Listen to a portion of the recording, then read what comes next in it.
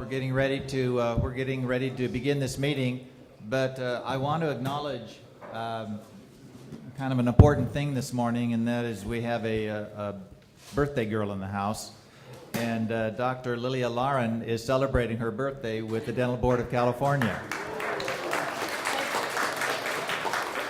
So I think it's only appropriate that in the best Kiwanis Rotary fashion, we acknowledge that birthday and all join in singing a happy birthday to Dr. Lauren. Will you join me? Happy birthday to you. Happy birthday to you. Happy birthday, Dr. Lauren.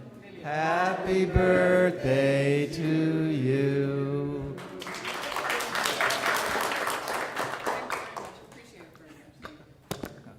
All right. Everybody awake? Good morning and welcome to the Dental Board of California quarterly meeting. Today is Friday, November 30, 2018. Again, I want to ask all of us to please turn our cell phones to silent and make sure that they're off the table so we can avoid feedback noise. If you notice board members accessing their laptops during the meeting, they are using the laptops solely to access the board meeting materials that are in electronic format. This is an official business meeting of the Dental Board of California. The board welcomes public comment on any item on the agenda, and it is the board's intent to ask for public comment prior to the board taking action on any agenda item. If for some reason I forget to ask for public comment on an agenda item and you wish to speak on that item, please raise your hand and you will be recognized. Depending on the number of people who would like to testify on a particular agenda item, a time limit may be imposed. We ask all speakers to please stay on topic, and if a time limit is determined to be necessary, keep your comments to within that time limit. I would like to call the meeting to order and ask the board secretary to please call the roll. Thank you, Mr. President. Burton? Here. Burton here. Chan? Here. Chan here. Chappelle Ingram here. Lai? Here. Lai here. Laren? Here. Laren here. Lay? Lay. Yes, here. Lay is, she's here now. She's woke. Mackenzie? Here. Mackenzie here. Medina? Here. Medina here. Morrow? Here. Morrow here. Alagi? Here. Alagi here. Pacheco? Here. Pacheco here. Stewart? Here. Stewart here. Witcher? Here. Witcher here. You? Here. You here. Here. Mr. President, we have a quorum. Thank you, Madam Secretary. Let's move on to item number now 11, the Executive Officer's Report. Good morning, everyone. My name is Karen Fisher, and I'm the Executive Officer of the Dental Board of California. I'll be attending the Government Affairs Council at the CDA this week, and Dr. Felsenfeld, I indicated I've been with the board for 8 years. Actually, I've been with the board for 7 years. I think I was projecting getting through Sunset Review next year and was hoping that year was already gone. So anyway, I'll just start by updating the board on my activities since our August meeting. I attended the Substance Abuse Coordination Committee meeting. This is a group of executive officers that are brought together to deal with issues relating to the uniform standards. And there was a piece of legislation that was signed that required this group to come back together to determine or to look at and review uniform standard number 4, which is relating to testing frequency. So the committee must consider whether the standards need to be updated to reflect developments in testing and technology and best practices. We've had 3 meetings this year, and there have been changes, yet the changes have not been related to the number of tests that are required when somebody goes into the diversion program. So this topic may be covered when we have our presentation a little later this morning by the people involved in our diversion program. We are going to continue to have these meetings. At this point, DCA is required to report back to the legislature on what the committee had determined. It still is requiring the current testing for the first year in the diversion program is between 52 and 104 tests. And the second year and beyond ranges from 36 to 104 tests. And again, we may be going over this more in our other presentation. I also attended the directors' quarterly meeting that was held in Sacramento on October 29th. There were a number of presentations by executive staff. The Division of Investigations has put together a new client satisfaction survey that they're launching online. And the people that they would be polling essentially would be their clients, and their clients are the other boards and bureaus that do not have their own enforcement people. And perhaps Patrick Lay or Michelle or Brianna Miller will give a further presentation on what happened when they give the DCA director's report. We've been conducting, Carlos and I went down to the Orange office. We have an Orange enforcement office. We were down there for 3 days the beginning of November conducting audits of our investigations. Our staff down there are very much on top of what's going on. We do have a high caseload, but we are trying to get through those as quickly as we can. We did lose one of our supervising investigators to retirement, so we are in the process of recruiting for our supervising investigator in the Orange office. I also attended the Dental Hygiene Committee meeting with Dr. Stewart. He had already reported on that, so I won't bother going over that, other than to mention today we will be having a report from Susan Good, who was voted to serve another term as president. Nikki Moultrie is the vice president, and Etzlyn Peugeot is their public member who's serving in the secretary position. The Department of Consumer Affairs is in the process of putting together its request for proposal for a vendor to continue with the diversion program. I participate in this along with 8 other executive officers from 8 boards, and we're in the process of putting together this RFP. The current diversion program vendor is Maximus, and that contract expires at the end of 2019. So we will be essentially putting out the request for proposals to see what we will be receiving. Today we will have a presentation on the Dental Board's diversion program. Dr. Curtis Bixie is here to represent the board's diversion program and the evaluation committees, and Virginia Matthews is also here. She's the current lead of the Maximus, who administers the diversion program on our behalf. These 2 professionals have presented to the board in the past, and I'm sure you'll enjoy the information that they'll be sharing with you. And John, when everybody comes up, you can introduce yourself also. Wanted to give you an update. It's the time of year we do our equipment update, and many of you may or may not know we had all our phones in the Sacramento and Orange offices replaced. Fortunately, it went through without a hitch. We didn't see any disruption in business, the business processes as far as we could determine, so now our phones have been updated. Whether or not they're answered any faster or more often is still a question, though we haven't received really any complaints recently that there are problems with people not being able to get through to the dental board. We also are in the process of I think yesterday or this week, our new desktop computers were delivered, and we're in the process of ordering new copy machines. I mean, it is a big task that we have, as you can see from our board meeting material. We go through our equipment pretty quickly, and so updates occur probably every 4-ish years. So that's the schedule on which we're on. The bulk of what we've been doing, obviously, is sunset, sunset, sunset. And this is what was delivered to the legislature on Wednesday. So this is the document that you approved October 5th, and these are all the attachments, which are all the reports that have been done in the last 4 years. It's huge.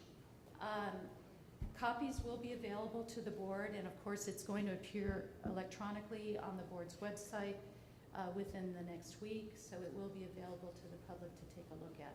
So we needed to submit this to the legislature by tomorrow, and so it was actually delivered on Wednesday before we came to our board meeting on Thursday.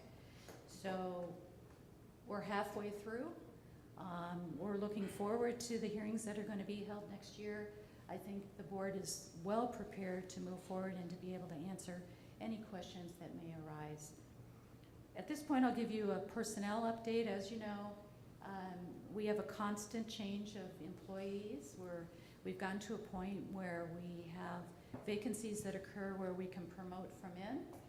We have people taking what we call lateral transfers, so they leave the board for whatever reason and move someplace else.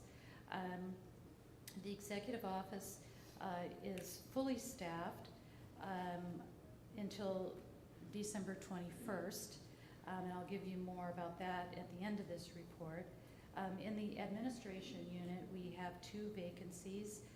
Right now, we're recruiting for a staff services manager over the administration that consists of personnel, budgets, legislative, and regulation. And we are in the process of beginning interviews for our budget analyst. Licensing and examination units, there are 3 vacancies, and 1 staff person is on medical leave. The dental assisting program is currently full staff. We do have 1 employee who is on a leave of absence. Our complaint and compliance unit is fully staffed. Our discipline coordination unit is fully staffed. The investigative analysis unit is fully staffed. The Sacramento field office is fully staffed. In the Orange office, we'll be recruiting for that supervising investigator, as I mentioned. I wanted to say also that I briefly introduced yesterday Daniel McGee, who's the board's liaison now with the Attorney General's office. He stayed through the afternoon and was introduced to the board during closed session. He's very enthusiastic. We're very enthusiastic that we'll be able to do great things with Daniel and keep the communications open between the Attorney General's office and the board. I wanted to step back a minute and talk about the vacancy that's going to be occurring in the executive level position. And that typically includes my position, Sarah's position, and Jerry's position. And she didn't want me to do this, but I'm the boss. So she's retiring. This is her last meeting. And she doesn't like the attention upon herself. She's been in state service for 30 years. We have had the pleasure of having her work with us for nearly 2 years. Unfortunately, the first part of that, I was out, with my husband, so she sort of jumped in and figured things out and worked closely with Sarah. You all have worked very closely with her, travel arrangements, making sure she's taking care of you. I'm not sure we can really fill that much, but please join me in showing our appreciation with a round of applause.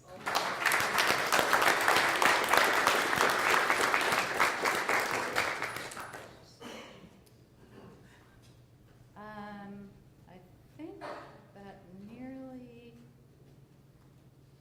just want to remind you, our next board meeting comes pretty quick. It's going to be February 7th and 8th, and I believe we're nearly to the point of confirming the contract. It's going to be in La Jolla again at the Embassy Suites. That's where we met last year. And then the May meeting, please check your calendars, because you recall that meeting is on a Wednesday and a Thursday, so that board members who wanted to attend the California Dental Association convention will have the ability to do that on Friday. You would be doing that on your own dime, so to speak, but the meeting will be held in the Anaheim area in order to accommodate you being able to attend that. So please check your calendars to make sure that you'll be able to join us. And I believe that concludes my report.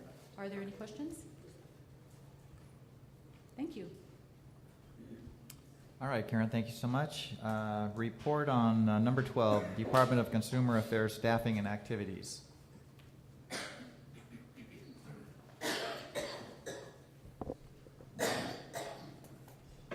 Patrick Lay. Good morning, Patrick. Good morning. President Stewart, Vice President Burton, Executive Officer Fisher, members of the board. It is good to see you all in beautiful Rancho Cordova. As always, thank you so much for always providing an opportunity for the department to provide an update to your board. For the record, my name is Patrick Clay. I'm the Assistant Deputy Director for Board and Bureau Services at the Department of Consumer Affairs. I have a short update for you today, starting with the Director's Quarterly Meeting, which E.O. Fisher mentioned.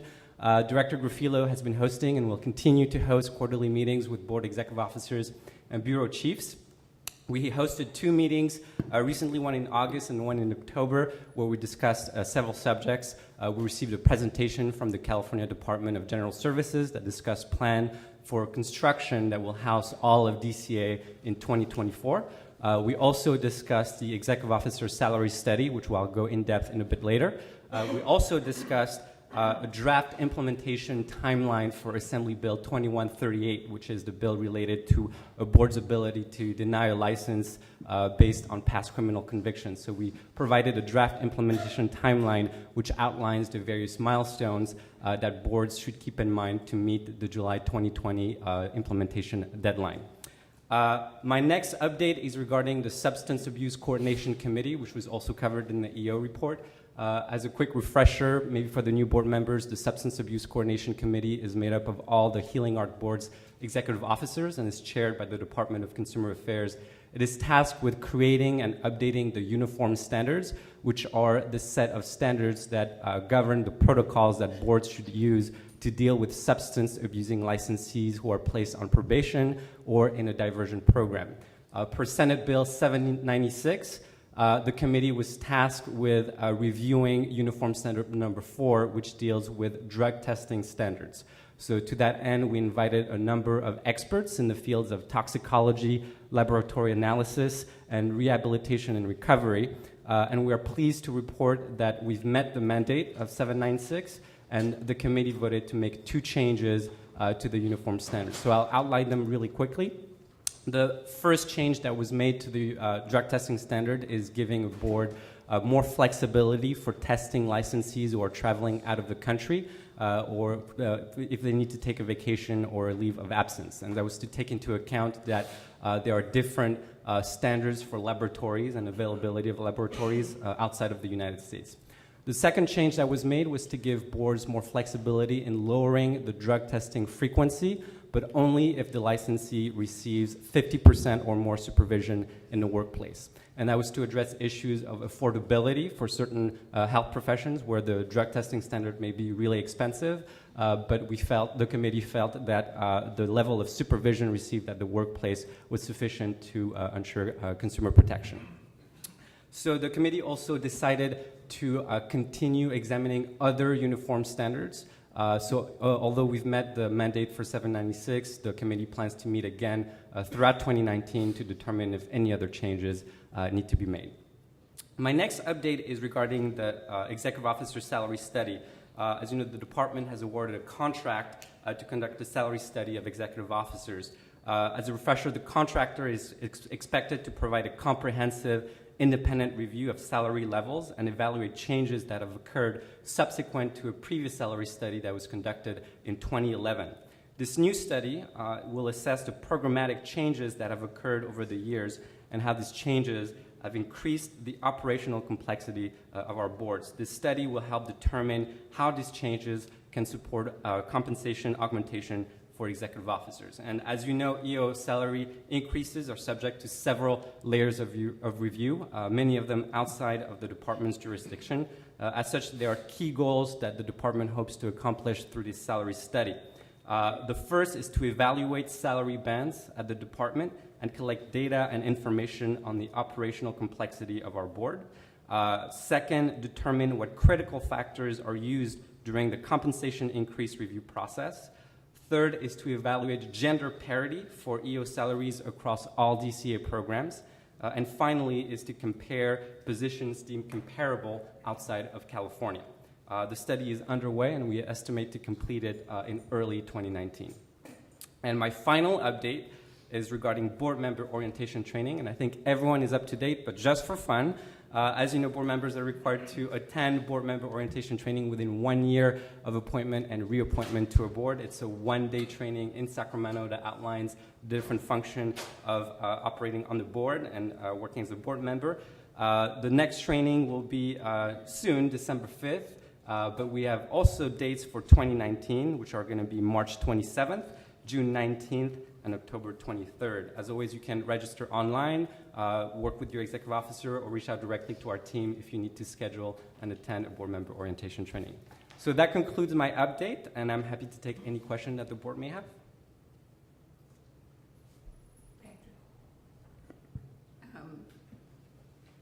You talked about critical factors. Can you elaborate on that a little more in the salary study? Sure, I think so.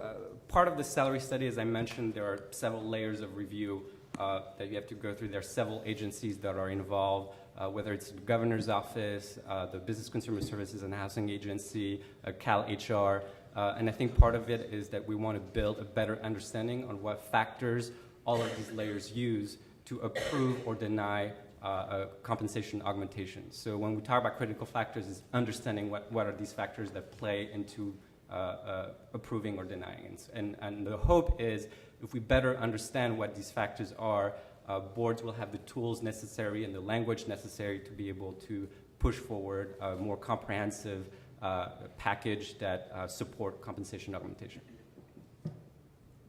We, of course, are happy that this is finally underway. It's been a source of heartburn for us. So we're glad that this is underway. And to build on that, Patrick, will this board be getting a report when that report is? Yes, absolutely. Will that come to this board? Mm-hmm. Thank you. Any questions for Patrick? Always a pleasure seeing you, and always a pleasure to having your support. Thank you so much for having me. Thank you, Patrick.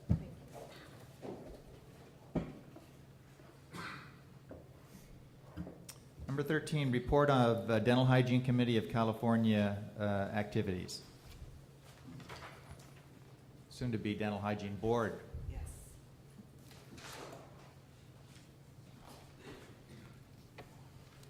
President Stewart, Executive Officer Fisher, and members of the board, good morning.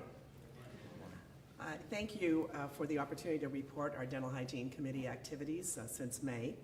And my name is Susan Good, and I'm the president of the Dental Hygiene Committee, and here with me is Anthony Lum. He's our executive officer. We've been quite busy on the following items, and I know that you heard a little bit about this yesterday.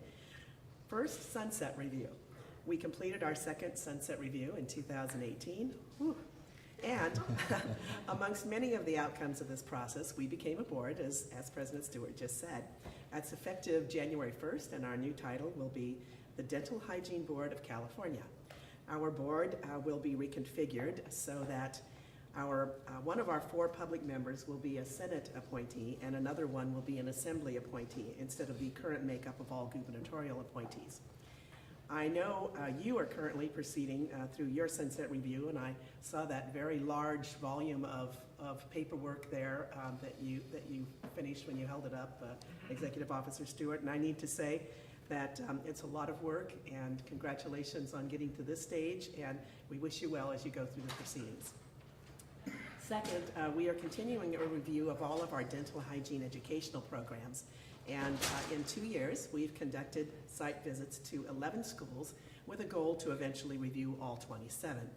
Other than a couple of schools that had very major issues that have since been corrected, we have found minor, easily corrected deficiencies in other schools, and we're very pleased with their efforts to comply with the law. Sunset Review provided some additional tools of probation and citation and fine to use in cases where dental hygiene programs are found to be deficient and non-compliant. This is really good because right now we can only withdraw a programs committee approval if there are violations. These two new tools will allow us to impact a program without having to fully withdraw approval, which in turn has such an adverse effect on enrolled students.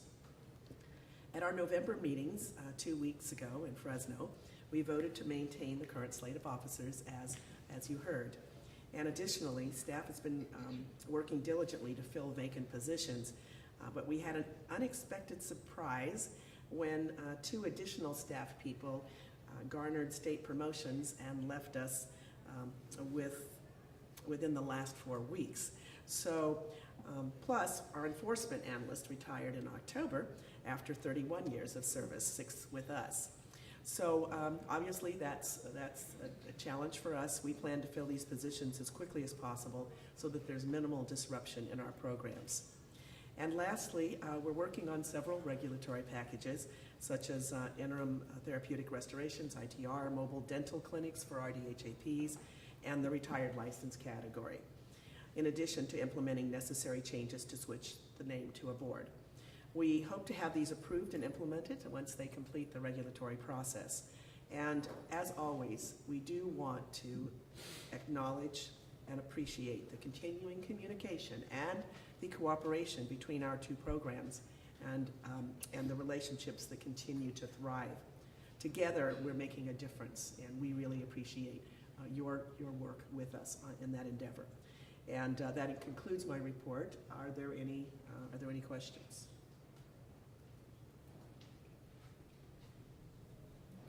Seeing none. Susan, thank you for those kind remarks and well felt from both sides, so thank you so much. Well, Tony, good to see you. Thank you. Thank you.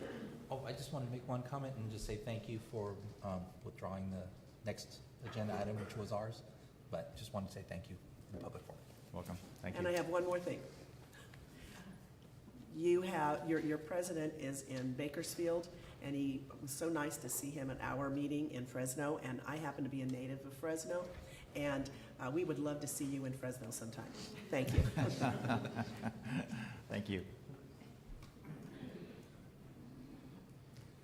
All right, we're moving to number 15, examinations. First is update on the portfolio pathway to licensure.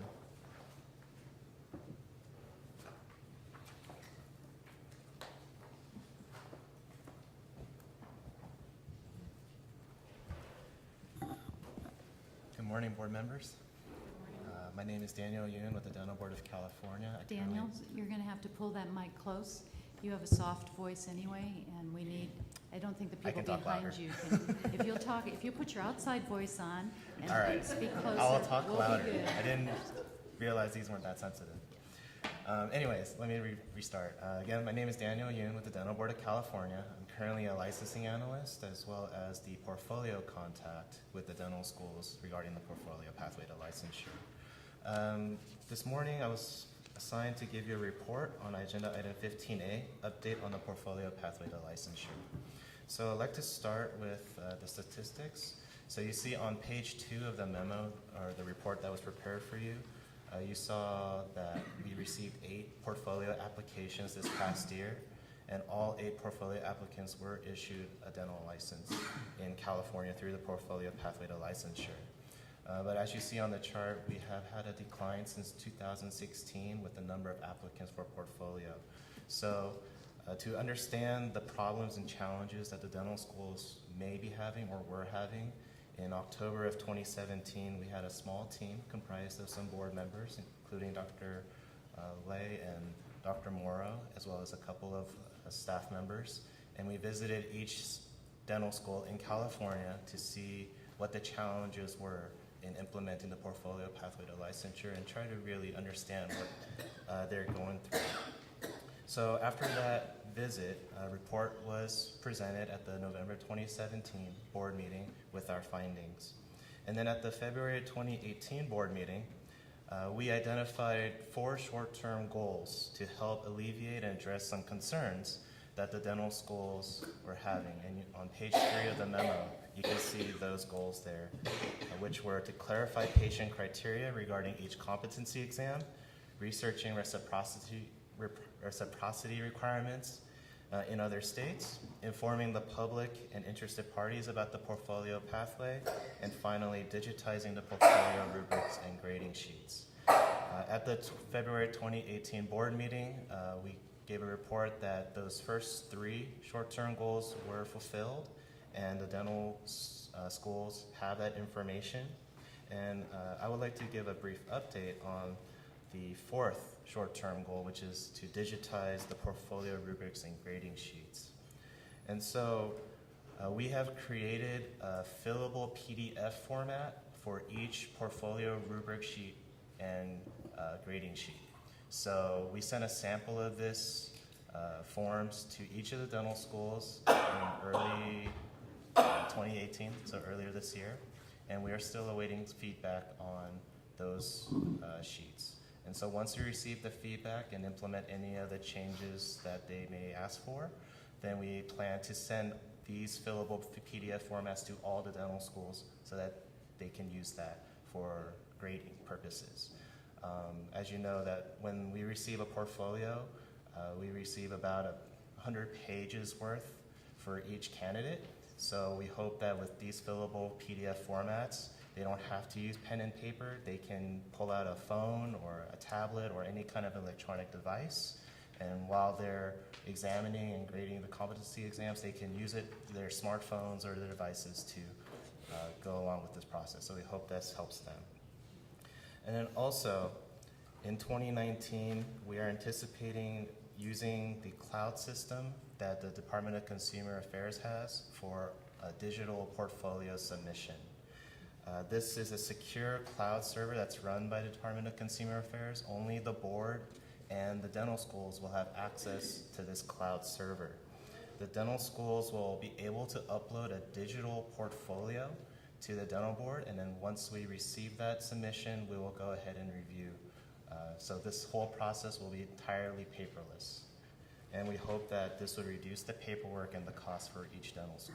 So we have that to look forward to. Also, to help more dental students be more aware of the portfolio pathway to licensure, board staff is planning to offer informational workshops at each California dental school. The idea is the earlier that these dental students have this idea in mind, this program in mind, it'll become a viable option for them for getting a license in California. So we are aiming to direct these informational workshops at first year and second year dental students, but of course, if there's any other person who wants to know more about the portfolio pathway to licensure, then they are free to attend this workshop.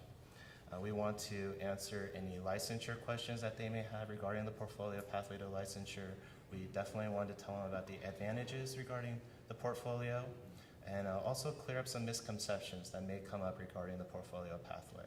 So with this informational workshop, we want to work hand in hand with the dental schools and really get that information out for the dental students. Once this presentation is currently being worked on, but once it's ready to be used, we are going to set up appointments with each California dental school and hopefully start these workshops.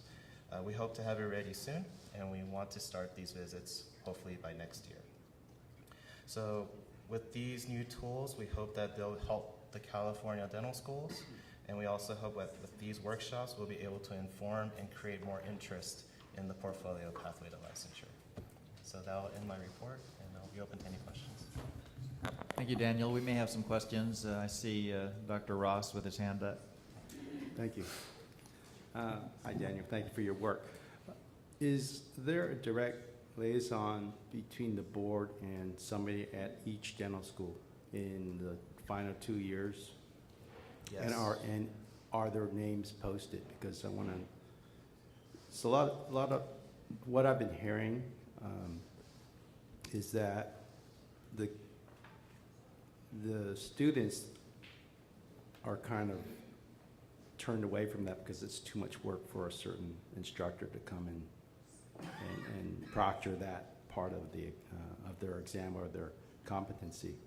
So I think the consensus from, well, I'll just say UOP because my son goes there, is that they kind of don't want the kids to go through that. They say, well, you might as well just do rep. So, and then I asked them, well, who's the contact? I said, well, this person knows something about it, this person can do it, and so it's a confusion for the students. So I think even if we have the information out there, they don't look at it. So I think it's up to us to pinpoint a few doctors in each school that they can go to and have it, they are the direct contact, and have them, instead of making it so broad, we should pinpoint it down to a few doctors that know the system and are accessible to the students, and I think that may help a little bit. So I don't that's just an idea that I'm associated with. Yes, currently we do have a portfolio contact for each dental student, or not dental school, and we do keep in contact with them and try to communicate. So we do have that. I have a list on my computer, but this information is not public. So that may be something that we may implement. Great, thank you. Thank you, Dr. Lai. Dr. Lay. Well, first of all, I would like to thank the staff, for working so hard on this. A year ago, we did the road tour, and the plan that the staff came up with came from the feedback and the input from the different dental schools. So I know that it's taken a lot of work for you to get to this point. Talking to the faculty of various schools and also to students, we are in the age of electronic health record. Schools are keeping records, digitally. So I think making it available or making it easier for them to upload, the digital portfolio is going to be a huge improvement in the system. It's not going to be the game changer, but I think it will incentivize or to encourage the schools and the students to do that a lot more. So our students are millennials, some they're into electronic and they're all that. Having said that, I think that it's important to get the buy-in from not only the schools but the students. So I think your plan to go talk to the students first and second year is a great plan, because they do need to start from the very beginning, and if possible, we should bring those students or those dentists who went through the pathway at each of the schools to come back to their school to talk to the students, to let them know how they got through it, the challenges they faced, and also, what it felt like to go through that process. So bring a Loma Linda graduate back to Loma Linda, bring a USSF licensed dentist back to USSF, because then they can really talk. They understand the system, and I think that would encourage more students to get into portfolio. I understand portability is important, but the majority of our dental students in California stay in California. And of course, nobody knows, what the future holds for them. But then, if we could encourage the majority of the students to just go through this process, I think that would, that would be good, because basically the dental board owns this, and we need to really do everything we can, to make it work. The numbers don't look good right now. It keeps going down, and if next year we have 5 or 4, it's just not going to look good, because 2020 is not that far away when we have to file a report. We have to present a report, and if it looks like we're not doing anything, to improve the number, then we are going to look really bad at that time. So anyway, so I just want to applaud, the efforts that you put into it, and I think certainly try, just brand it, market it, so that the students know it's not as difficult, and just let's try it. So. Thank you, Dr. Lay. I saw Dr. Lauren's hand up, and then we'll go to Dr. Moore. Good morning. Thank you for your report. I was just going over this and reading the report. And it doesn't, I don't know, maybe I'm reading it wrong, but the report, the written part of the statistics does not match the table, especially in 2017. here it says that there's 22 were issued on page 2 in 2017. Up here it says 6 on page 3. I don't know, maybe I'm reading it wrong? Am I reading it wrong? No, that's a typo. Yeah, that's what I thought it was, and there's several. So I just was gonna mention that I was a little confused about this. 2017, I can confirm that we did have 22 who applied and 22 that were issued a license. So the data on page 2, the number of applications we received should be reciprocal to page 3 chart. So I apologize for So that. we're on page 2. Thank you. Thank you. Dr. Morrow. I think it's important for all of the board members to be aware that, first of all, the portfolio examination in California was, as I say, an original attempt to modernize or revise the clinical examination required for initial licensure throughout the country. And obviously, traditionally, that has been the single encounter type of an examination. And the portfolio examination was designed for the purpose of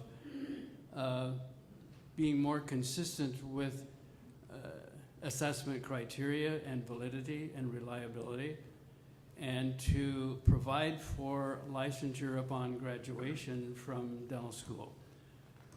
That was a controversial issue that has, at this point in time, developed quite some speed as far as nationally is concerned. September of 2018, a report was submitted by a joint task force of the American Dental Association, the American Dental Education Association, and the American Student Dental Association.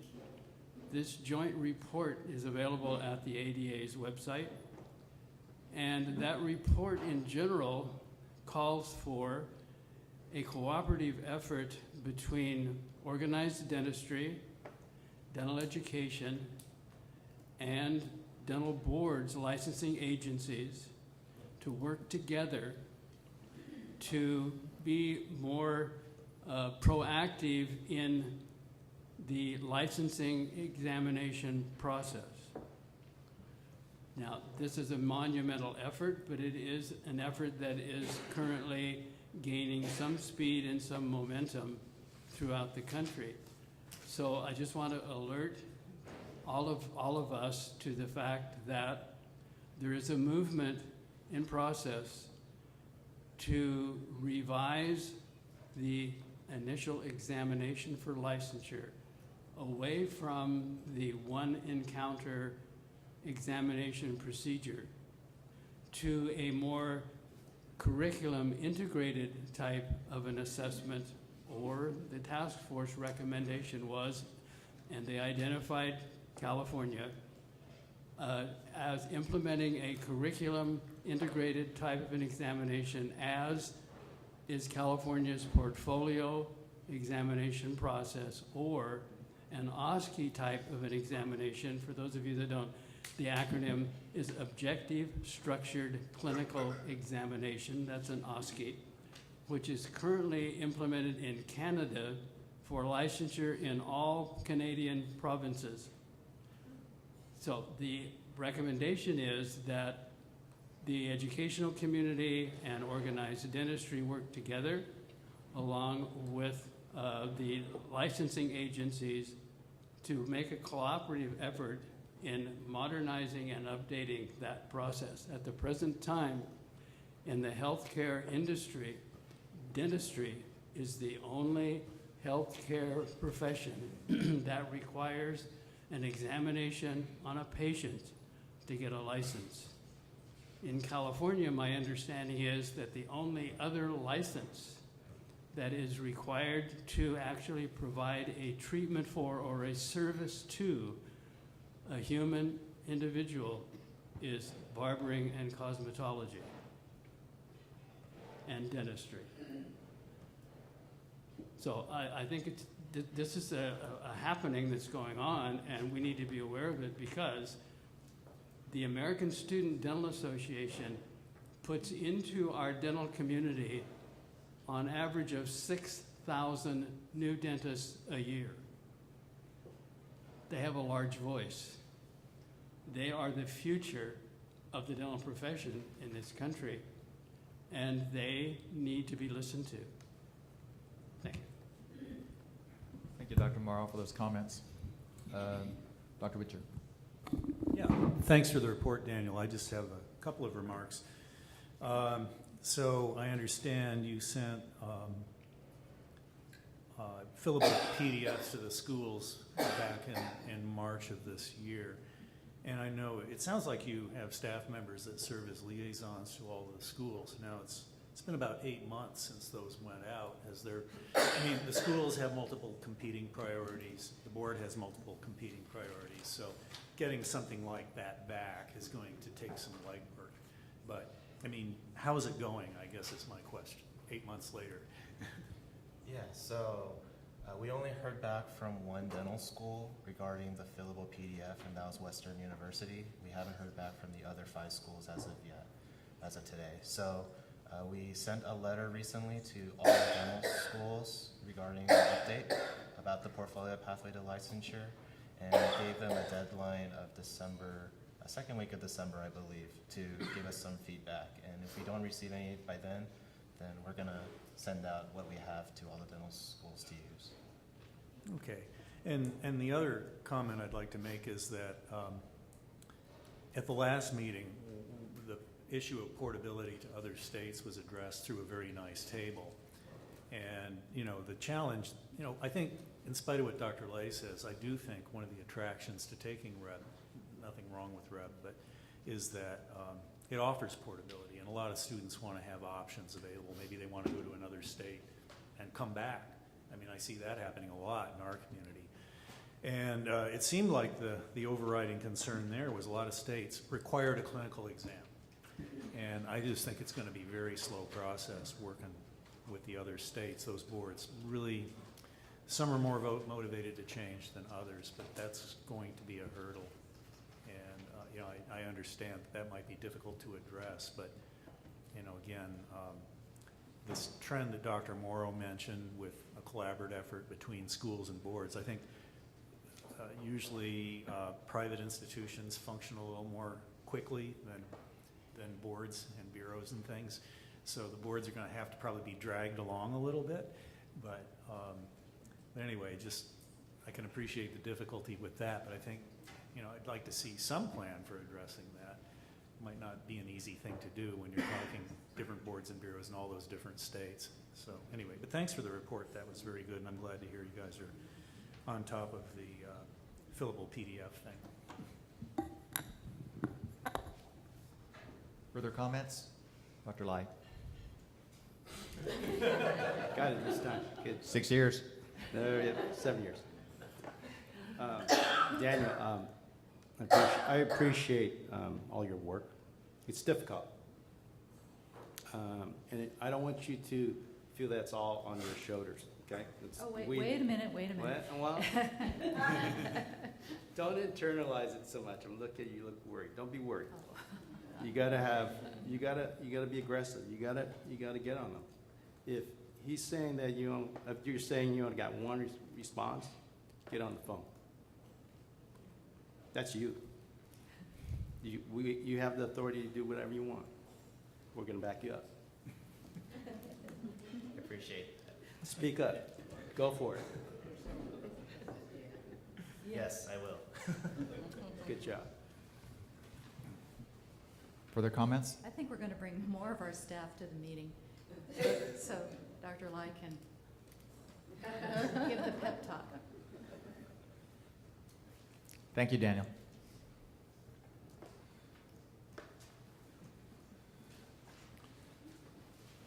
All right, and Western Regional Examination Reb Report. Hi, so I'd like to recognize Dr. Norm Magnuson, who's the chair at REB. Maybe he could come up to table. So the Dental Examination Review Board is part of RAP, and they meet once a year. During that meeting, they review the criteria of the examination, review the statistics. and Dr. Lay, I'm also- sorry. Would you get that mic just a little bit closer? Oh, okay. There's some people that need to hear I'm you. just like Daniel, huh? Okay, can you hear me better? Okay, so, the DERB, or the Dental Examination Review Board, is part of RAP, and they meet once a year for a meeting. During that meeting, they review the examination content, the examination statistics, and also receive the psychometric analysis done, by RAP psychometrician. So 2018 was the first year that RAP utilized, the plastic teeth for the endo section. So we had a report on that, and it seems, and from the analysis, the plastic tooth actually worked out pretty well. There was no change in CTP, which is the clinical treatment plan examination. The perio and the operative, and also the pros, there was no change recommended for any of the sections. So it appears that the exam, is doing fine. There was a lot of talk on the opioid CE, requirement at this, last examination. Many of the states are also working on or have already instituted an opioid, CE requirements, in the states. And I have some of that information if you are interested in it. And I think, during the meeting, there was a discussion on the pre-approval of patients for the operative portion of the exam. And there seems to be, the report said that some schools do not have very good, diagnostic quality of their digital radiographs. However, California dental schools all have very good, resolution on the X-ray. So that was something that I think we should be very proud of because it was mentioned at the job exam. So with that, I'm just going to turn it over to Dr. Mickelson to see if you want to add anything more to it, or maybe give an update on RAP. Well, thank you very much. And I'm going to use my inside voice because I get to be pretty loud. So, so if I get too loud, just tell me. Yes, we did make some changes last year to the exam. We quite a number of them. One, we did the plastic tooth for endo. Statistically, we find no change in the pass rate between the natural tooth and the plastic tooth, which was really good because there was a problem with students getting plastic teeth. We added the cross section. We added that for portability. The fidelity of the cross section is pretty low when you just have to have a senior dental student go back to the lab and practice on a plastic tooth for a prep is a little bit of a challenge, and we had a hard time trying to get our arms wrapped around that as an organization, but a lot of states do require it, so we went ahead and developed that portion of the exam. About 33% of the students took that last year. Was a little more than we expected, actually, but 33% took that. Of course, the biggest change last year was in the operative section. The exam itself hadn't changed, but the way that we grade had changed. The thing that we did is, through many years of statistical numbers from REB, we found out that if you did your first prep and restoration and you passed that with a 3 or higher, and our grading system is 1 through 5, and if you average a 3, you're 75% and you pass. Most state statutes ask for a 75% pass rate, so we have that as our number. And the history showed that the chance of a candidate doing a complex treatment as a restoration is considered. It takes manual dexterity to do that. You're working in an environment that's not, it's not like a plastic tooth where you just blow a little bit of air on it and you get the dust off. It takes a little bit of effort to work on a tooth to put a rubber dam on. So if you passed your first restoration, our statistical analysis showed that you should do well on your second one. And in fact, last year, 223 students made the decision to do 2 restorations on the exam. Most of the time that was because, one, they didn't know which state they were going to go to. They weren't quite sure if the state would accept only one exam. Some states do require 2. Alaska requires an amalgam, so you had to do an amalgam, and so they did amalgams and composites. A lot of states require class 3s. So 223 students took 2 restorations. Of those 223, 222 of them passed their second restoration with a 3 or higher. They didn't pass with a 3 or lower, they passed with a 3 or higher. So their average score was above 3, not because one was below. The one student that didn't pass, the cut score of that student was a 3 or higher. That student just asked for some modifications that weren't approved, then they got a penalty, and that penalty, they actually asked for 2 modifications. Both modifications were rejected. That's a 1-point penalty, brought them below the 3.0, and that candidate did not pass that exam. Consequently, that candidate did go back and take another exam and did pass. So statistically, what we have found is their psychometric review shows that if a candidate does 1 restoration and gets a 3 or higher, that's all you really need to know for competency in this and for licensure in states. So by us doing this, I have the exact number here, we actually used I think it was like 1,918 less patients in our exam last year than we did the year before. So that's one of the nice benefits of doing this, is that it doesn't require as many patient interactions, and so a lot less patients to be used. So I think everything else is pretty much the same. Any questions? Hi, thanks very much for coming and meeting with us as usual. I appreciate your reports. I think for information for the entire membership on the board, my understanding is at the present time there are 5 regional testing agencies in the United States. There are now 4. There are now 4. Yeah, okay. Central Regional Testing Agency, CERTA, has combined with CETA. Okay, got it. Now So there's 4. now we're down to 4. Of those 4 regional testing agencies, how many different examinations are administered? Now, what do you mean by different examinations? Well, REB is a little different than ADEX. So how many different examinations? How do you define this as different? They have to do restorative restorations. Also, they do an endo restoration. They do pros restoration and perio, just like we do. So basically, they're covering the same disciplines in dentistry. That's right. But might require a different procedure to demonstrate, to assess competence in that discipline. So some states require that you do a class 3 restoration, class 2 posterior, and a class 3 interior. Some states, Alaska, require an amalgam. There were some states that did require gold restorations. They've since dropped those. So, I mean, I haven't seen a gold inlay or a gold onlay for years. But we did see them before when the state required that.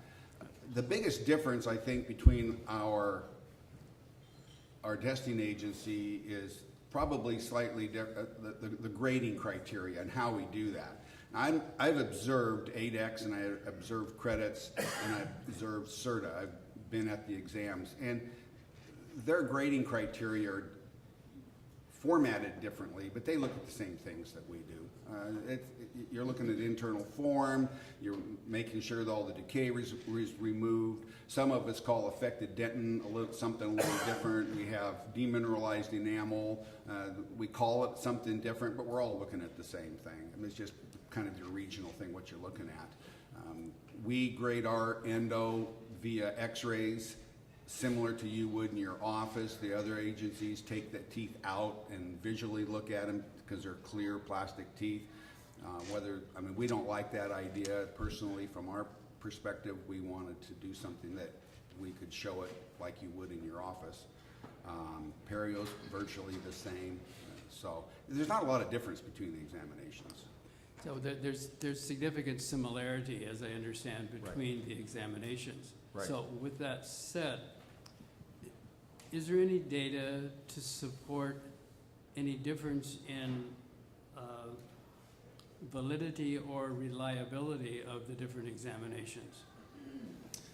Well, now, I'm not a psychometrician, so I'm going to be kind of talking off the cuff here a little bit.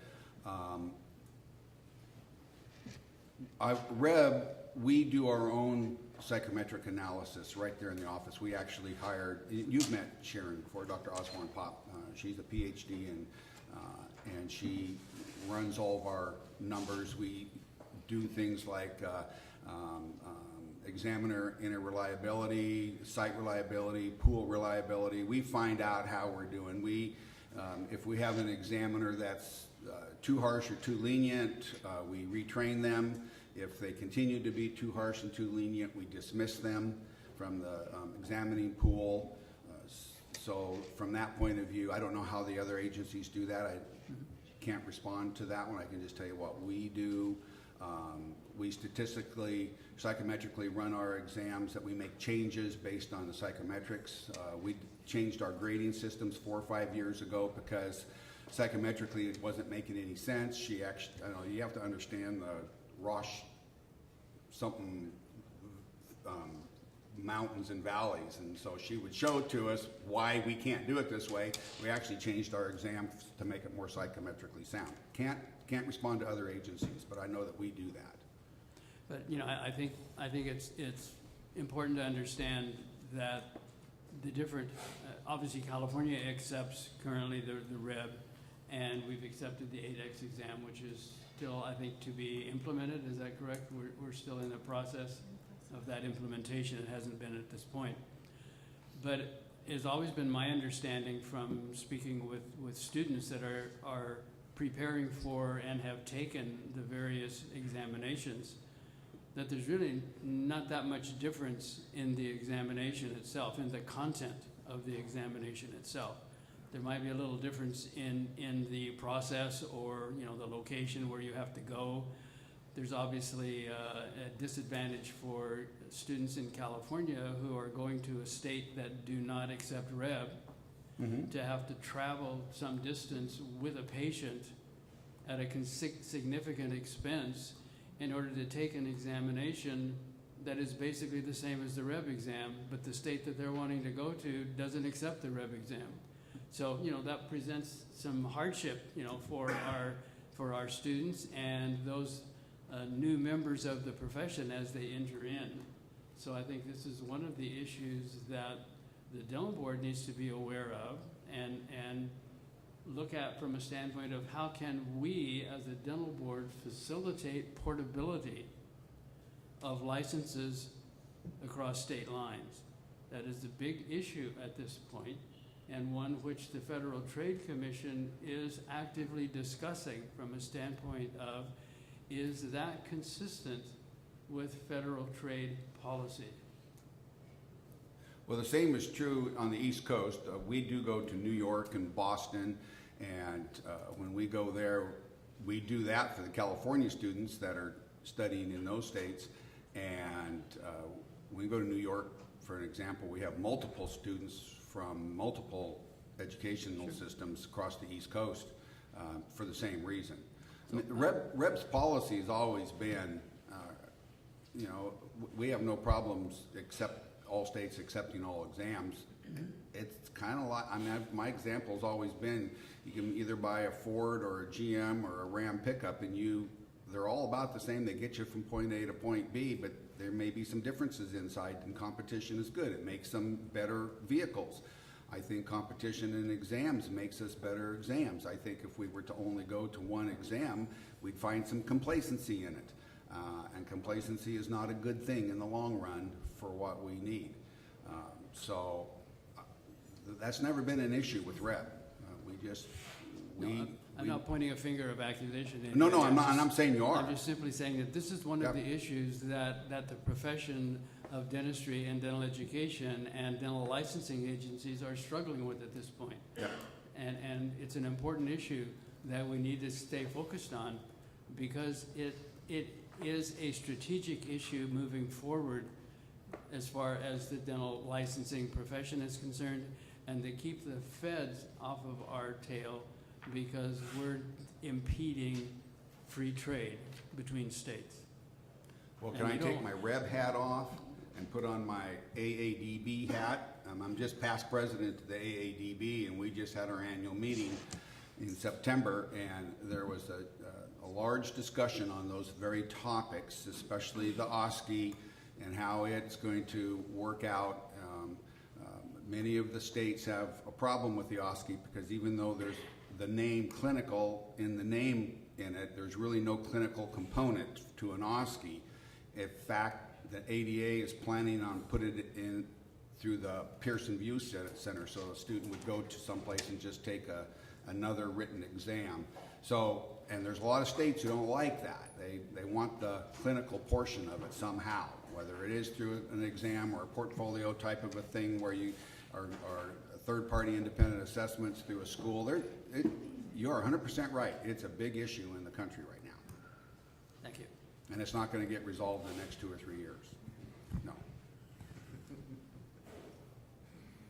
Dr. Lai. Dr. Wilson, thank you for coming. I just want to know what the average cost per student, including examination, the written, as well as, I guess, the registration. Has it gone up since the last, it was like 2,700 last time? Well, I think our number is around 2,500. I think they talked about that at the DERB meeting. I don't remember the exact number. All of the testing agencies are pretty close. I mean, they're within $100 or so of each other, I think. So let's just ballpark it. There's a $2,500 fee. Then you have a school fee, and each school has a different amount that they charge the students. Now, some schools can charge up to or over $500 per student to be there, and that's because they're losing revenue, I think, so they pass it on to the students. Some schools do it for free. I mean, it's just zero. It doesn't cost them anything. So that's a variable that changes from school to school. Then you have your patients, and we do not at all endorse paying patients to come in and do it. We frown on it greatly. There was one school here in California that the students got together and made a pact that they wouldn't pay their students any more than $75 for anything. That was all they pay their patients is $75. Because what ends up happening is the patient shows up in the clinic and they have agreed to pay $100 to be there, right? And then the patient says, oh, and before I go through those doors, I want another $200 in cash. And we totally disagree with that. So the school that said, hey, we'll only pay $75, I applaud those students. At least they're trying to get through and trying to find a solution to that problem. So I think the average student, if they can do it in their school and not have to travel, is probably about $3,000. Then if you go to another school, then you have the cost of the flight and the hotel and the patients, and then it can cost literally thousands of dollars more to do that, depending on where they are. So if you're in a Midwest school and you decide to go someplace else, it can cost you a lot of money. If you're in California, you can go to UCLA, USC, Loma Linda, and here you can go to UOP or to San Francisco, and you're pretty well covered. Thank you. Dr. Lay, how much is portfolio? Portfolio shouldn't cost the students any, except for the license. Registration is? Yeah, I think there is a fee for to apply for the portfolio license, and I think we moved it up to $450, I think. 500 or something like that now. I'm getting this from staff, so 400. Is that 800? 400. Oh, 400, okay. So I'm getting this a number of times, not this. Yeah. Add them all together. Yeah, so I think that's the license fee. And of course, they have to perform the procedures and all that throughout dental school. Right. So there should be no cost there. Now, I understand that there was one dental school that was thinking about charging the students for portfolio because many of them signed up and then decide later on not to do it, and they feel like the faculty has spent all that time, putting the portfolio together, so they feel like, they should be charging the students. Now, that's the internal thing, that's the school, that has absolutely nothing to do with the dental board. But I think our initial license fee is $400. So yes, it's a lot cheaper, but then it's also a lot more work, on the students' part. I have hired some doctors that went through portfolio, took RAB, did residency program. And that's only because she didn't know what her future will be, So but portfolio was the first license pathway for her. And then she decided to do residency and RAB. So again, there will be people that will be doing that. I have a resident that went through the licensure by residency program, and then her husband moved to Texas. She took RAB, and then moved back to California, and then now her husband's moving to Georgia. And Georgia doesn't take RAB or ADEX. Nope, takes credits. They only take credits. And been out less than 5 years? Yeah, and she's been out less than 5 years. She actually misses that 5-year credential potential because she's been out for 4.5 years now. So she's stuck. So again, portability, from these exams is universal. Okay? And we've really tried to get into Georgia. We've worked really hard to try to get REB accepted. So about cost, I'll show you one thing that REB has done that's helped the cost. We have on-site retakes now. And the on-site retakes are for the perio, the pros, and the endo. We can't do it for operative because if you get less than a 3.0 on your first restoration and you have to do a second one, there's not enough time in 2.5 days to do that. So we have allowed students to retake at no charge. So whereas if you go to another site, it's probably going to cost you $1,000 to take it at another site. Now, granted, the cost of getting to the other site, but we provide the teeth for the endo and the pros and stuff. Perio, if you fail, you have to take a patient. Or operative, you have to take a patient.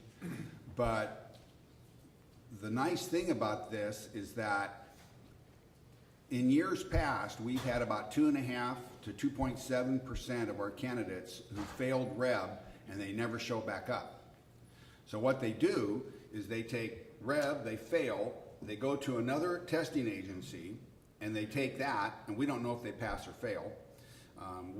AADB tried to work on this problem, but we ran into some issues with one of the testing agencies, so it never came to fruition. We'd love to be able to have a database if a candidate passes one and fails another, that it's in a central location. So we had 2.5 to 2.7% in previous years not ever come back. Well, with on-site retakes, we're down to 1.9%. So not only do we have more candidates finally finishing the exam and passing, and it's not costing them any extra money. We're there, examiners are there. All it costs us a little bit of money for the teeth, and we just pay for that ourselves. Has that always been available, or is it just recent? No, this is just this year. It is a digital nightmare to do that. I mean, the amount of hardware and software that you have to, and it took us a couple of years to go through that. It just doesn't happen because you want it to. It costs tens of thousands of dollars, if not more, to put that all together. So.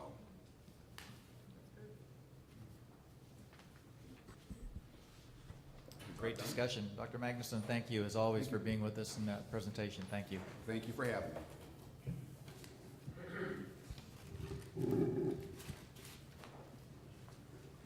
Okay, we're going to move into number 16, enforcement, and after enforcement, we're going to take a 10-minute break. So just for your. Oh, I'm sorry, I didn't ask for public comment. Apologize. Thanks. Sorry, I was wondering about that. Gail Matthey, California Dental Association. I just wanted to make a comment. This is a great discussion, and there were so many points that were made at various parts in the discussion that I sort of want to stick a pin in because there is clearly work for us all to do. As you know, CDA was active partner in portfolio in the creation of that. The issues around portability, the issues around how do you test clinical competency in the most ethical way, the points Dr. Morrow made, the points that the doctor just made about states requiring, state practice acts requiring clinical competency testing. All of these issues come together for us in California to really be working on to be successful with portfolio. So I would like to remind the board, first off, thank you for all of the work. That really was meant to be my first comments with Daniel's report, all the work that you are doing on the portfolio, and to restate that CDA hopes to be an absolutely active partner in supporting the work that will be done moving forward to make sure that we continue to be successful with a very exciting and promising. The national conversation around this is huge. Exciting opportunity around clinical competency testing that meets those policies and ethical considerations that have been out there for a while now. So thank you all so much, and we look forward to that active partnership moving forward. Thank you, Gail. Much appreciated. Further public comment? Seeing none, let's go to enforcement.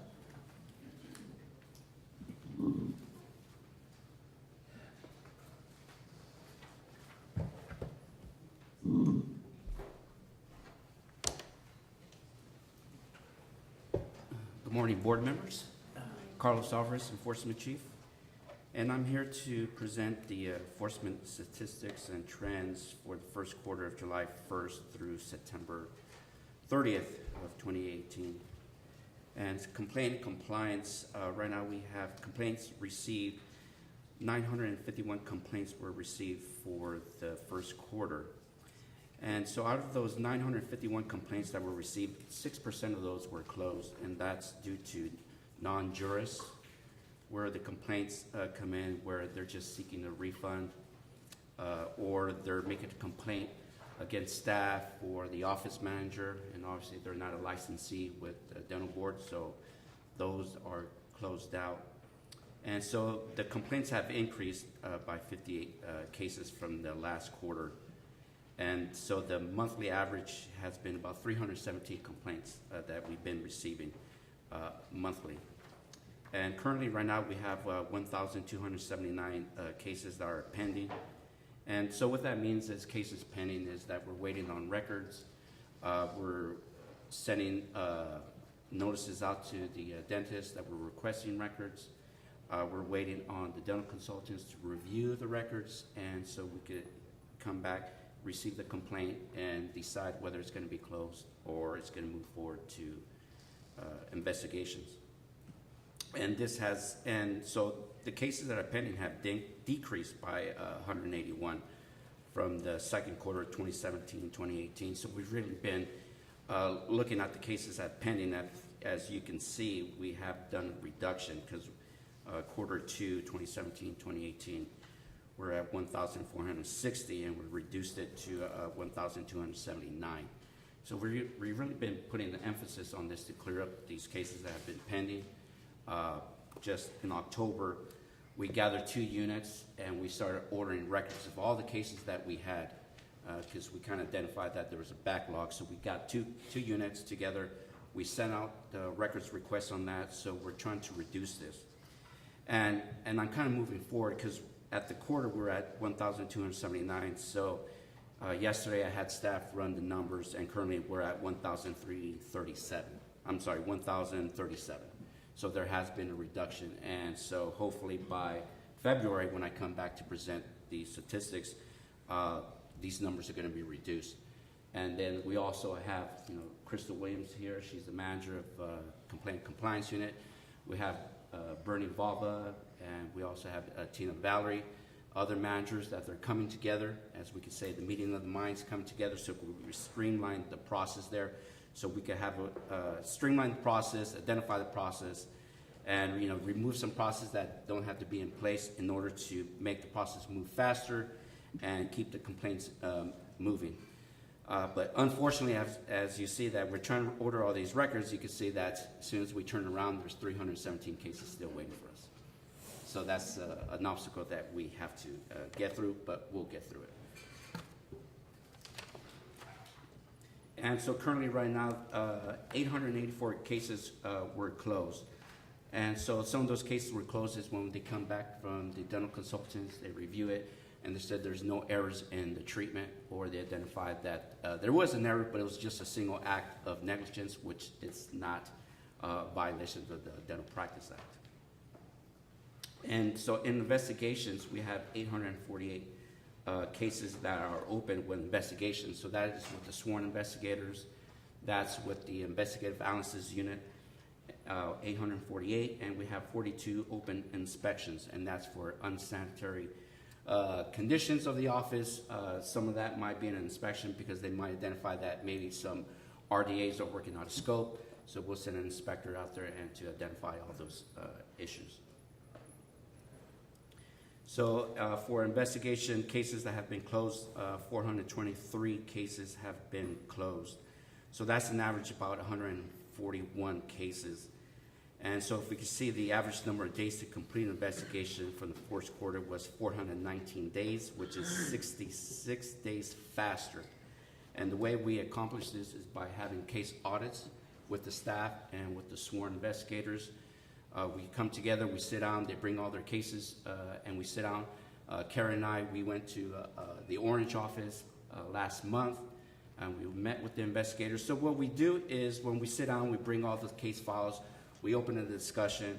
And so one of the things that we do is we identify the staff and investigators' strengths, we identify their weaknesses, we sit down, we meet, we identify cases that need to be prioritized, we identify cases that need to be reprioritized, and then there are also issues where they bring up issues. We give the staff, the investigators and the staff, the ability to come and have a discussion with us with issues that they have with the case. There's some cases where they're saying, yeah, I'm trying to investigate this case, but now the complainant now wishes to withdraw their complaint because all they were doing was seeking a refund, and they're now happy with getting a refund. So, okay, we go and close those cases. Some other cases are kind of generated. The patient is completely happy with the treatment. They're happy with their dentist. But unfortunately, it's either the husband, the wife, boyfriend, girlfriend, who just don't think that the treatment was done properly. And so the patient's like, I don't want to move forward. I'm happy with my dentist, but it's unfortunately, it's the other party that's saying, no, you have to move forward. You have to move forward. So then we have to say, okay, what is it that we're really trying to seek here? The patient is happy, they have no issues, so we identify those cases and we close those cases out. But like I said, so we're conducting more case audits, and so what we do is during those case audits, we have them refocus, because a lot of times they're multitasking on various cases. They have to get refocused on that, and so that's what we do. And so what we do is try to set weekly goals for them, monthly goals for them, in order to close these cases out. So that's so when these 66 days faster, that's what it counts to, is all the case audits that we've been doing. So administrative and disciplinary action. So we have 11 citations that were issued during the first quarter, and this was an increase of 8 from the previous quarter. And so what we're doing with this, you're seeing more citations. Is again, we're meeting with staff. We're meeting with the dental consultants, and again, when we met, Karen and I went to Orange County. We identify cases that instead of going to the Attorney General's office, they're better off issuing a citation. And a lot of times we see that the expert report comes back with repeated acts of negligence, incompetence. It looks really bad, but as soon as we start analyzing the report, we start seeing that it has to do with record keeping. So it's not really a case that we want to send to the Attorney General's office for record keeping. So what we do is we issue a citation. Part of the order of abatement, we said, please take a class in record keeping, and we resolve that issue there. So we're really trying to send all the cases to the Attorney General's office that are egregious, that need the attention of the Attorney General's office, and so our other resolution is through citations, and that's why they have gone. And the other things that we do, we look at citations, we look at the history from the dentist. So if we look, they have 0 complaints, well, we could resolve that with a citation, order of abatement, and they could clear it by education.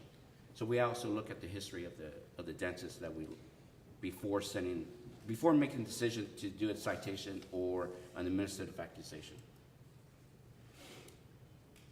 So we had 22 accusations that for the first quarter, and this was an increase of 18 from the last previous quarter.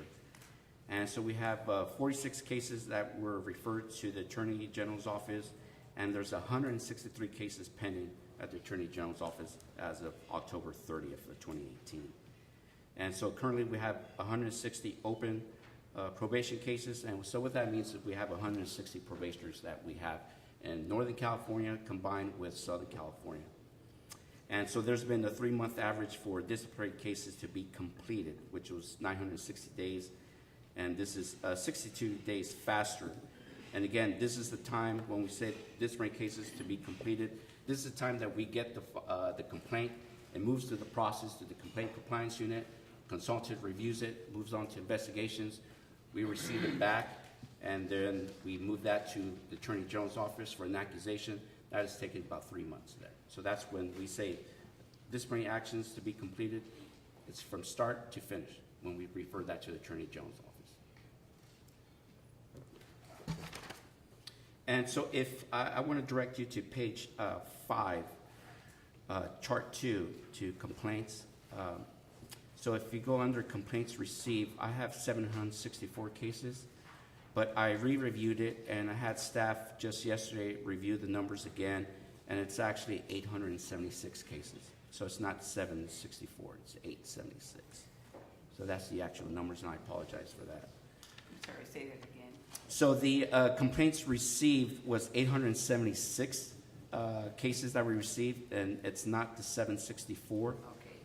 Yeah, and so with the we received 75 convictions, arrests that received what we call subsequent arrest notifications, when DDSs or RDAs have been arrested by a police agency. We get those records, and so that comes out to the 951 cases that we received for the quarter. And so currently, if we go to page 6. On the complaint allegations, as you can see, the allegations on the pie chart there, 53% that we're receiving is the majority of the complaints. It's still incompetence and negligence that we're still receiving. That's the majority of the complaints.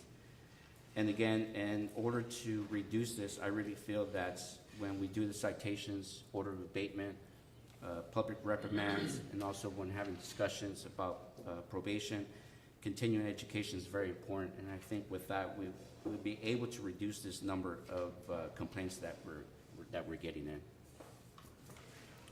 So if anybody has any questions, yes. Carlos, what on the bottom of page 5, what's the PC 23 order issue? It's the very last. Yeah, so PC 23. So when we have a case that we're seeking, and a lot of times it has to do with patient harm, what we do is they get arrested, so patient harm, and so I'll use an example. So if there's some type of sexual abuse, the DDS or an RDA is arrested, so what we do is to protect the consumer. We filed what we call PC-23. We filed that with the Attorney General's office. They appear in criminal court to represent the dental board, and so what we do is we seek a temporary revocation of the licensee's license in order to protect the consumer. So the judge will revoke the license temporarily until it goes through the criminal courts. Then at that time, once it gets resolved at the criminal courts, then that's when the dental board seeks an accusation from the Attorney General's office to permanently revoke the license. But that's what it is. The PC-23 is to protect the consumer. But PC means penal code. Penal code, I'm sorry. Penal code 23. Yeah. Go ahead, Dr. Richard. Yeah, thanks. I really appreciated you giving some backstory, like on how the chart audits are used to kind of take down the numbers and appropriately dispose of these cases. And, you kind of extemporized on the numbers a little bit rather than just reading us the numbers. But it's really interesting to us because it gives us a lot of insight into how the enforcement process works at the unit level. And we don't get a lot of information about that. And it helps us appreciate the challenges you're facing, where the log jams are, why cases can't get moved through as efficiently as would be desired. And of course, we're aware that once you get it over to the AG's office, another clock starts. you know, and then when you go to OAH, it's another clock.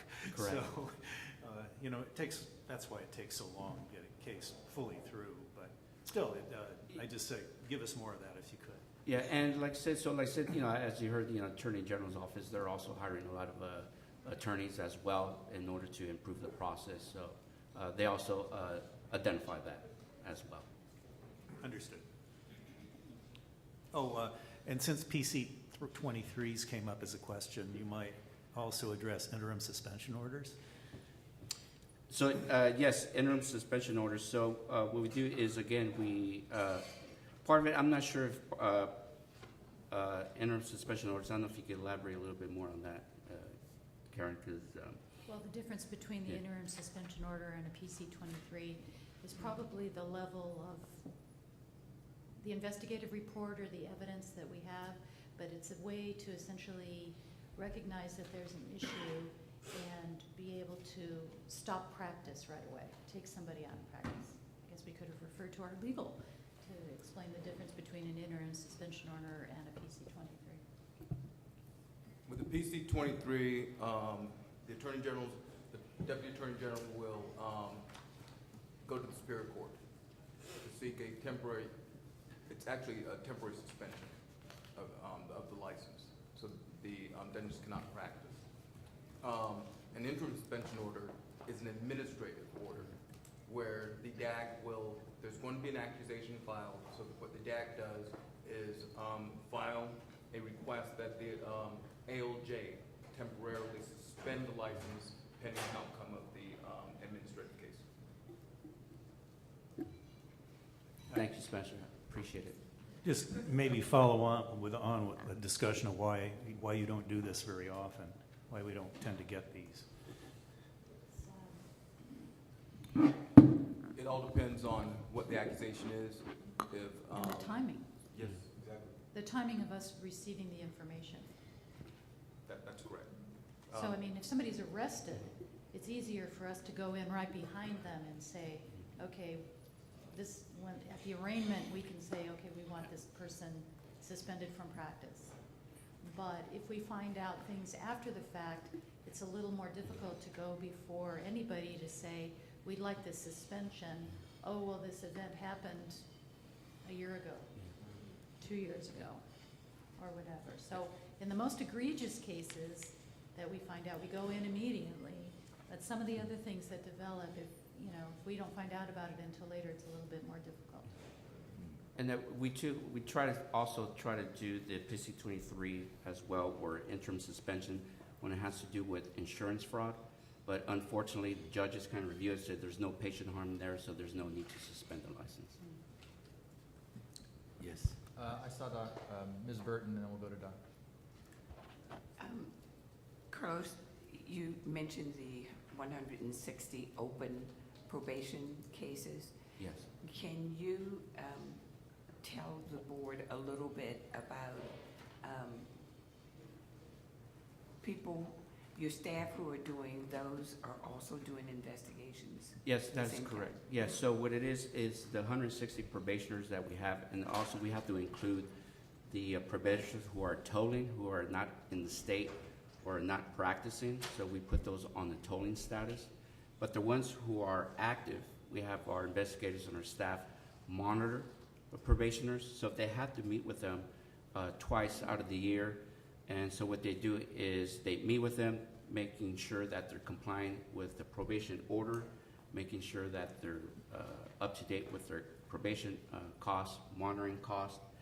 A lot of times probationers have to be monitored, supervised supervision, so we have to make sure that they're complying to that. So we go and we interview the supervisor as well who's monitoring them. Some have billing monitors, so we have to go and follow up with that they actually have a billing monitor installed. So that's what they do, is so through the whole year they're staying in contact with the probationer, making sure that they're being compliant. And so when they have to write reports each quarter that yes, they went and met with the probationer and they're up to date with their probation. What I was getting at is that that's not all they are doing, that they're doing investigations. They're doing investigations and that other cases and at the other same cases, time. and probation monitoring is part of their caseload. Yes. Dr. Yu. Yes, hi, Carlos. Regarding the systems abuse, California has legalized marijuana. And so what's your policy or guideline to face this change? Well, there already is a business of professions code for being under the influence of an intoxicant. So it's either, it could be marijuana, alcohol. There's already a business of professions code under that. So where it states that a licensee cannot be under the influence practicing when it's unsafe for a consumer. So if they can't take care of themselves or they can't take care of the patient, then it's a violation of the business of professions code. So even, let's just say it is legalized, same thing with alcohol, it is legalized, but they cannot be under the influence while practicing. So when you say the gun is unsafe, under the condition unsafe, so what's the guideline of unsafe standard? Unsafe. Well, unsafe is obviously where we go and we make observations is because, Paul, we conduct it as a field sobriety test. So it's the same thing as if you get pulled over, we do the same thing, investigators do the same thing, conduct a field sobriety test. So one of the things is, are they staggering? So when they're talking, are they stuttering when they're talking? Are they able to do the work? So we have to look at them, do an evaluation, and to say, yes, they are unsafe because, like I said, they're staggering. They can't treat the patients safely because they can't use the tools properly. So at that time, we determine that, yes, they're under the influence and it's unsafe for the patient or the consumer. I see. Thank you. Dr. Morrow. Thank you. Thank you very much, Carlos. Appreciate your reports. My question at this point in time is not just to you, but to the entire board. Other than requiring a minimum of 2 hours of continuing education for license renewal in law and ethics, what are we doing and what can we be doing for prevention rather than resolution? Are we still providing... Dr. Morrow, I'm sorry. This is off topic. It hasn't been agendized, so I think we're going to have to stop that conversation. I'm sorry? It's not agendized, Okay. and so we can put it on the agenda for later, but not now. Dr. Lauren? Hi, Carlos, thank you for the report. How do you handle unsafe and unsanitary conditions? Do you close the office when you get there, you arrive, you see something that's not right? Do you close the office or just give a citation? No, what we do is the inspectors or investigators go out once we receive a complaint, and they're always unannounced. And so we don't necessarily shut down the office at all. We let the office continue. Usually the dentist assigns a staff member to walk through the office with the inspector or the investigator. And so they have a checklist that they go by. And so we let the business continue on, and they start marking off everything that needs to be corrected. And so once the investigator and inspector identifies some of the violations, minor violations, they'll meet with the dentist. They'll go back, they'll draft a letter saying they need to make these corrections, and they have 30 days to make the corrections.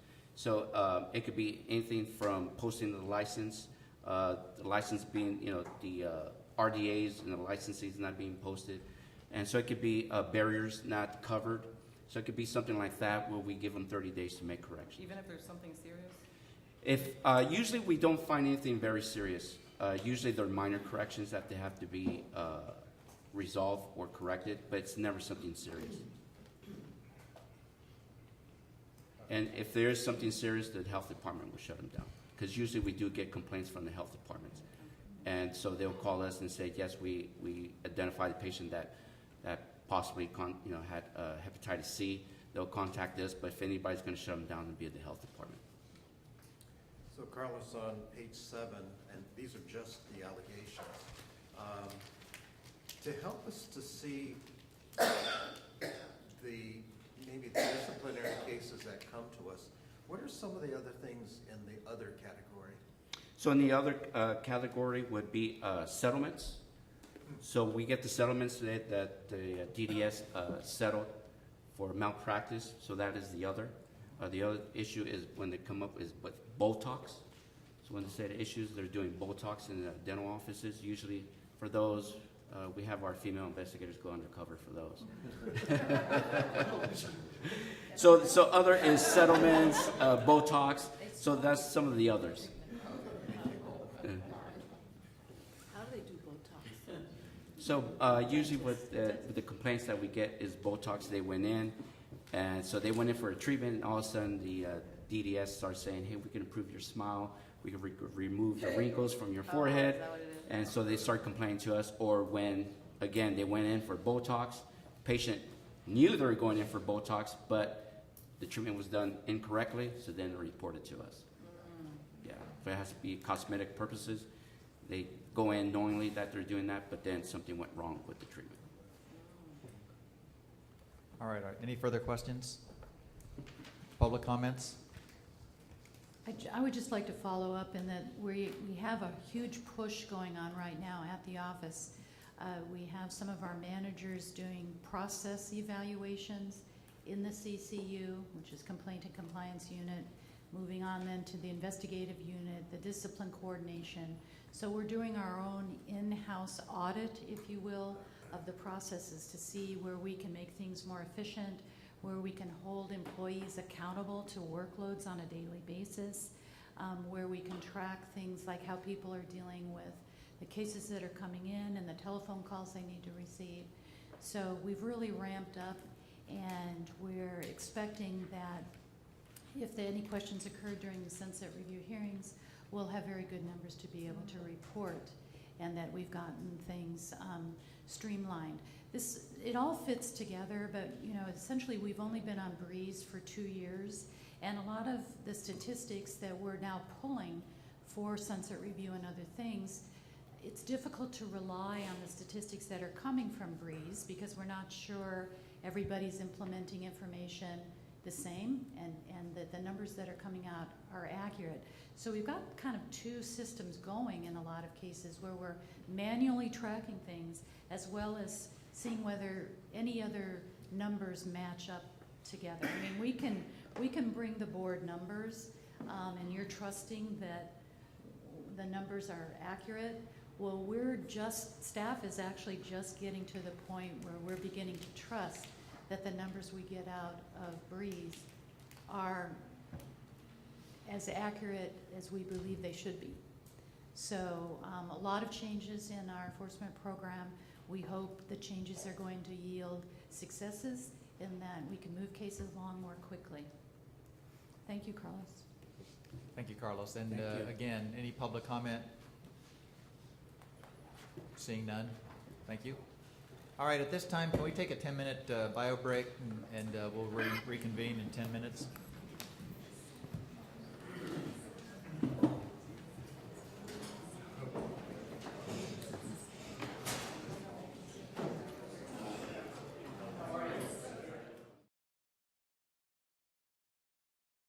Quite a lot on the agenda, of course, culminating the meeting with the elections. So we want to make sure we sort of stay on track.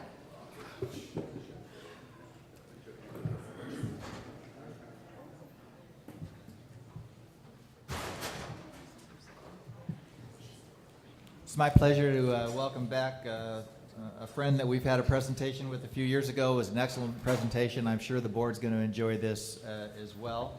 A very important part of our process, diversion. Dr. Curtis Vixie and Ginny Matthews here with Maximus, and I'm going to let you help me introduce the rest of the folks that are at the table. So welcome, and we're going to move so we can get out of the way of that, and looking forward to your presentation. Thanks for waiting a few minutes for us. Good morning, my name is Krista Williams. I am the Diversion Program Manager for the Dental Board of California. I will be providing you with the general. Oh, can't hear me? Not very well. Oh, okay, sorry. And I'm battling a cold too, so my voice may kind of go in, fade in and out. I will be providing you with the general overview of the diversion program. Can't hear me? There you go. Yeah. I will be providing you with the general overview of the diversion program. The diversion program is a confidential program for licensed California dentists, registered dental assistants, and registered dental assistants in extended functions whose ability to practice dentistry may be impaired due to the use of alcohol and or drug abuse. The diversion program offers a means of recovery without the loss of a license by providing access to appropriate intervention programs and treatment services. The purpose of the diversion program is to protect the public and to rehabilitate the licensee, and is available to dental professionals and allied dental health care professionals who meet eligibility criteria, except for those who have been convicted of the sale of narcotics or other dangerous drugs. There are 3 diversion program referral types. There's self-referrals, informal referrals, and probation referrals. Self-referrals occur when a licensee recognizes they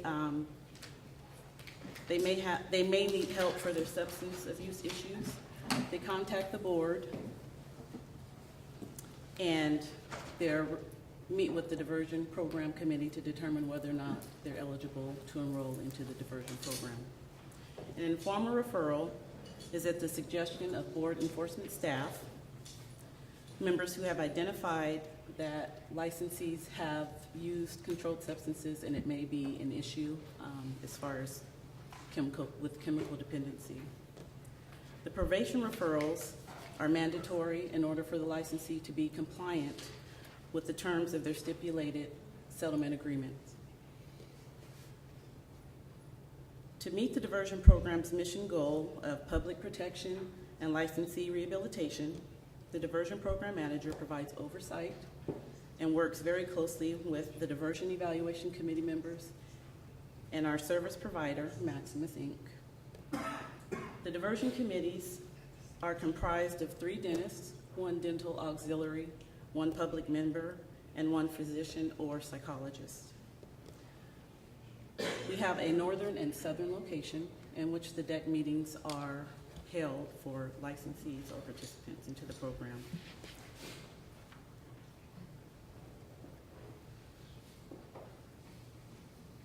Maximus, Inc. is the board's contracted service provider who has demonstrated experience and knowledge in the following areas: confidential clinical assessments, chemical dependency, and monitoring and treatment of impaired healthcare professionals. Present with me, as they've already been introduced, is Dr. Curtis Fixie and Jenny Matthews, who is a program manager for Maximus, Inc. Dr. Fixie has experience as a DEC member for the Dental Board of California. He also is the chair of the CDA Wellbeing Committee, which exists to assist dental professionals who suffer from alcohol and/or chemical dependency. He will share his personal testimony and provide you with information regarding the similarities and differences of each program and the impact that it has had on participants. Virginia Matthews, the program manager of Maximus, she will provide an overview of Maximus as it relates to the board's diversion program by sharing information regarding applicant process, participant success rates, retention rates, and the fees associated with participation within the program. Without further ado, I'll let them begin their presentation. Our first speaker will be Virginia Matthews of Maximus. Good morning, and thank you for having us here. We're really happy to have the opportunity to speak with you. I want to introduce John Olive. John is one of our case managers. We have a total of 4 case managers that manage all of the program participants, and so John is one of 4 teams working with a compliance monitor, and John is a registered nurse with a master's degree in substance use. I don't know exactly what it was. Substance use disorder from the UK. And so if we get him to talk, we'll try to get him to talk because we like to hear him talk. So we'll point the microphone at you for something. And so that's us, and that was the best picture I had of John. I told him I'll have to take a picture of him this morning with the suit on because now we can you replace my picture up there. Maximus is a very large company. We have 30,000 employees internationally, so this program is a tiny, tiny piece of what Maximus does. We have a total of 12 employees working in our program out of the 30,000, and we're in a little corner of the building in Folsom here outside of Sacramento. We have a contract under the Department of Consumer Affairs, and so it's an umbrella contract under the DCA, and we work with 8 licensing boards. So you can see what those boards are up there. I won't run through them all specifically, but mention that the Board of Nursing is the largest, and that the Dental Hygiene Committee, soon to be the Dental Hygiene Board, that hasn't had any participants in the program for a couple of years. So otherwise, we have currently have about 470 participants enrolled in the program. We've been as high as 900 over time, so it has come down pretty significantly over recent years. There are lots of reasons why and lots of speculation why, and I won't really go into that too much, but that's where we stand with our enrollment. I'm sorry if this is a little bit hard to see, but it's important to give us, I'm going to talk to you about putting us in context socially, putting us in context within the profession, and then what we do as a program. So I want to start by saying and emphasize that your current focus on education related to opioids is significant because of this. The United States has the highest rate of opioid prescriptions than any other country, dramatically higher. So the next, I don't know how well you can see those country names, but the next one following us is Canada, and then Germany, Denmark, and the lowest is Greece. But those are pretty dramatic differences in rate of opioid use, which has then caused what you hear so much about in the news now, which we're calling the opioid crisis, or the opioid epidemic. Talk a little bit about substance use disorder in general. We approach it from the perspective of a disease process. We recognize that it's a disease. We really emphasize that when we're working with the participants and when we're talking to the public. So important to recognize there's a strong genetic influence.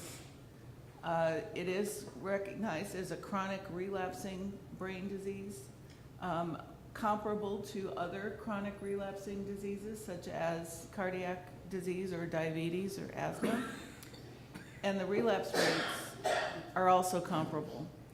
And it's a long-term, sometimes permanent changes in the brain chemistry, specifically related to dopamine and the effects on the pleasure centers of the brain. I encourage you to, and I won't go into a lot of detail with this because I'm trying to do kind of the 30,000-foot overview, but if you're interested in that, take a look at, just Google some of the neurobiology of addiction. The articles are fascinating, and there's a lot being done in that field now, and learning more and more, and supporting more and more the concept that this is a disease process.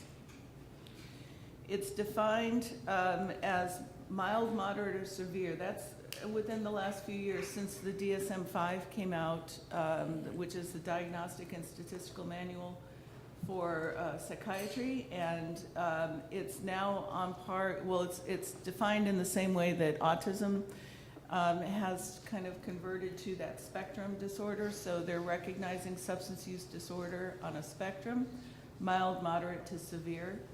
And typically the term of addict is reserved for severe and not used very much at all. It's really not considered politically correct anymore. So we talk about substance use disorder, keeping it in that disease process mentality. And the substance use disorders occur with the recurrent use of alcohol and or drugs when it causes clinically and functionally significant impairment. And that's in the realm of health problems, disability, failure to meet obligations or responsibilities at work, school, or home. Again, keeps it more into the disease process framework. 3 primary symptoms: desensitization of the reward circuits of the brain. In other words, that's what we've often talked about as tolerance.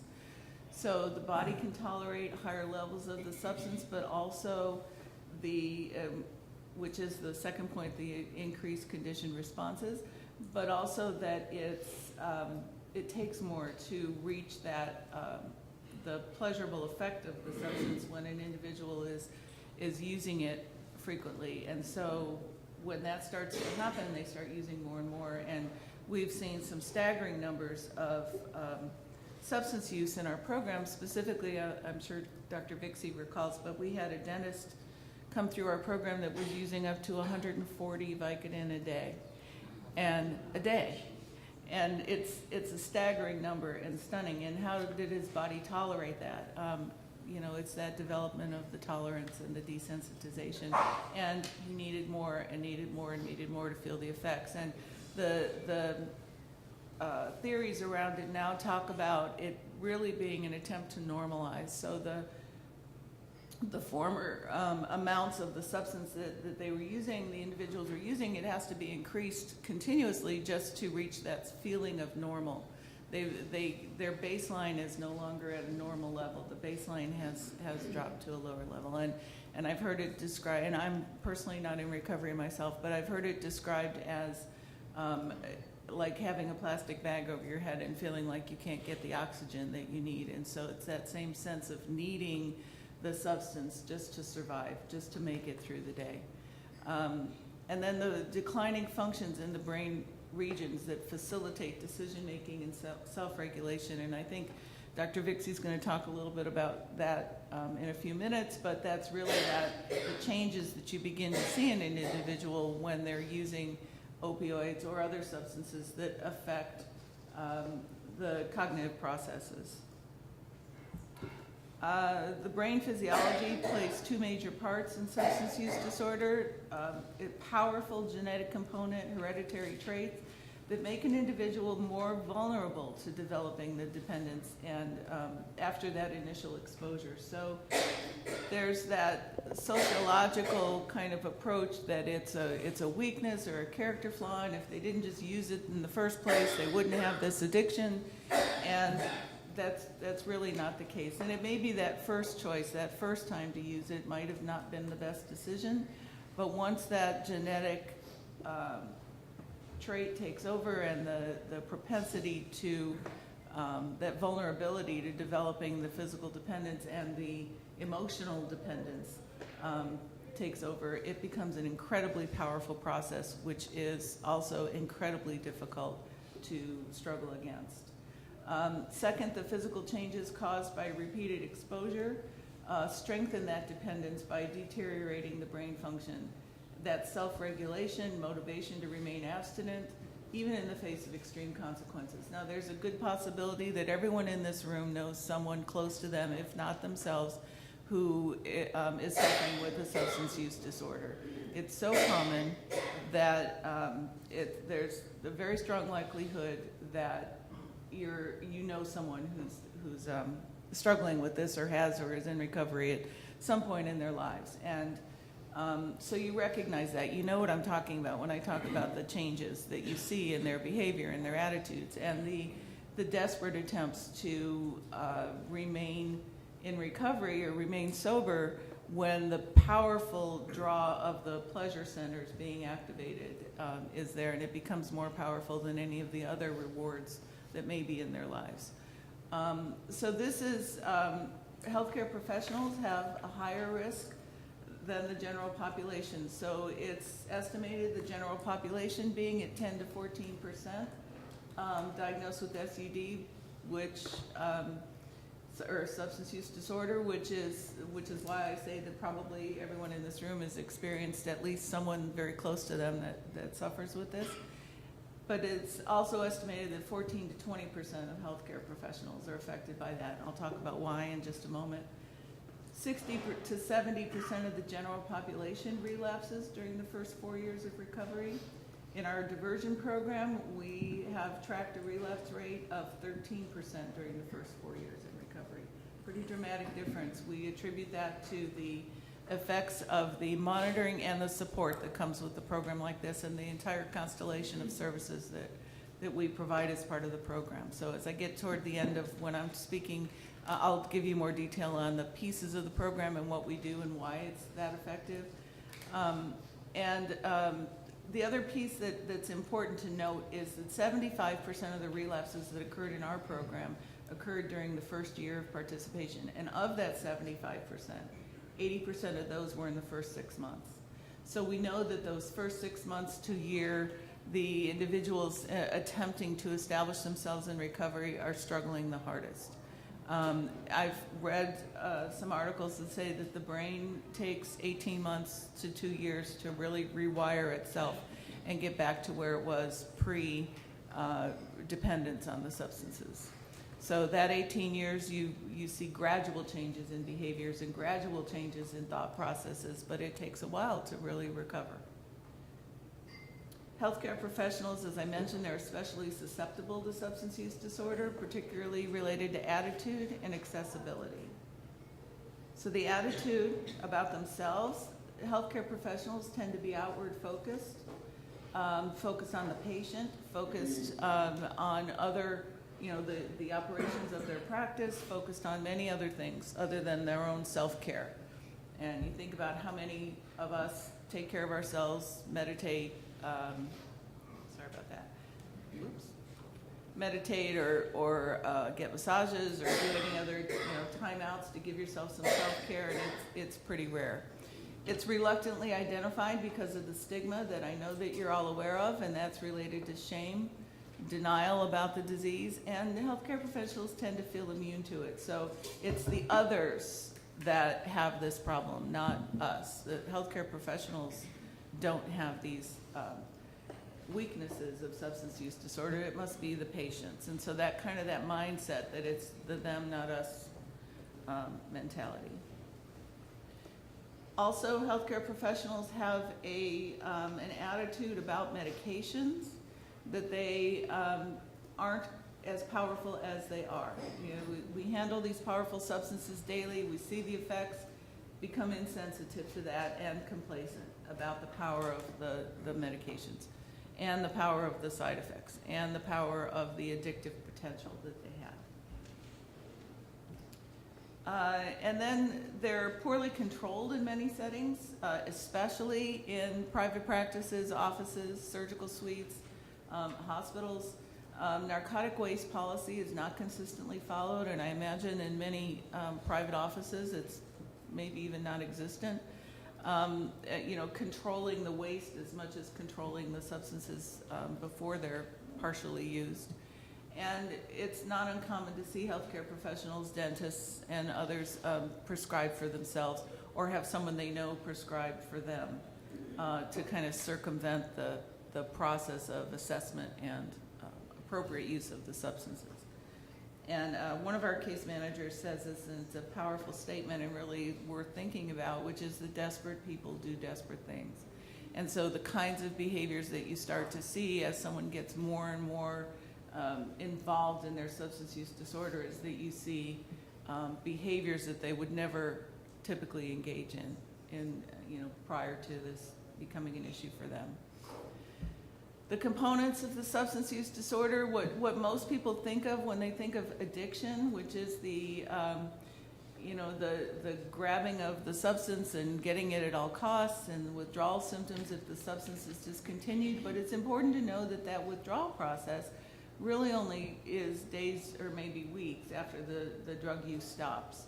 And that's the sweating, the heart palpitations, the anxiety, the nausea, the flu-like symptoms, concentration, depression. Those typically don't last more than a few days, but the psychological component is the more powerful component, and what we're supporting people through when they're coming through our program. And that's they can enjoy activities without the use of the substance, believe they function better under the influence of the substance. And that same dentist that told us that he was taking 140, I've never forgotten this. I'd only been with the program a couple of months, and he said this to a committee, and he said, well, I function better when I use a Vicodin. And he was the one that was taking 140 a day. But he really believed that he functioned better. And maybe it's steadied his hand a bit, but I don't know that his judgment was better in any way. And the relationship with the substance can continue for a lifetime. And it's the progression of the relationship between the person and the substance, or in the case of behavioral addictions like gambling or sex addiction. But it's the relationship between the substance that's the real issue. So it's not so much the substance. Yes, they're physically addicting. Yes, they cause a dependence.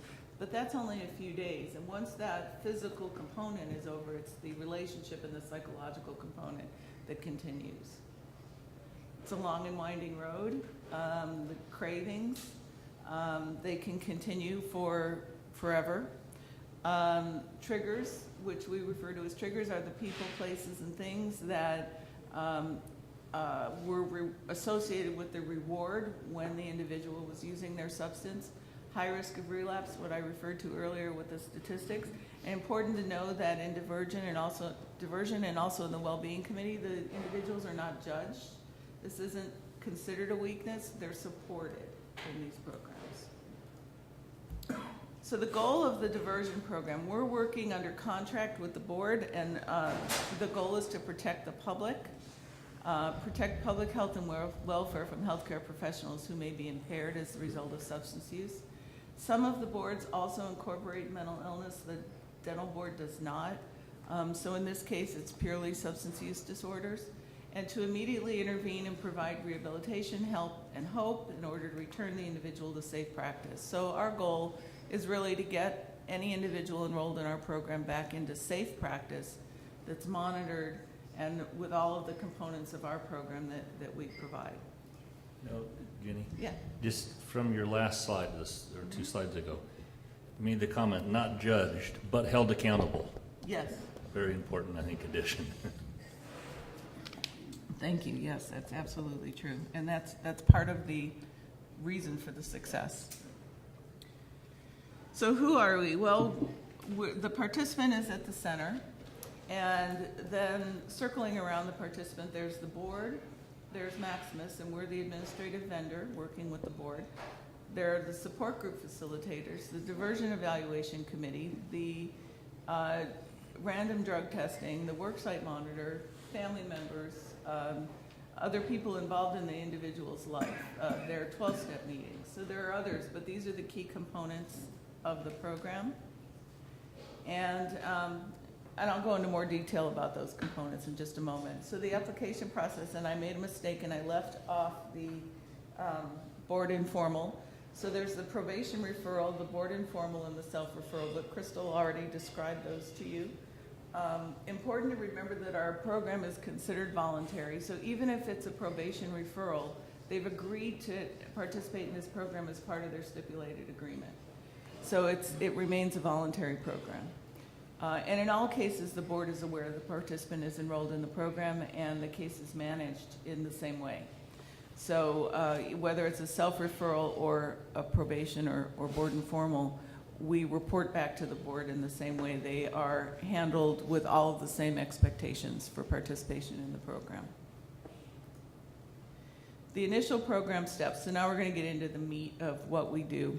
We do an individual can contact the program directly, or they're referred in the ways that I just mentioned from the board. We do an intake assessment over the phone. That's conducted by one of our case managers. It takes about 2.5 hours and is a in-depth assessment of substance use. It's really a psychosocial assessment as well. We're looking at all the factors in their lives and what brings them to this position to be requesting to be in the program. We then send them out for a clinical assessment. It's an in-person assessment with a licensed clinician in the community close to their home. There's no charge to the applicant unless they're a no-show for the meeting time. Otherwise, we pay for the cost of the assessment. They're conducted typically by MFTs or LCSWs, social workers or therapists, and in some cases, psychologists out in the community. So it depends on where the individual lives. We typically send them to someone who's close to where they live. Typically, our participants enter into treatment when they come into the program. We take a lot of factors into consideration. So if during the intake assessment they tell us that they have just run out of their Vicodin and they don't have access to any more, and we believe that they're headed for some withdrawal and for some significant risk, we'll send them into treatment right away. If that's not an immediate risk, we'll get the clinical assessment, and we'll take a look at that and see what the assessor said, combine that with the intake assessment that we did, and look at all those factors to determine what's the appropriate level of care. In very few cases, we wait until they go into the committee, and I'll talk in a minute about what a committee is, but they'll go into the DEC committee, and the committee makes the determination that what level of treatment they need. And at times, they may not be in treatment when they're seen by the committee, and then they're referred into treatment because of the current situation of the case. So it varies.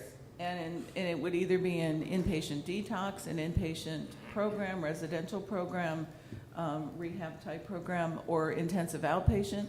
We can use any of those levels. It also depends on if they've recently completed treatment on their own. And so we wouldn't send them back into treatment if they've just completed it, but we might continue it. So we would have them go into an intensive outpatient program just to continue that.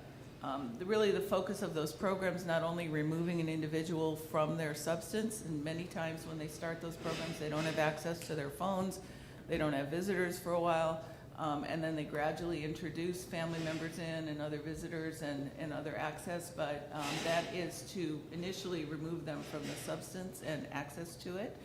And then really the focus of that treatment is teaching them about the disease of substance use disorder and giving them the tools to go back out into the world and face those cravings and those triggers and those people, places, and things that we talked about a minute ago. The other requirement when they initially come in the program is they communicate with the clinical case manager once a week until they're seen by the committee, and then it's a monthly call. And also, we ask them to start attending 12-step meetings immediately. If there's an opposition to 12-step meetings, they feel that they aren't comfortable with them, or that many people have started complaining of a religious focus, that will have them go to another community support group of some sort, but they have to attend something in the community with an abstinence-based focus because it's an abstinence-based program. So this is the Diversion Evaluation Committee, and this is actually a committee for the nursing DEC, which is the Diversion Evaluation. We call it the DEC, and it's unique to California, and I'll tell you that it's an incredibly powerful process. It's used by 5 of the 8 boards we work with. The committee and so it's typically held in hotels. In the case of the dental board, it's held in the dental board offices in Northern California and in Southern California in one of the state buildings. And the committee sits around the table in a boardroom typically, and the individual comes in, sits at the end of the table, and they're interviewed by the committee. And they really cover all of the pieces of their lives. It's not just what they're doing with their substance use, but because that all impacts where they are in their recovery, and are they doing active work in recovery and having starting to have a healthy approach to their lives. And so this group formally reviews and accepts the applicants. So the first time they come, they have to request to be accepted into the program. And then this looks at the ongoing recovery plan, any requests for changes. So initially, we start them out at daily 12-step meetings. They can come to the committee and ask for a reduction in that requirement. They might go to 5 times a week or 3 times a week, depending on what's appropriate for that individual. And so this committee meets 4 times a year, twice in Northern California, twice in Southern California. Do you want to add anything about the committees before I move on? Dex, okay. I will say that it's, Crystal mentioned the makeup. It's 3 dentists, dental auxiliary, a public member, and a physician. All of the individuals who come to the meeting are either working in the field of substance use disorder or are in recovery themselves, or working in recovery. And so we have estimated that we bring to the table in these meetings somewhere in the range of 120 years of experience with substance use disorders. So it's kind of hard to kid the kidder, to say it politely, but when individuals come in and it's part of the disease process is to minimize their substance use, and they oftentimes come into this committee attempting to put forward their best selves, and the committee is pretty skilled at breaking through that and recognizing what's really going on. So it's unfortunate. There are other programs across the country that may never see their participant face to face, which is shocking to me. I don't know how you could effectively manage them if you don't ever see them. So I mentioned the 12-step meetings. We also have them attend a peer support group. We call them the health support groups, and depending on the individual and what's bringing them in, they go once or twice a week, and that's led by a licensed clinician. They have to call in monthly, as I mentioned, but they also have to write a written self-report every month, and it goes through kind of all the components of their lives and their work, what they're doing. We do random drug testing, so we require them to enroll in the random drug testing right away. And then they have to check in, once they're enrolled and their account is active, they have to check in every day. And there's an option to check in by phone, web, or mobile app. And they're notified when they check in whether or not they've been selected. And if they've been selected, they have to test that same day. Now, this is where we really get into that accountability piece. We get a report every day from the lab that tells us who missed a check-in or who missed a test if they were selected to test. California has an extensive test panel with low cutoff values, which means it's highly sensitive. They jokingly at the labs, they call it the California panel because of the sensitivity of the panel we'll use. And I'll give you an example that our cutoff for opioids is 300 nanograms per milliliter, and in the Department of Transportation, so if any of you flew here, the pilot that's flying you home only has to meet a 2,000 nanogram per milliliter cutoff. So we have a really sensitive cutoff for our tests, which is very, very important. Urine is the most common, but we can also use hair and blood. ETG and ETS is something that a lot of people aren't aware of or don't understand, so I'll talk about that for just a minute. It's ethyl glucuronide and ethyl sulfide. Those are metabolites of alcohol or biomarkers that appear in the urine and can be detected for up to 3, sometimes even 4 days after alcohol use. When that was introduced into the program back in 2004, they had massive amounts of positive test results because no one was expecting to be detected 3 or 4 days into it. So we use it quite a bit. Well, we use it on every drug test that we do, and it's a very sensitive detection tool. We also use PETH test, P-E-T-H, that's phosphatidyl ethanol, which is a blood test for alcohol metabolite, and it has about a 3-week detection period. Not quite as sensitive as ETG, ETS, but it's similar to a hemoglobin A1C in concept. So you know the hemoglobin A1C detects how long those red blood vessels are alive. They carry the sugar. It's similar to that. So it's how long those blood vessels are alive. They'll carry the metabolite of alcohol. And so it gives about a 3-week window of detection. It's useful for us. Well, in I'll talk about hair tests for a minute. So we have a hair test. Gives us about a 3-month window of detection. They can use any body hair. It doesn't have to be head hair. And if we've had individuals show up fully shaved, and in that case, we can use nails. And if they've also cut their nails, we tell them that come back in a week and a half. Your nails have grown enough that we can test them then. Don't cut them between now and then. And we still have enough of a window of detection that it gives us a valid test. We're not currently using breathalyzers, sweat, saliva, or there's a system out there called SoberLink.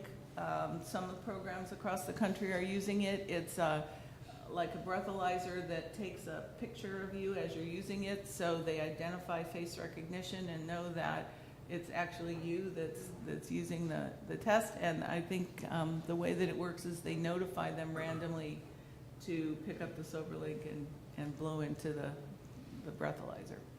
And it's limited to alcohol. So I wanted to, let's see, where was I going with this? Hair, PETH, I think that's it. I was going to say something else about PETH. Okay. If I think about it, I'll come back to it. I was going to mention something else about the PETH test, but it's escaped me. So that's all I was going to talk about drug testing, and we can take some questions after. I know there are always questions about drug testing. Returning to work is one of the key components of the program. The participant must request to return to work. The committee evaluates their readiness by considering how they've been compliant with program requirements, what their drug test results have been. Now, we mentioned the uniform standards. Both Mr. Lee and Karen mentioned the uniform standards in the committee. So one of the requirements of the uniform standards is at least 30 days of negative results to return to work. So typically that takes about 45 days to get there because you have to enroll with the lab and then we have to receive that last result. So it's 30 days of testing. Then we can consider them for returning to work. And we also look at the support group facilitators' notes and their recommendation of whether or not they feel they're ready, and the participants' own report of progress. And interestingly, we do get a number of participants that tell us they're not ready to go back. They're not ready to be, especially for the dental board. They're often back in the environment with easy access to those substances that nurses might not, they might be able to, nurse or other health professionals might be able to go back into a position that doesn't have immediate access to the substances. So for the ones that have that, they need to know for sure that they're ready as well. So when they're given permission to return to work, they begin to look for a job or they return to their practice, they must identify a worksite monitor. The requirements of the uniform standards is that the worksite monitor is of the same licensure and at least one step higher on the org chart. However, it's often not possible when they're in the solo practice. That's actually the next slide that I have. And so if they're in solo practice, we have them find another dentist to monitor them at random, unannounced visits to the work site. And then they agree to report back to us. We have a number of documents that are required for an individual to return to work.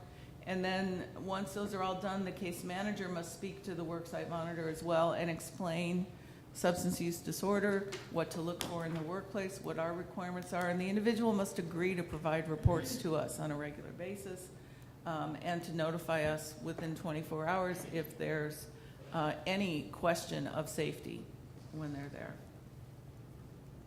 So we also ask for an org chart, and I mentioned if they're in solo practice, they have to find someone else to be able to come in.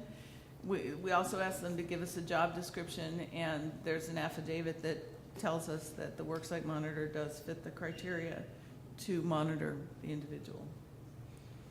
The program costs, this is always interesting to folks. The intake assessment, there's no charge for that. The clinical assessment, there's no charge unless they're a no-show, and then we do charge them the cost of the assessment. The program administrative fee for dentists and dental hygiene and RDAs is $100 a month. So it's like a copay to the program, an administrative fee. You can see for comparison what some of the other programs do. And just so that you know that PAs, PTs, and osteopathic physicians pay the full program fee of $369 a month, and that's about to go up by 3% in January. And then the support group varies depending on which group they're going to, so that's, it depends on where it is and how much the support group facilitator charges, anywhere from $200 to $400 a month. Any costs of their health care is up to them, whether they have insurance or whether they have, if they're doing paying out of pocket or whether they can negotiate with a provider. So that really is a wide variation on what that might be. Random drug testing is $62.50 per test plus the cost of a collection fee. So we just average that at about $100 a test. Now going back to the uniform standards, require testing at 52 to 104 times a year for the first year in the program. So we're talking $5,000 to $10,000 just in the drug testing that first year. Typically we don't go up to 104 unless there's a very dramatic critical reason to do that. So we are testing at a minimum of once a week during that first year in the program because we're required to do so.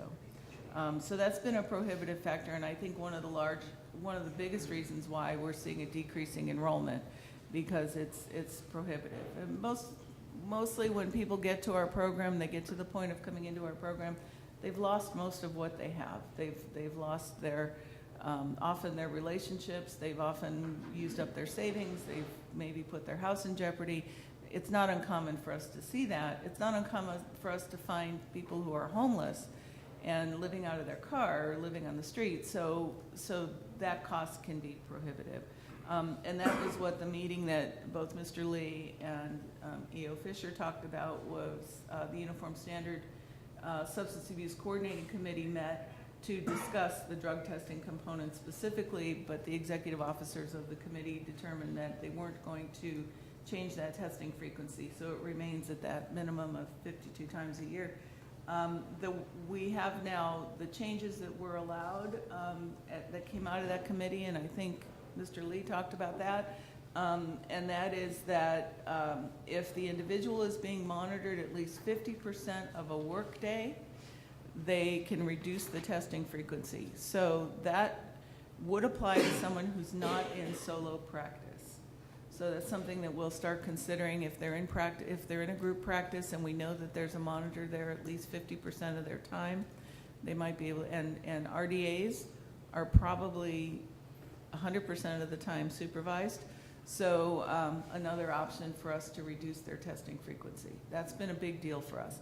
And then also that we weren't allowing people to travel out of the country, whether it was for pleasure or even for critical reasons. We would consider them individually, but it had to be a pretty dire circumstance, like the death in a family out of the country or something like that.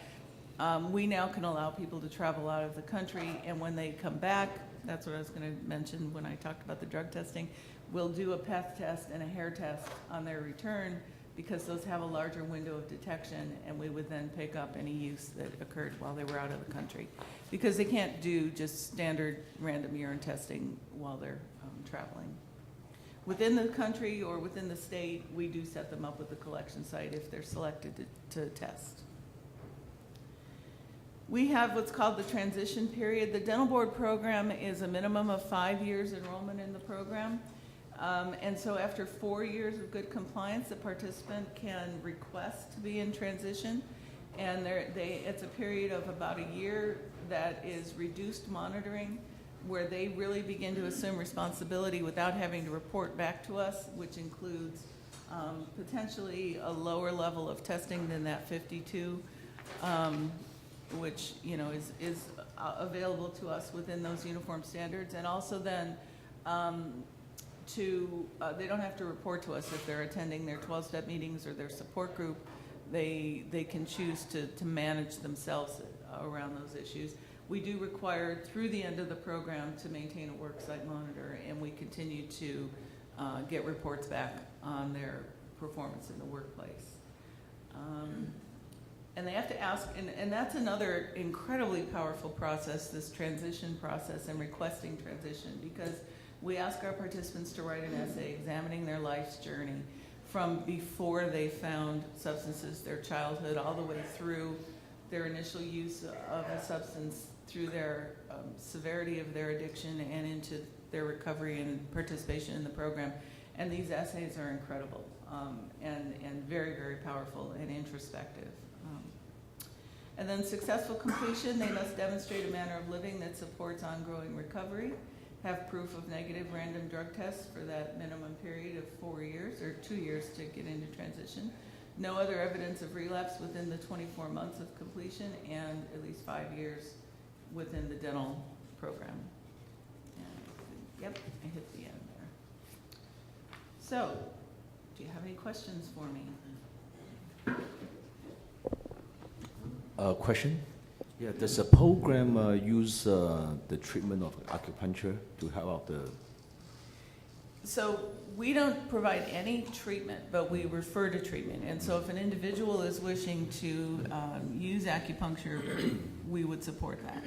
Yes. Okay, thank but you. we don't directly refer them into any level of treatment. We just tell them this level is required. Yeah, because I'm a licensed acupuncturist also, and I realize that it's pretty effective to help out some of the patients. I just wanted to say thank you for the report. It was really good, and just learning some of the terminology. I wanted to ask regarding the intake assessment phone conversation that's done for, you said about 2 hours. Is there a reason why it's not done in person, especially when you're taking 2 hours and you're doing a full assessment? You don't see their body language, you don't see with, you know, how, because when you talk to someone over the phone, it's very different from seeing them in person. Absolutely. So is there a reason why it's not done in person? Well, there are a couple of reasons. Well, that's why we send them to the face-to-face assessment with the clinician within 10 days of the intake. So that does happen, just not with our case manager, because you're absolutely right that seeing someone face-to-face makes a big difference. We're using a pilot program with a company called Mozaz, and they have developed a secure video chat function. Part of the issue is protecting privacy, and emails, texts, and video chat has to be encrypted and secure. So they've developed that, and we've been piloting that to allow the case manager, when they do check-ins, to do a video chat and see people face-to-face, which also is very, very important and makes a difference in how you assess them. But otherwise, it's because they're throughout the state, and it just logistically wasn't reasonable to either have them come to Sacramento or us go to them whenever we want to do those intake assessments. They need to be conducted within 7 days. And so John is it. So he does the assessments. And then another thing is with when you go into rehab centers, and I'm not sure how they're finding difficulty. Have you seen any of the dentists or RDAs or whoever's applying for this struggling to find a location if they're recommended to go in? Because from what I'm hearing is that it could take up to a year and a half. There's some locations, maybe 6 months, so I don't know. Or have you seen anything like that? Maybe it's for low income. I'm not sure how that works. Well, we haven't seen excessively long waiting lists. I'd say it's not uncommon to see a week or 2 weeks, but not longer than that. 2 or 3 days is more common. 2 or 3 days is more common. And we are aware of treatment providers throughout the state that offer reduced cost treatment and flexible options. So there's a program in San Diego that says they won't turn anyone away for inability to pay. So that's always an option. But you're absolutely right, because they've often lost their insurance, lost everything. And it's kind of punishing for those. But then again, I work with the low-income community, so it's a lot harder, and the waiting list is a lot longer in those communities. Salvation Army has a long waiting list. Yes, they do. Typically, we're able to get people into to other treatment. Okay. And my other question was for, you kind of addressed the cost piece. Was the worksite monitor, are you finding that once they go back into the employment or trying to find work, there's someone that they have to basically admit what they have an issue? Are they finding it difficult to go back into the workforce or to find a job? Not if they've had proper treatment. Okay. I mean, that is something that needs to be addressed in the treatment program, or it's not a treatment program that's appropriate for a professional to be in. I guess when you were trying to find another dentist that's going to be monitoring you and checking on you, or the workplace that you have to apply for, they might think, I'm just wondering if that might have been any issues for them. Well, I mean, it does come up when they meet with us, but that's really grist for the mill in our meeting with them. If they can't accept life on life's terms, if they can't face who they are, including being willing to tell somebody that they need, then they're not ready to go back to practice because they haven't gained that level of growth yet. And if they can't be honest about that, how could they be honest about their cravings and ask for help before the craving becomes a relapse? I guess I was looking at, that's right, but I guess I was looking at it as a person that's doing the monitoring. I guess there's training for them as well then? Yeah. Because not all people are accepting. You can explain to them, but not everyone's accepting. So that's what I was just in that perspective. So we have a requirement that they have a conversation with the case manager, who we have a structured training that we provide to them before they accept the role as the worksite monitor. So that would be something that John does and goes over what to look for, our philosophy. I was just thinking of it, that they're possibly a high risk to other individuals that don't fully understand this. So. And I would also suggest that if they're enrolled in the program, they're safer than those that are flying under the radar and, using substances and no one's aware of it. So we're monitoring, and we're the minute that there's a question of their safety, we're removing them from practice. Okay, and if I could interrupt at this point, let's transition into Dr. Vixie's testimony, and if you would use the microphone. Yes. We will still have additional time for questions following that, but Dr. Vixie in his discussion may answer some of the questions that you have moving forward. So we're not rushing you. We're not rushing you, so. I'd like to mention two more things that I thought of that I didn't put into my presentation. You asked about marijuana. We treat it the same as alcohol. This is an abstinence-based program, so we don't allow drinking. We don't allow marijuana use. And the interim suspension order, when we close, I didn't really talk very much about closures, but when we close individuals as a public risk, and we have some criteria for that to determine that they're a risk to the public and they're closed from the program without successful completion, it's not uncommon to refer them back to the board and expedite their processing. And at times, if they're a significant risk, they would be processed as an interim suspension order. Thank you, Janie. Thanks. Well, I think I'll introduce myself as, hi, I'm Curtis. I'm an addict and alcoholic. Hi, And Curtis. yeah, if any of you have been to an AA meeting, you go, hi, Curtis. Hi, Curtis. Purposely introducing myself that way in this venue. I think this is the fourth time over the last 23 years I've come to the board. And each time it's an incredibly emotional or poignant event for me based on the fact that, 24 years ago, my number one fear was this body learning who I was and what I was doing.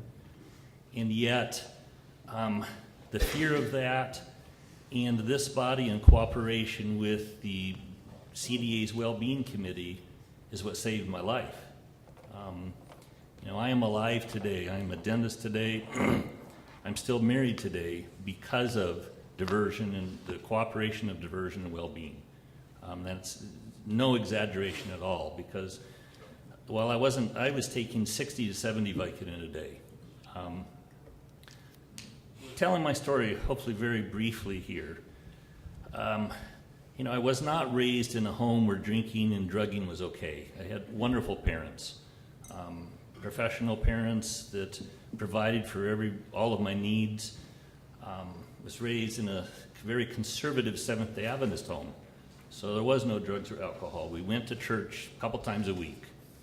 But when I was 9 years old, both of my parents were diagnosed with cancer. They each lived 8 years, so when I was a teenager, they passed away. And the significance of telling that part of the story is often when recovering people tell the stories, they start with where the drinking and drugging started, because we know that's where our emotional development stops. The science behind it, alluded to some of the time constraints we have in our program, about a year and 5 years. We know that mood-altering substances actually cause the neural pathways between the limbic system and the prefrontal cortex, where logical decisions are made, to atrophy. And it takes 3 months for them to start regrowing back, a year for them to complete connecting, and then 5 years to get back to full size. Well, so often we tell our story starting with where we started abusing. In my case, it wasn't when I started at 9 years old, I didn't start using, but I made the conscious decision to not feel. I was not going to let myself be upset by my parents dying. And it had a profound effect on my brain. I learned to not feel. When they died, I never once cried. I was junior year of high school. I quit high school and applied to a college, got in, took pre-dent, went to dental school. Never using, never drinking. There were a lot of my classmates that did, but I didn't believe it was right, plus I was too terrified to do that. Well, the day I got accepted to dental school, I went and asked a friend, I said, I want to get drunk. I thought I'd arrived. It wasn't that memorable of an event. I got drunk, I liked it, yeah, sure, it was fun. Went to dental school and, Loma Linda, Seventh-day Adventist institution, Back then, we had to sign something we wouldn't drink alcohol or smoke tobacco for the 4 years we were there. A lot of our classmates did, and I did party with them, but it wasn't that significant of an event. My junior year of dental school, I was in a bicycle accident and broke my clavicle. And at the ER, they gave me some Percocet. And I went back to my apartment, and I was hurting very, very bad. And opened the bottle and took 9 Percocet. I'd never taken opioids, hadn't done drugs. I've been drinking a lot, sure, just partying, but still very manageable, normal by a non-Seventh-day Adventist standard. Took 9 Percocet, and that was the first time in my life I felt like I perceived the rest of you must all feel. I was finally okay. I wanted to feel like that the rest of my life. I mean, it was, I didn't feel high. You know, people around me didn't, maybe they noticed something, but I finally was okay. 17 hours later, I hadn't peed. And, got out my textbooks, and it said, 2% of people who take opioids get urinary retention. Well, 100% of people who take 9 Percocet with no tolerance get urinary retention. But I tell this story because I had to go to the ER at the medical school. They had to catheterize me. It was painful. It was embarrassing. It was insane. Yet, went back to my apartment, opened the bottle, and took 12. In my case, sheer insanity from the first time I found my drug of choice. Now, I am not claiming to be a victim to some power outside me. My part, in hindsight, was that I had not been living a balanced life. I had not been living an emotionally honest life. I had no true personal spiritual journey. I attempted a religious one, but in my case, that didn't become a spiritual one. Anyway, I survived that. My senior, wasn't able to get opioids. I knew that's what I liked. From that point forward, my drinking did escalate, no question. Plus the senior year of dental school, didn't have to study as much. I was drinking every single day. I got arrested for a DUI. The school heard about it back then. In the 80s, society wasn't as progressive. The school did not have a well-being committee in the school or a diversion committee. Now at Loma Linda we do. I'm very proud. I actually chair that committee at the dental school. But so what did they do? They suspended me for a month. Asked me to promise to be good. And of course I did. Promise to be good, that is. So another negative, costly event. I was starting to build negative consequences, but I kept using it. Repetitive behavior despite negative consequences is my favorite definition of addiction. So you heard in what Jenny was saying in any talk about addiction and recovery, you realize that giving consequences doesn't treat a disease that is defined by repetitive behavior despite negative consequences. There has to be a therapeutic element. Got out into practice. First day in practice, saw samples of Vicodin in the supply cupboard. Took 3 the first day, didn't have to be catheterized. And that was wonderful. Within 6 months, I had to have at least 30 a day, and 60 or 70 was better. My wife got to know me impaired. I learned to practice impaired.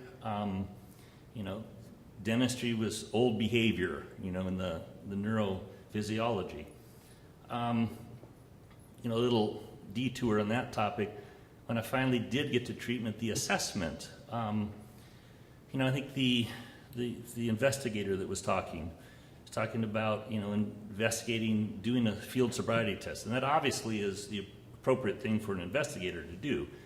But to truly assess impairment, I could take 60 Vicodin a day and do crown preps and drive perfectly normal.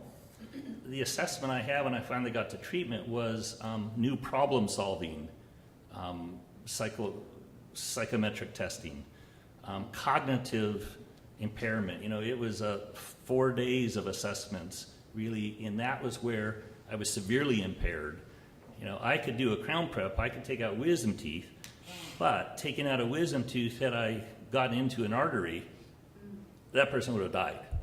You know, whereas somebody not impaired very likely could handle it. Anyway, back to the story. So I practiced for 6 years, and you know, there's obviously 6 years worth of stories there.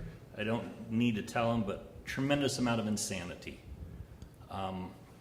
And including, you know, being stopped by the cops, putting a boat on top of my truck and tying it down with a bungee cord when I was drunk, and the boat coming off and going through the windshield of an oncoming car.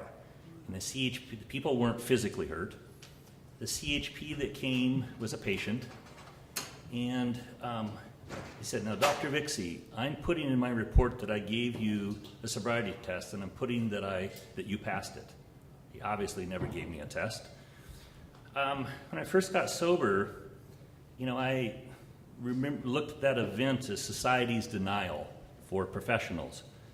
I think today I view it, it's healthier for me to view it on how abusive I was of the people around me.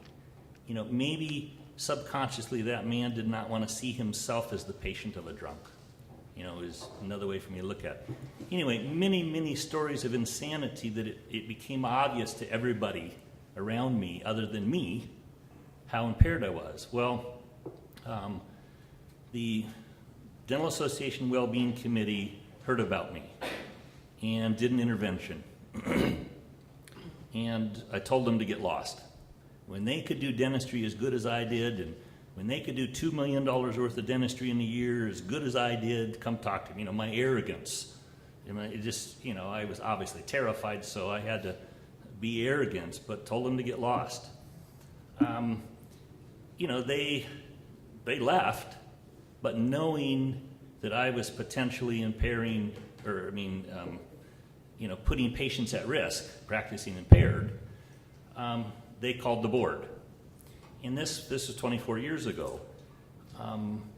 The Wellbeing Committee and the Diversion Committee had a different relationship than really what we legally can have now. Meaning, they called the board. Arliss Tenbruck was the, I don't remember exactly which role she was in at that time. I don't think she was EO yet. No, she was assistant executive officer, I think. Okay, she was, so they called her, and she called me on the phone, you know, an hour later. And I hung up on her. You know, that was the most terrifying thing that had happened in my life up to that point. Because, you know, I can diagnose myself a bit now with a little healthier brain. I was outwardly in denial. Inside me, I knew I was insane. And I knew I was violating my own value system. You know, a bottom isn't when we lose everything. A bottom is when we can no longer be in denial that we're violating our value system. And, you know, I do believe in a higher power, that things come together at the same time or all together when they're supposed to. The week before, I had my bottom, but I didn't know what to do about it. The intervention came, I was too scared to do what they said. They called the board. Arliss Tenbruck called me. I hung up on her and told my wife I have to go to treatment before she calls back again. You know, my wife, I had hidden most of this. She knew some craziness, but I'd successfully hidden it from almost everybody. She said, "You can't do that. We have, you know, a new baby. We have, you know, $1.5 million debt on our building." Anyway, I convinced her to drive me down to Reno. We live in Susanville. The closest airport is Reno. To get on a plane to go. The Wellbeing Committee said that I had to go to a treatment center in Atlanta, Georgia, called Talbot Marsh. Maybe there's a time to interject the symbiotic relationship that still exists, but I think it was stronger in the past, prior to SB 1441. When the Wellbeing Committee, when we do an intervention, send someone to treatment, we mandate that they go to a treatment center that specializes in healthcare professionals. Not that an addicted dentist is any different than an addicted plumber, but treatment needs to be with our peers. Because treatment isn't about drugs or alcohol. It's about life and the stressors in life and how we deal with them. So, went to Atlanta, Georgia, changed planes in Denver. I was so drunk in the airport I got arrested and spent the night in jail on the way to treatment. But another just piece of the insanity, I should say. I was in treatment 5.5 months. And, another gift, the Well-Being Committee knew I had gone. Arliss had talked to them and said, okay, we've heard he's on his way, even though I didn't know how she knew, but, she had her tentacles everywhere, I'm happy to say. And they said, you have to stay in treatment till the treatment center says you're better. And so I accepted that. I am so grateful. 5.5 months, the first probably 2 weeks we talked about drugs or alcohol. The rest of the time was learning to live. In recovery, we say it's a spiritual program, but let me define spirituality in the recovery world. Spirituality is defined as living an honest, open, and willing life.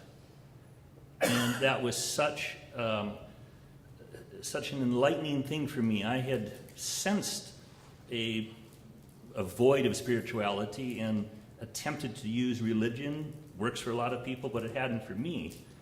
Learning to be honest, open, and willing was something I could grasp. It took me 5.5 months, but it was so empowering that I, wanted to stay and attain it.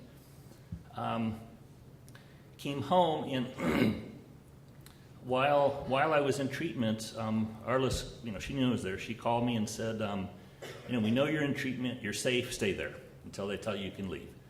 When you leave, before you leave, you have to call the diversion committee. But it was OHS then, before Maximus. And sign up for them, but she also said, but you also have to sign up with the Well-Being Committee. They're the ones that sent you. We'll work together. And, the Well-Being Committee gave me additional requirements that I am so grateful for. They said they wouldn't support me going back to work, not that they had any authority over me, but they wouldn't support me going back to work unless my wife also started going to Al-Anon. She's never drank or drugged her whole life, but it's a family disease. So signed up with diversion. The health support groups, the closest one was Reno, even though it was in Nevada. They honored it. While I was in a health support group, my wife was in a spouses of health care workers support group for Al-Anon.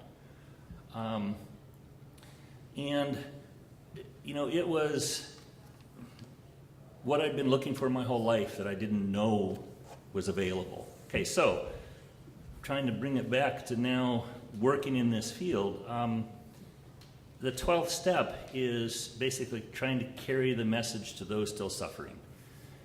And I realized that the Well-Being Committee, along with the Diversion Committee, had saved my life, and that I had a unique experience of what I'd been through. So the Northern California Dental Society, which I'm a member of, the 7 northern counties in California is one society, didn't have a Well-Being Committee. The ADA suggests that all societies have well-being committees. Not all of them do. So I called the executive director like the day I got home from treatment and said, there's not a well-being committee. Would you print my phone number in the newsletter? If you have trouble with drugs or alcohol, call me. And, I was terrified to do that, but I'd been taught in treatment the way to keep it is to try and give it away. I think that first year, out of those 7 northern counties that makes up our constituent, I think I sent 34 or 36 dentists to treatment. I'd get phone calls. I didn't know what I was doing other than to share what I'd been through. Give hope. There is a solution. And then do a bit of then I'd put together other recovering guys. We go sit down with them and do an intervention, send them to treatment, send them to appropriate treatment, assessment and treatment. And then for all those years, the Wellbeing Committee used Diversion Committee as the monitoring. And so that was 23 years ago. I think I've been involved in about 400 interventions of dentists. And we're being challenged now that the numbers, we're not getting the calls. And I think there's many, many reasons. But maybe I could talk about what we shoot for in well-being in the symbiotic relationship. If this is a disease that is characterized by repetitive behavior despite negative consequences, then punishing an addict is not going to keep the public safe.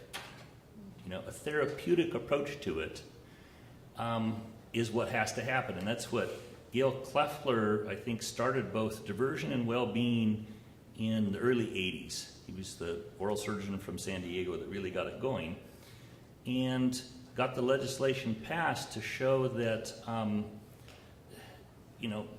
sending someone to treatment and then monitoring them for the purpose of keeping them safe while the brain heals. The emphasis, we talk about how many urines is important. How many urines being important is only secondary to good primary treatment. A person who isn't doing well, giving them more urines isn't going to make them do better. Now, if they're not doing well, I'm not saying we shouldn't do the urines because we need to protect the public. But the emphasis being on the therapeutic aspect of it is obviously my personal story. I haven't had a relapse. I haven't had a single chemical relapse. I've had many behavioral and thought relapses, no question. But not around drugs or alcohol. In my case, I don't view a relapse as, drinking and drugging is the end of a relapse. For me, the thought relapses I've had is holding a resentment against my wife or a hygienist or a patient. That's the beginning of a relapse in my life. Why has it never progressed to a chemical relapse? Because part of my program, after all these years, I still go to lots of AA meetings. I still, not every week or not every month, but I still go to a facilitated group therapy session with other recovering healthcare professionals. Why would I not? And that is the tools that the program has given me that has allowed me to live a life such that I don't need drugs or alcohol. And I think that's in diversion. When the committee meets, it's interesting. I'm on the southern deck and chair of the Wellbeing Committee. These are not competitors. We are working towards the same goal. Almost all of the deck members are also involved in well-being. It's what we do. But when we're meeting with the folks, it's John's job to give us a report of the compliance issues, the urines, the self-reports, the signature cards for the AA meetings. It's our job as DEC committee members to talk to them about their lives, to ask. We have to be a lot more appropriate than, or a lot more, I don't know what the word is, polite than we used to, but ask them how their marriage is going. Ask them how their finances are going, their relationships with their children. Those are, in my mind, the true indicators of if the person is having that spiritual growth, spirituality being defined as living honest, open, and willing. And besides the 5 years being a time for the brain to heal, and now with PET scans we can actually literally see that physical healing happening, but it's also a time that we can observe the person setting up their own system of accountability. In my case, by the time I left diversion, I had a group of recovering dentists that I talked to, and still to this day, talk to every single week. Guys that know me, guys that I know would call me on my behavior, certainly call me on using, but call me on my behavior that leads up to it. And that's what we're looking for in our participants, is those sorts of things that, by the time they get into transition, we no longer mandate meetings, mandate health support groups. The people that are doing well still go to meetings, of course, still even go to the health support groups. Those are people we know will have self-sustaining recovery. Now, just to throw in a pitch on success rates, and Jenny put up 13% relapse in the first 4 years. I think the statistic that matters that the dental board doesn't have, but we have in well-being, in the northern half of the state, this was about 3 years ago, we put together our statistics because all of the people that we intervened on are still in our network. I mean, we're just recovering friends. We go to meetings, we have recovering conferences for healthcare professionals that all these people come to. I know all the guys that I've been involved with still. So we had, I think this is 4 years ago, we had 135 dentists that were 12 years since we did the intervention. So, or 7 years after the 5 years of being monitored. And out of those 135, after being monitored, we'd only had 5 relapse, 3 of which had self-reported within 24 hours, 2 of which relapsed and died. So, the argument on public safety, but I think the national statistics that a study done by Skipper and McClellan of 1,600 recovering healthcare professionals over, I forget how many years, but they had 1,600. I think their relapse rate was 6.5% or 7%. Is that correct? I think, roughly. Yes, I think it was 5. But yeah. 5%, okay. So while we cannot guarantee that someone who's gone through this program is never going to relapse, if it's a 5 to 8% relapse, compared to if instead the boards just revoked the person's license and hoped that a new dentist came in and filled that vacancy, that new dentist has a 14 to 20% statistical incidence of having drug or alcohol issue in their career versus, half that relapse rate of one that's been through treatment. So this is my sales pitch. I'm preaching to the choir, I realize, but anytime I can say it, that, this works, not just for saving people's lives, which is not the dental board's job. I realize that the dental board's job is protecting the public. But if we can protect the public at, twice the statistical rate of just putting a new dentist in there and saving lives, this has just been something that's been too exciting for me to not be involved in a way to give back. And, I want to finish with one more time thanking this body for their role in my life and my career very much. Thank you.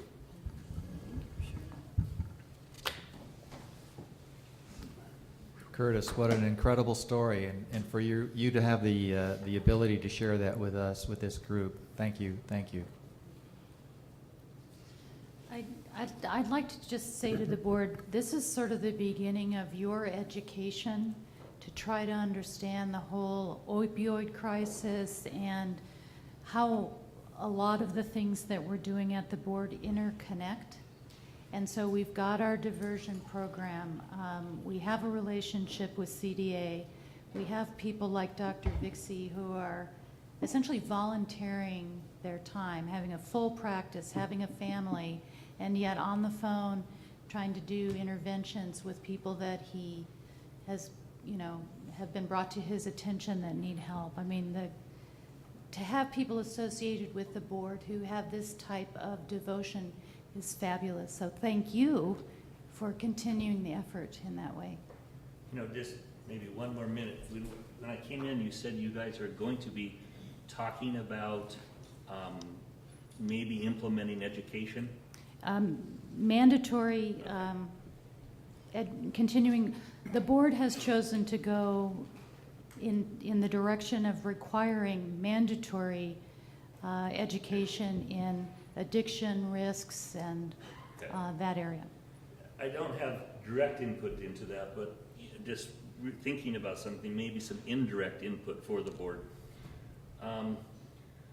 For the last 20-some years, I've been going to 3 dental schools and 2 medical schools, telling my story and doing a brief talk on the brain chemistry of addiction. Have no idea of the statistics. Has that prevented any of those students from going down the path into addiction? I have no idea of that. But what I can tell you is that, so I've been doing that for, I think, 22 years. The first 10, 12 years of doing interventions, sometimes interventions were almost a knockdown, drag out. The last 10 years, I would say 90% of the time, when I get a call from an office staff or a spouse concerned about their dentist, and I talk to the other people in the office and make sure it's not just an angry employee or something. I always call the dentist before doing the intervention, tell them who I am and say, I and a couple of guys are going to come meet with you. But the last 10 years, probably at least 90% of the time, when I get the dentist on the phone, tell him who I am, that we want to talk with him, they say, oh, I remember you. You told your story at the dental school. I know what we're going to talk about. Just tell me what to go do. And I want to believe, I'm nobody so special. I'm wanting to believe my story has elicited hope. And that's, these people were like me, knowing that they had to change but didn't know what to do. So, I don't know how education could be assessed and the efficacy of it, but I know whatever education is mandated, bringing it out into the open is going to change the profile of addiction and how it impacts our licensees, no question.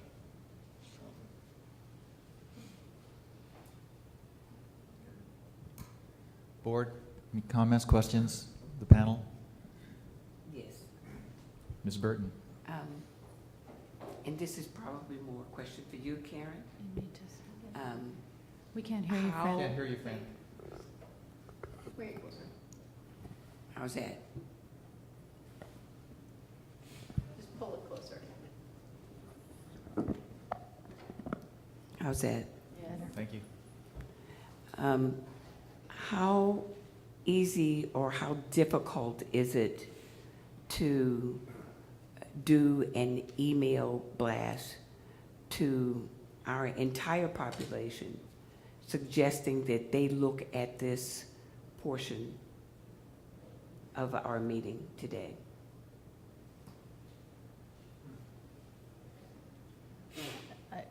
Not difficult. Can I suggest that we do that? Yes, we will. Once the webcast is posted, we will determine where it is in the meeting, and we can send something out.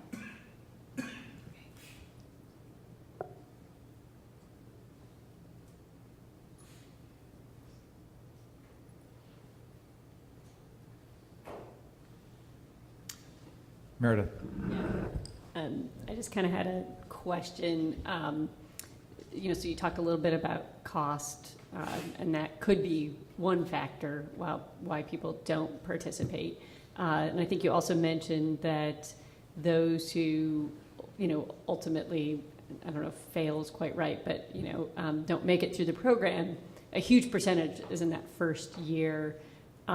So is there, and without looking at where exactly the tail is, let's assume it's pretty much down to zero. I'll just guess by 3 years, is there any ability to kind of then reduce, like the drug testing, for example, later in the program so that it goes down significantly, so at least, you don't have a high cost with really low likelihood of finding anything? I have to peek at you around the camera Yeah, I here. know. So when an individual in the program relapses, they're not necessarily closed. In most cases, they aren't. And recognizing that this is a chronic relapsing disease. If someone relapses, and we've identified that either by a self-report or by a positive drug test or many of the other things that come up, we'll often just have them go back into treatment. We'll spend more time with them, interacting with them.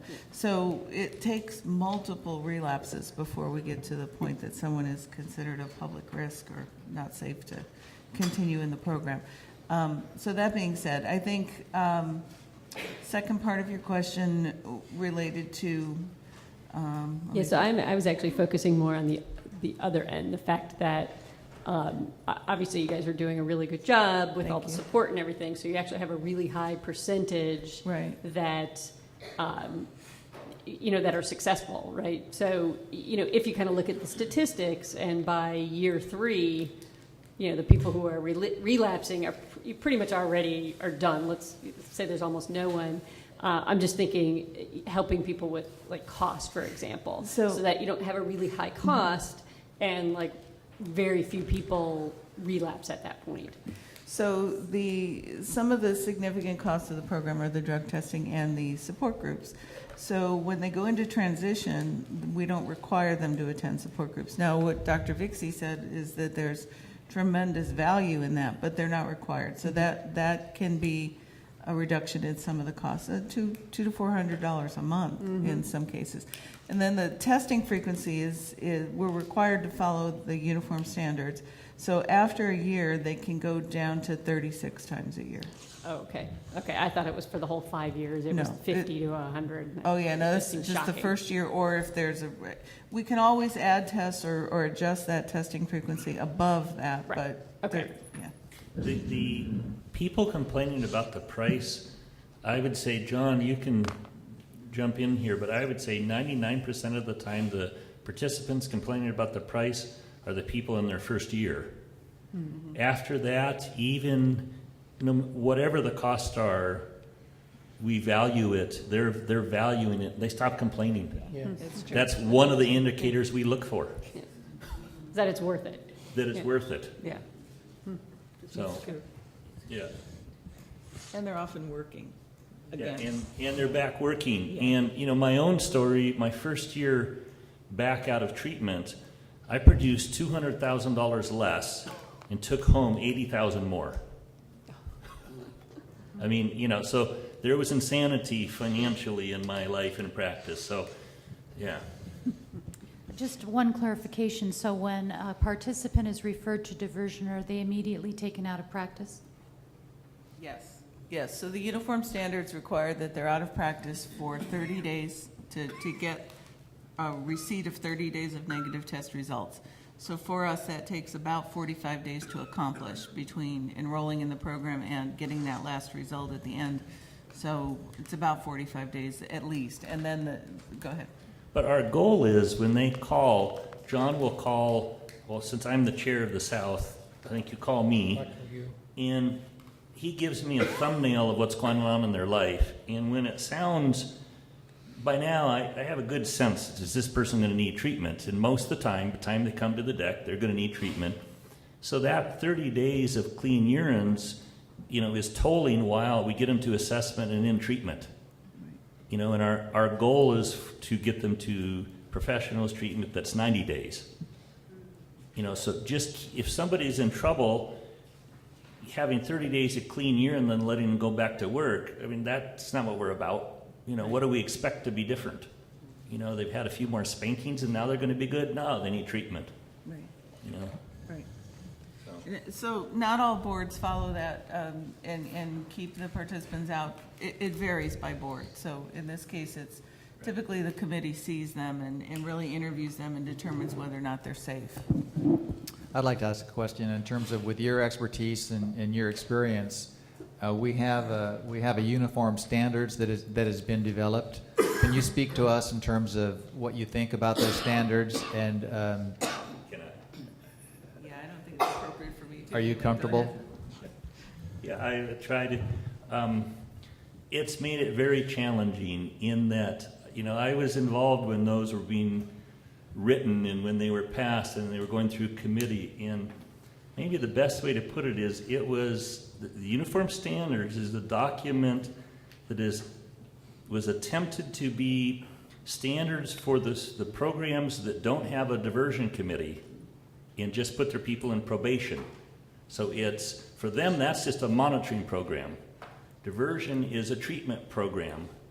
And that document is trying to straddle those two very different entities. And because of that, I can speak from the therapeutic side, it has really fallen short.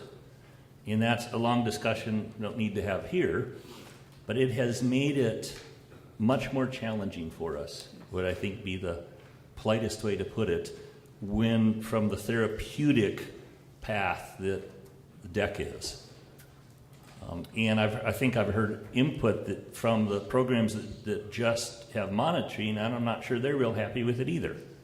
But that's speculation.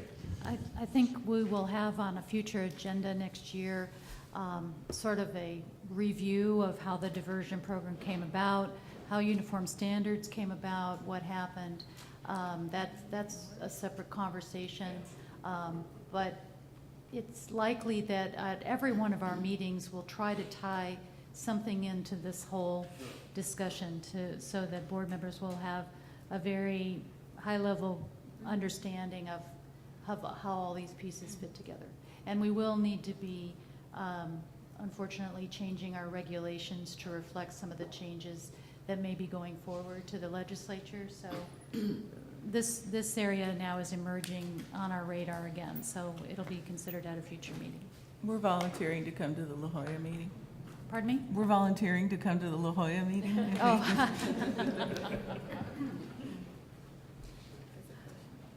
Meredith. Yeah, so I have just kind of one other question. Once again, I think you kind of referred to, or, you know, you saw that at least with the dental board, you're seeing your numbers decrease that are coming in. And I think you referenced kind of a few different things, but I probably missed some of them. So because the only one I remember right now is cost. But could you guys maybe go over some of those again from your various perspectives? Like, what are your thoughts? I know you don't have proof, but your thoughts as to why it's going down. Because I don't think it's because there's less of a problem, right? I'll speak, I'm sure there's many factors.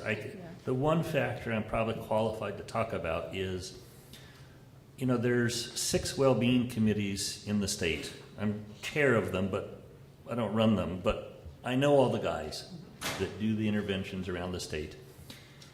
And the CDA committees are no longer comfortable referring the dentists that they intervene on into the board for monitoring. You know, when I was in treatment, there was when I was in DEC, there was 45 dentists in DEC at that time. And I believe that 105 or 106 of them had been referred by well-being. So that's one component. And you know, that isn't a CDA policy. I don't want to go on the record here saying that. I'm talking about the individuals, the volunteers in the field that are making that personal decision aside from CDA. I want to be very clear about that. So there's one issue. And then the other ones I've heard in the DEC committees are dentists hearing that diversion has become punitive. You know, I don't believe that because I'm on the committee, but I very, very much understand how that rumor has got going. I completely understand how it's got going. And some of it in part because of the 1441 uniform standards that are truly challenging and that have become disproportionately rumorized. Oh, that's true. You know, There's not a simple answer to that question. I just wanted to start thinking about it. Well, 5 years ago, our enrollment was 85, and now it's down to 14. Dr. Vixie, do you have any idea how many are in your wellness program? CDA is really down too. I think we have 45 in the state. 45? 45. You know, at one point we had 300. So factors that I don't know. You know, we can speak on some of them, but many that I don't know. Just very quickly, we heard a little bit about how Maximus handles referrals. What does the well-being program do to protect the public when you take somebody into that? Yeah, we have a policy manual you can look up on their website. You know, it's public. But if they follow our suggestions, which mean when we do an intervention, the goal of the intervention is for an assessment. Since we don't diagnose, we're not ASAM certified physicians, then they have to follow the recommendations of that assessment. If it's treatment, they have to do treatment, and then we monitor them. We have the same contract that DEC does. Should they not become non-compliant, should they not go for the assessment, if we think they're a public risk, if they go to treatment and leave treatment, if they're being monitored and get a dirty urine and don't go back to treatment, we report them to the board. And sometimes takes a while, but that's, I heard part of the answer today. But yeah, our official policy is to report them. So. Go ahead, Abigail.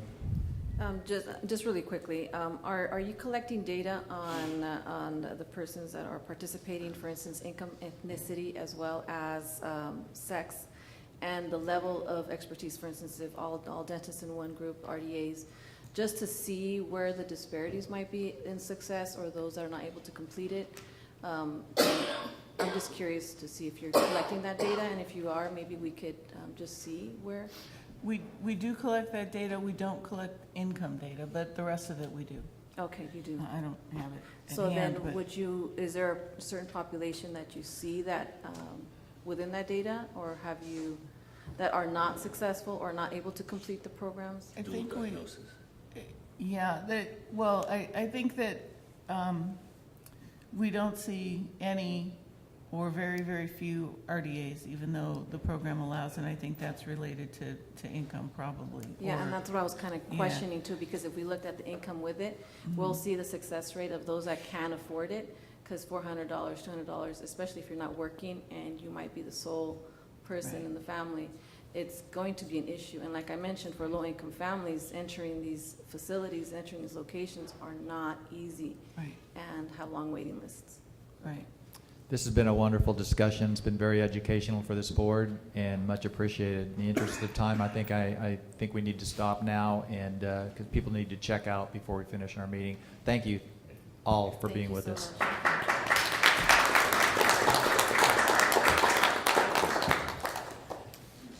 Let's take, can we take 10 or 15 minutes to check out? We're back at what time?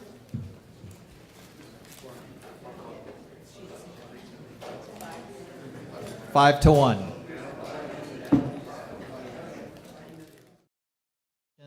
And then we're going to break for the election, and then we'll finish the meeting. Thank you. So we're on item 18. Welcome. Good afternoon. Good afternoon. Thank you, Dr. Stewart and members of the board. Real quick, we'd just like to introduce ourselves. My name is Michael Chen. I am the Legislative and Regulatory Analyst for the Dental Board of California. Dave McLean, Legislation and Regulatory Analyst for the Dental Board of California. Welcome. In the interest of time, I want to just point out a couple of things.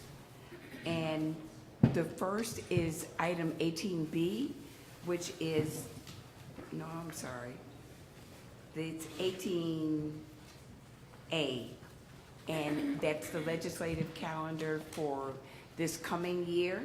Pay particular interest to the deadlines. And the other thing I want to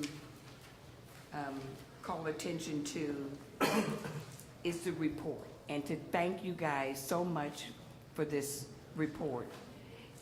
The report is under 18B, and that entails all of the issues that we looked at during the 2018 year. And so then that brings us to the regulatory package. And I would say there's nothing to highlight at this time. This is just an update on the regulations and where they are in the process. This is sort of a standing report that we give to board members. Are there any questions?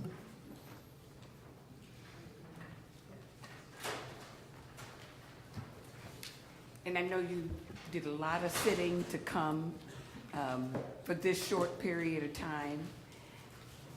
But we wanted to try to condense it. Would you like to talk some about item 18D, the omnibus bill?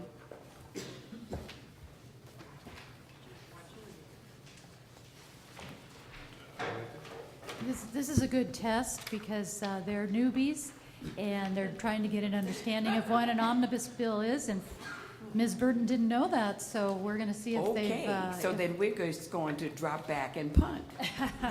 No.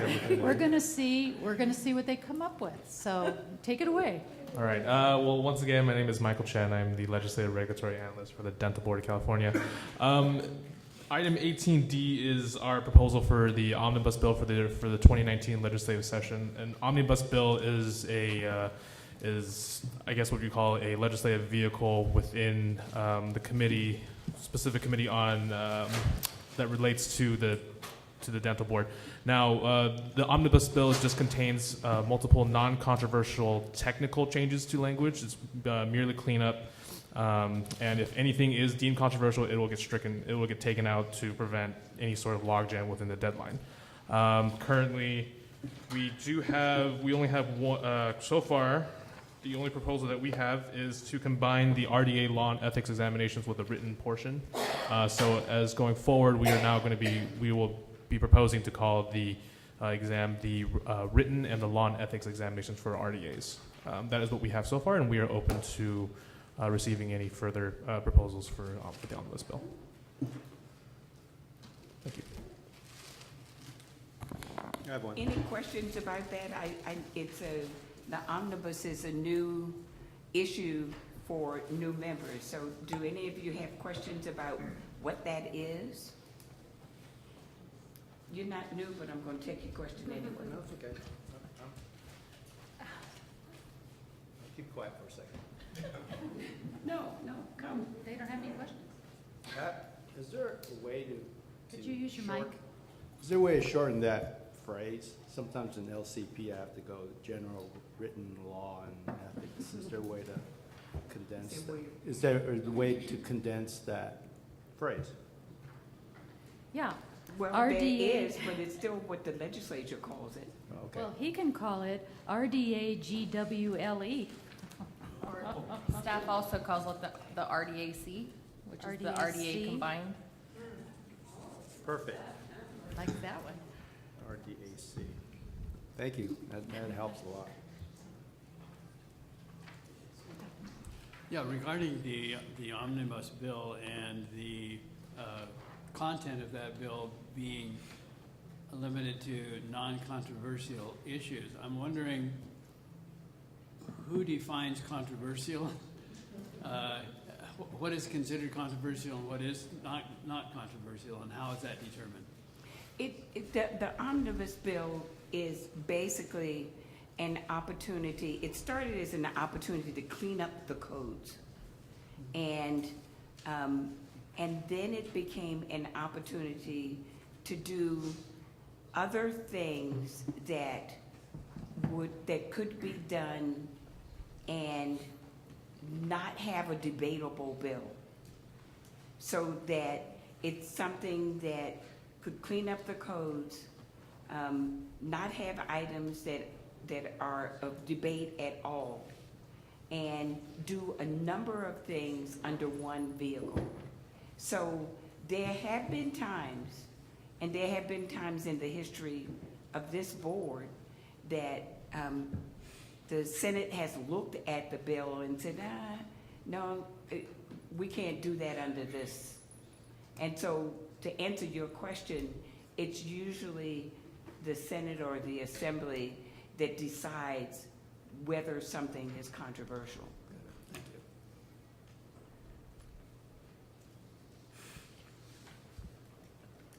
Anyone else?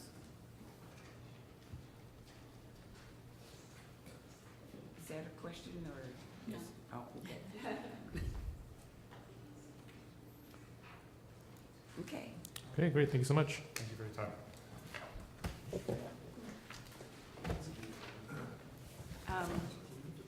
No. It wasn't a committee report.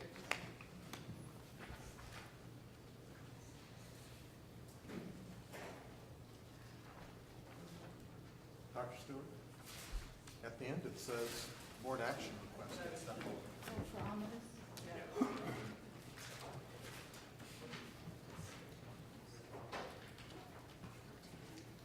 I know. Yeah, it does.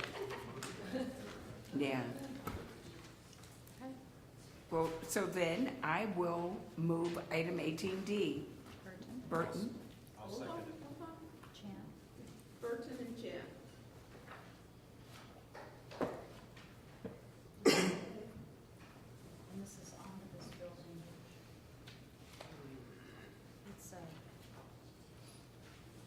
item 18. Item 18D. Okay. Bear with me, I did not see that. I'm just gonna write it up.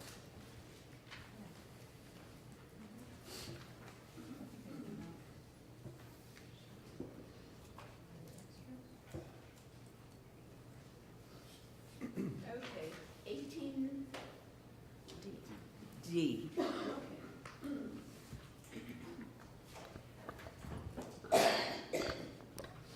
Okay, it was 18D, we're voting on 18D. And for clarification, it's to accept, is that correct? Yes. Because there were three options in that. To accept. The board's technical amendments for that bill, for the omnibus bill. Can we open that for public comment at this time? Seeing none? Okay. Great. Burton. Aye. Chan. Yes. Chan, yes. Chappelle Ingram. Yes, I don't see any opposition. Lai. Yes. Lai, yes. Laren. Yes. Laren, yes. Lay. Yes. Lay, yes. McKenzie. Yes. McKenzie, yes. Medina. Yes. Medina, yes. Morrow. Yes. Morrow, yes. Alagi. Yes. Alagi, yes. Pacheco. Yes. Pacheco, yes. Stewart. Yes. Stewart, yes. Witcher. Yes. Witcher, yes. You. Yes. You, yes. Motion passes. Thank you.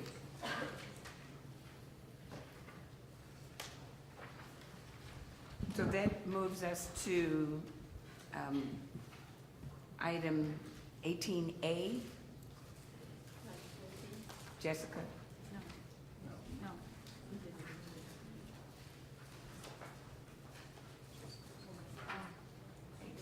19A, I'm sorry. I said 18A, 19A. SB 501.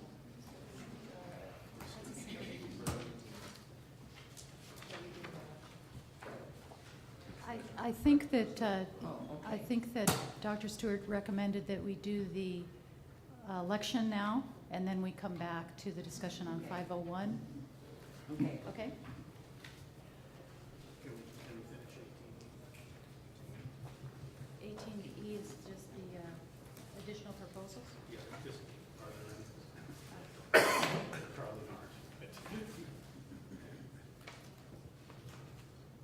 Okay, 18E is something that we started including a number of years ago so that we could get input from the board about any possible legislation or legislative ideas that you may have that we should consider at this time. So does anyone have any thoughts about a proposal going forward?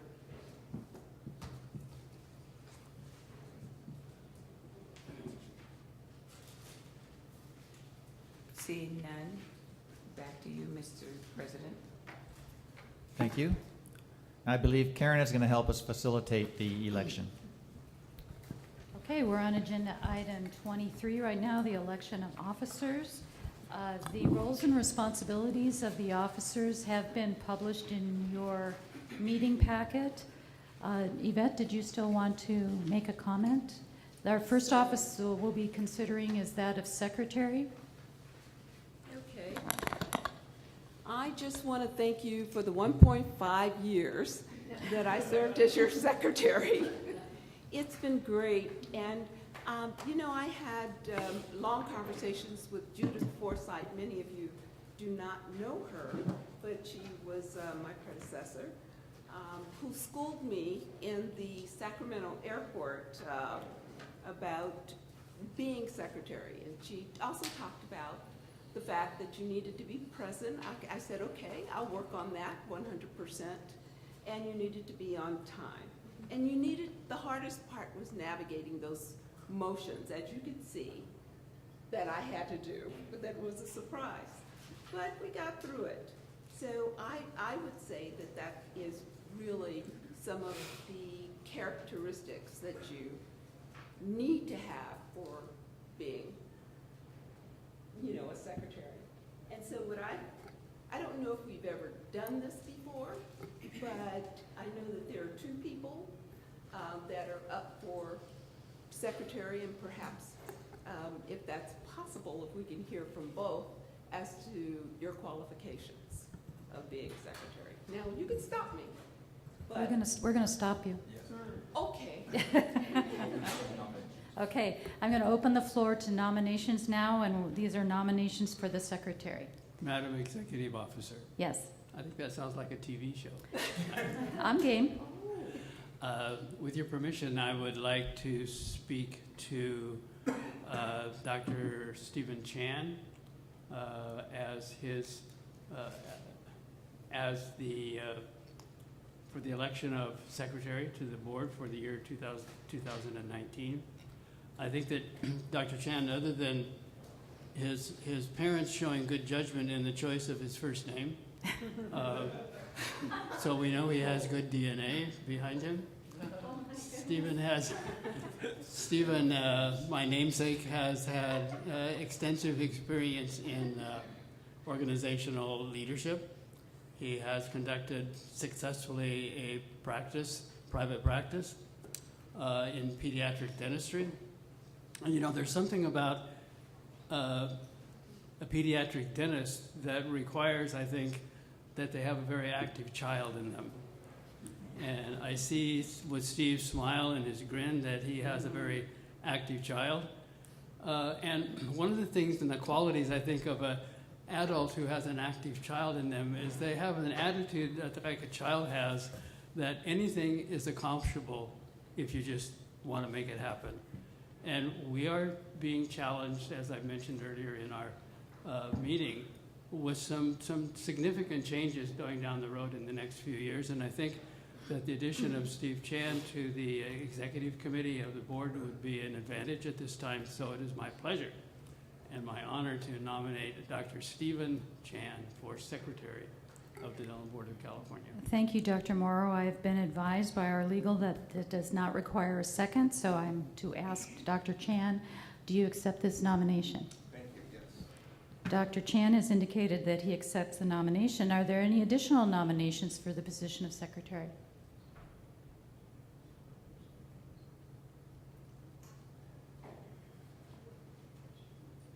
Okay, seeing none, do we have to have a vote? We go to the vote. We close the nominations, and Steve Chan is the recommended secretary. Can you take the vote, Madam Secretary? I sure will. Be my pleasure. This is a vote for Stephen Chan to be secretary. Burton? Aye. Burton? Aye. Chan? Is there a conflict of interest? Aye. Chan? Aye. Chappelle Ingram? Aye. Lai? Yes. Lai? Yes. Laren? Yes. Laren, yes. Lay? Yes. Lay, yes. Mackenzie? Yes. Mackenzie, yes. Medina? Yes. Medina, yes. Morrow? Yes. Morrow, yes. Alagi? Yes. Alagi, yes. Pacheco? Yes. Pacheco, yes. Stewart? Yes. Stewart, yes. Witcher? Yes. Witcher, yes. You? Yes. You, yes. It is unanimous. Congratulations. Okay, nominations are now open for the position of Vice President. Are there any? Yes. I would like to nominate Dr. Steve Morrow for Vice President of the Dental Board of California. Thank you, Dr. Stewart. Needing no second to that, Dr. Morrow, will you accept this nomination? Well, I got to think about that. You have about a nanosecond. Okay, yes, I accept it. Okay. Are there any other nominations for Vice President? Seeing none, Madam Secretary, would you call the vote? I'd be delighted. For Vice President, we have Steve Morrow. Burton? Yes. Burton, yes. Chan? Yes. Chan, yes. Chappelle Ingram, yes. Lai? Yes. Lai, yes. Laren? Yes. Laren, yes. Lay? Yes. Lay, yes. Mackenzie? Yes. Mackenzie, yes. Medina? Yes. Medina, yes. Morrow? Yes. Morrow, yes. Alagi? Yes. Alagi, yes. Pacheco? Yes. Pacheco, yes. Stewart? Yes. Stewart, yes. Witcher? Yes. Witcher, yes. You? Yes. You, yes. It's unanimous. Congratulations, Dr. Morrow. You are now our Vice President. Okay, the floor is now open for nominations for the position of President. Madam Executive Officer, Dr. Morrow. with your permission, I would like to speak to the candidacy of Dr. Thomas Stewart for re-election as President of the Dental Board of California for the calendar year 2019. It is my opinion and my experience with Dr. Stewart that he has had considerable experience in organizational leadership. He also has successfully conducted a private practice of general dentistry. Tom has led this organization in the last 11 months through some whitewater rapids and some choppy seas. And I think he's done a very excellent job of it. And I have all the confidence in the world that Tom will represent this board at the highest level. You know, some of us might have some concern regarding Tom's choice of where he has chosen to live.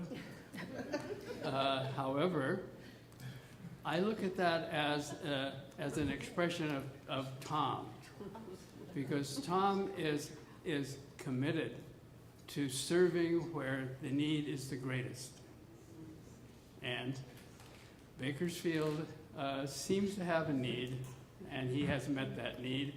And we have a need here at the board for continuation of the good work that he has been doing in the last year with our Sunset Review and other important issues. So I proudly nominate Dr. Thomas Stewart for re-election as president of the Dental Board. Thank you, Dr. Morrow. You're very wordy today. Dr. Stewart, do you accept the nomination? I do. Okay, thank you. Are there any additional nominations for the position of president? Yes. So I think that we are very fortunate to have many board members that can serve in that capacity, at this time. It is, however, in my own opinion, that would you have a board member, a fellow board member that can serve in that capacity for 2019, that will help us get through the next sunset review. This person has led us through a very successful sunset review a few years ago, and I do have the confidence that this person can do it. 2019 isn't going to be the same as 2018 or 2017. We do have a very important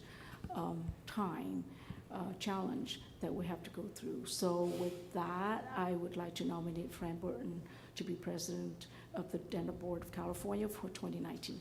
Thank you, Dr. Lade. Ms. Burton, do you accept the nomination? I do. The nomination has been accepted. So I'm going to defer to legal at this point. We'll take the vote. Okay. So, Madam Secretary, will you call the vote for Dr. Stewart as president? I'll be delighted. And so is that how we do it? We do both. Do we do that? Well, let's get started. Yeah. Let's see how it And goes. the first one that gets the majority. Okay, great. For Dr. Stewart, Burton. No. Burton, no. Chan. Yes. Chan, yes. Chappelle, Ingram, no. Lai. Abstain. Abstain. Laren. Yes. Laren, yes. Lay. Lay, no. Mackenzie. Yes. Mackenzie, yes. Medina. No. Medina, no. Morrow. Yes. Morrow, yes. Alagi. No. Alagi, no. Pacheco. No. Pacheco, no. Stewart. Yes. Stewart, yes. Witcher. No. Witcher, no. You. No. You, no. Thank you. Hold on. Spencer's math is better than mine.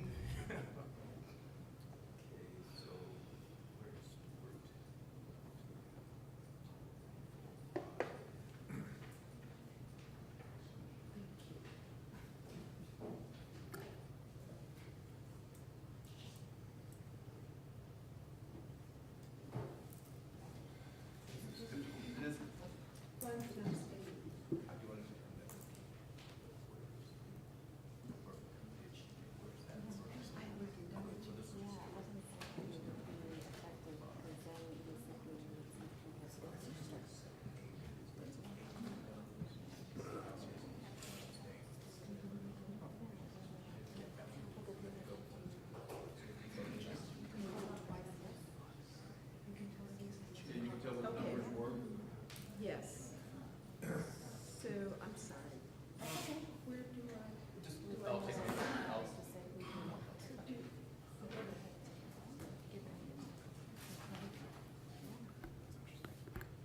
So Dr. Stewart received 5 yes,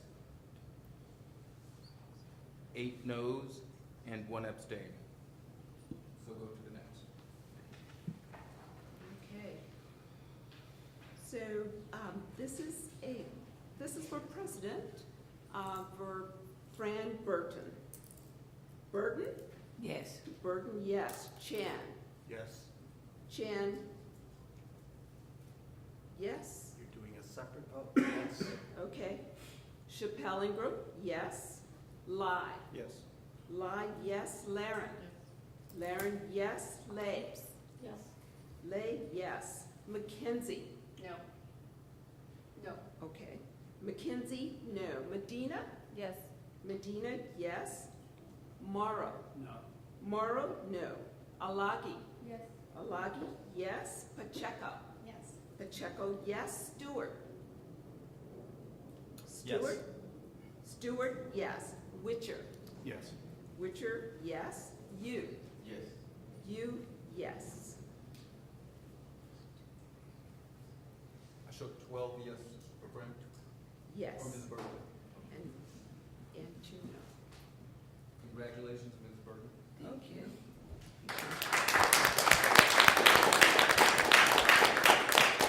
May I take a point of personal privilege? You're still in charge. Oh.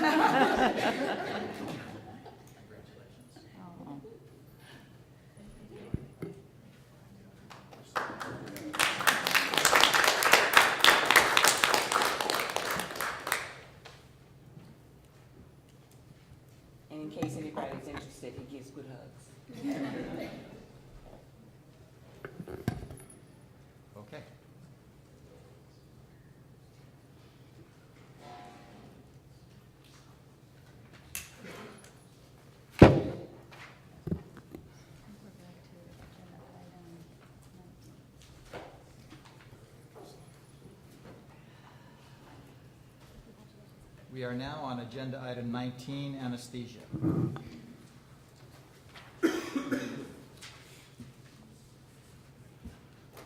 And I believe board members got a handout that was handed out about a half an hour ago. This is agenda item 19A relating to the implementation of SB 501.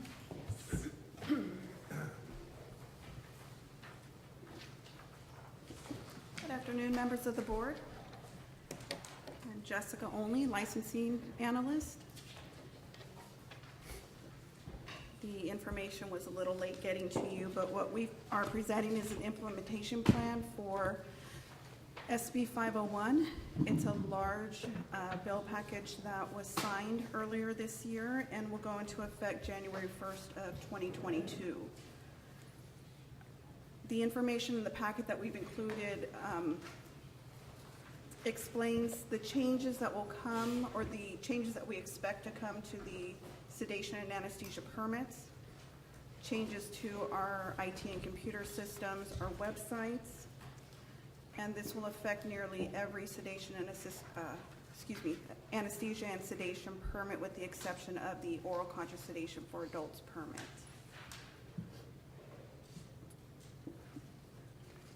Does anyone have any questions regarding the changes, the transition?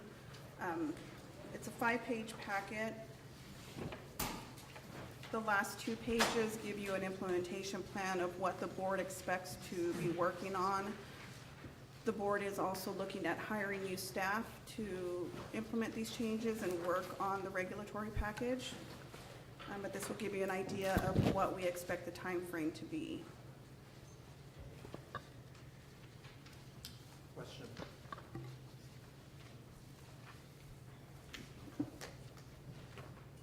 Dr. Chan. I have a question. On page 2, just for clarification, Jessica, what would be the status of the current OCS adult permit, and yet the language apparently changed in the legislation? I'm not sure how it fits together. I don't believe the language did change for that permit. No. There were changes to the oral conscious sedation for minors permit that were struck out, and a new permit, which will be the pediatric minimal sedation, is going to be introduced. But there were no changes to the oral conscious sedation for adults. Yeah, it says right here that the permit will no longer be issued. So does that mean that those current permit holders will I'm sorry, I'm having a hard time. Okay, so the current, it says current OCS for minors permit will no longer be issued. Yes, So it will be replaced That's with the question that Dr. Chan was asking, No. right? It's the second one. The second, okay. Because if the paradigm is shifting from minimal to deep sedation, then this doesn't fit with that paradigm.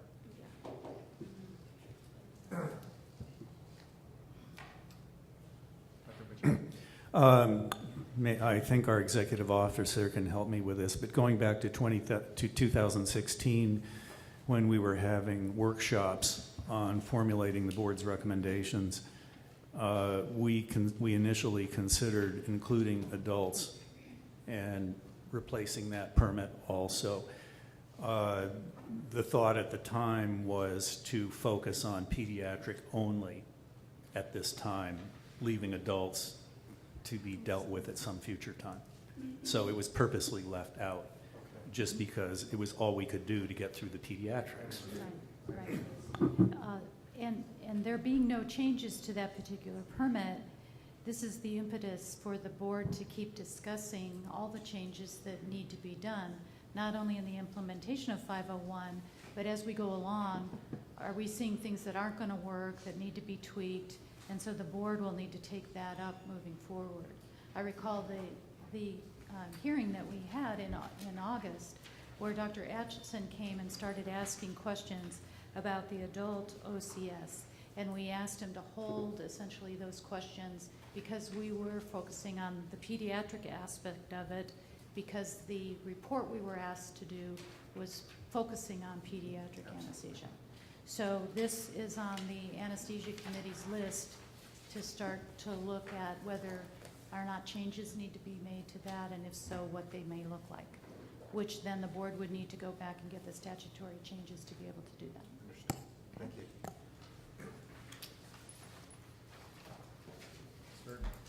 I had a question about recruitment of subject matter experts.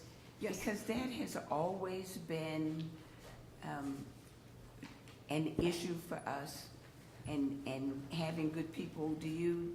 Is this timeline something that is workable? That you will start this in May and you'll be finished by May? Well, by subject matter experts, we will be working with oral surgeons or anesthesiologists to hopefully come together with work groups. They won't be as time, I know when we usually talk about subject matter experts, we're referring to the evaluation program. And there's always a need for new experts there. I think we have a good pool of experts that currently work for the board that we could recruit to come in and assist us with this. I think Dr. Witcher is also going to be a great help with this process, so I don't think that will be a problem. I think that will be attainable.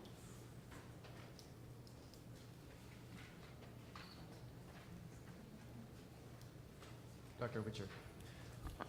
There has been an active stakeholder work group working on sedation issues since about 2010. Some of the players may have changed, but we won't have any trouble getting people. No, in fact, I'm sure some are here with us today. Correct. I would have a concern, however, that people understand, that pool understand that what we are talking about is implementation of 501 and not of creating another wheel or going in another direction for what people felt that there needed to be a part of that. So I just want to be on record as saying that. If I might respond, it's common to lay ground rules when you're having meetings like this. And, you know, there's legislative intent in 501 that helps establish those. So the regulation is going to have to conform to statute going forward. And so I think that it will help focus the discussion, the fact that we have a vehicle which we can work from. But that's a good point and a very important one.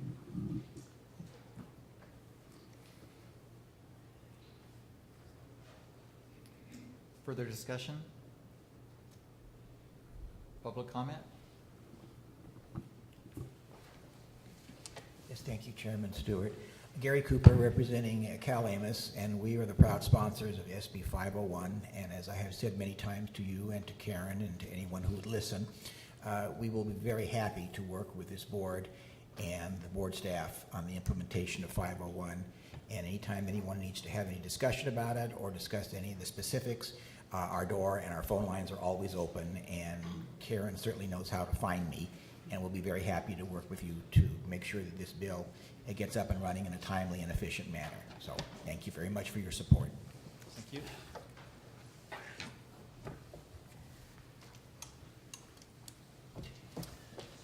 Alan Felsenfeld, CDA, and a member of Cal Amos. We, too, are very delighted that we're going down this road. It's been a long, hard battle, and I think we're getting somewhere, and we're happy to support and help in any way that we can with this.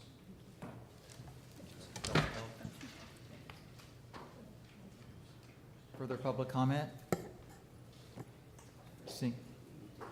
Seeing none? I would just like to comment that there's 501 is a very complicated piece of legislation, and staff is on a regular basis.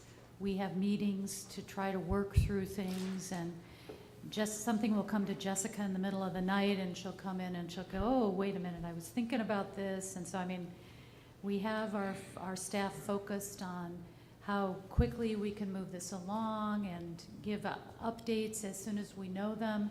I know the board wanted us to move on this quickly, but just when legislation goes through the process, we identify whether or not it'll have a fiscal impact on our resources, meaning the staff we can devote to these projects.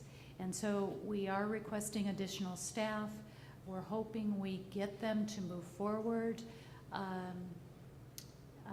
And if that happens, that recruitment process doesn't start until the budget is signed in 2019.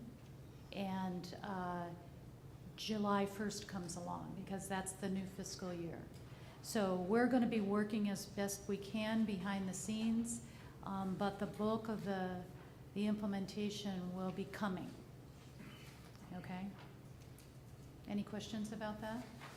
And if throughout the period between board members, if any questions come up, please don't hesitate to contact Sarah or myself, and we will give you periodic updates. Thank you so much. Thank you. Thank you. Okay, I think we're moving on to item number 20. 19B. Oh, 19B? Yes. Thank you.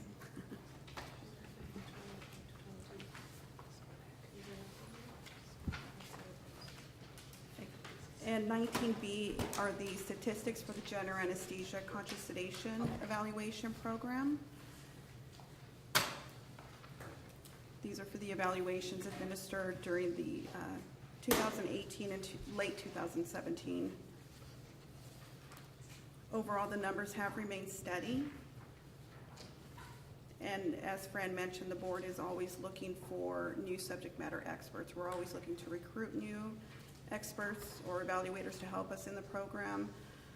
I have noticed a trend with evaluators who are retiring, and especially with the new fees, maybe don't want to do it anymore. But we are trying to recruit new people. It's a little harder, but we do get some. So our numbers have remained steady, but they can always be better. You know, one area we have had consistent problems is evaluating the physician anesthesiologist, and for a number of reasons, they're very hard to schedule, and then you need to have a double degree OMS available in that area, and that limits your pool. And so it's tough. We'd like to see those numbers better. Some people have commented that we should be focusing more attention, but you know, you have to be realistic about what you can do.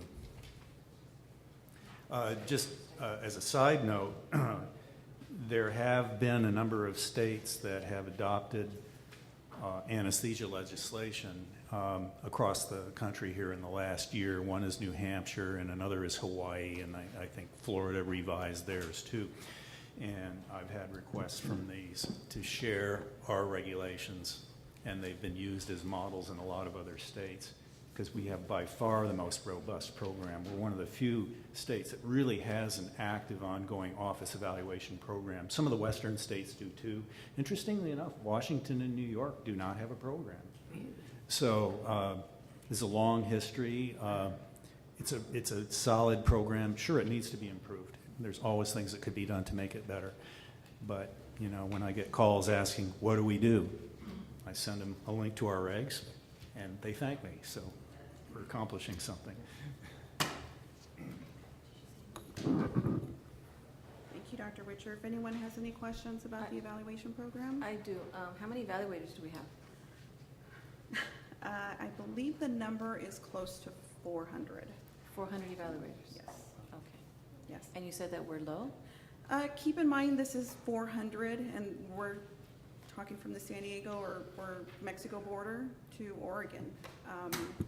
Each time an evaluator takes the time to go out and do an evaluation for us, if it's within their area, they have to close their office down for half a day, sometimes the entire day. We have a few special evaluators who will travel across the state for us. Not very many, but they do. So it's a big loss for the evaluators to have to shut down their offices, because it's not just their income, it's their assistants, their hygienists, their front staff, and it's a lot, and we appreciate them. And then their stipend, I believe it's $250? It's $250 plus travel. The majority of the evaluators drive, so it's mileage. The few that do travel have the same stipend that you receive. We reimburse for the flight, the hotel, and meals. And how is that comparable to other evaluators in other departments or other? I'm not familiar with any other boards that have evaluators such as us. Okay, I was just trying to see if there might be the pay, but it's not that bad. I don't know. Anyways, thank you. I could speak to that with you later, because I can give you some information. Just for your information, on page 4, the evaluator numbers per region is listed in your report. You have both general anesthesia, conscious sedation, and physician anesthesiologist, both Northern and Southern California.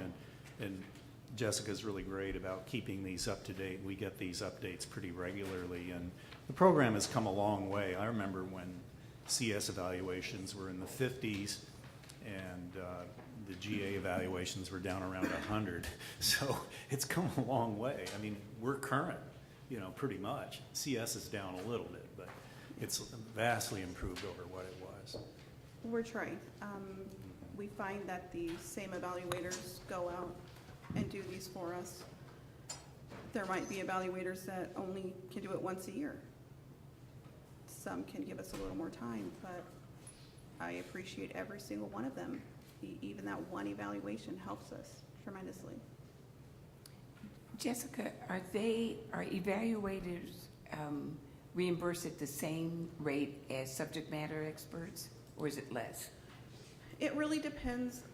An evaluator is considered a subject matter expert. It really depends on what type of work they're doing for the board. Some subject matter experts are paid hourly. For the purpose of this program, they are paid per evaluation. It's a little more difficult to guess how many hours it's going to take, so it's easier for us to say this is how much we'll give you this flat rate for the evaluation.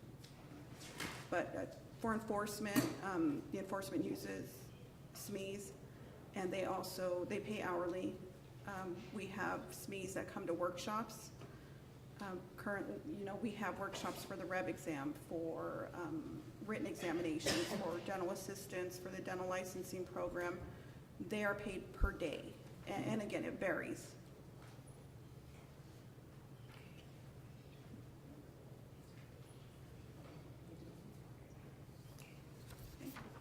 Thank you very much. Thank you.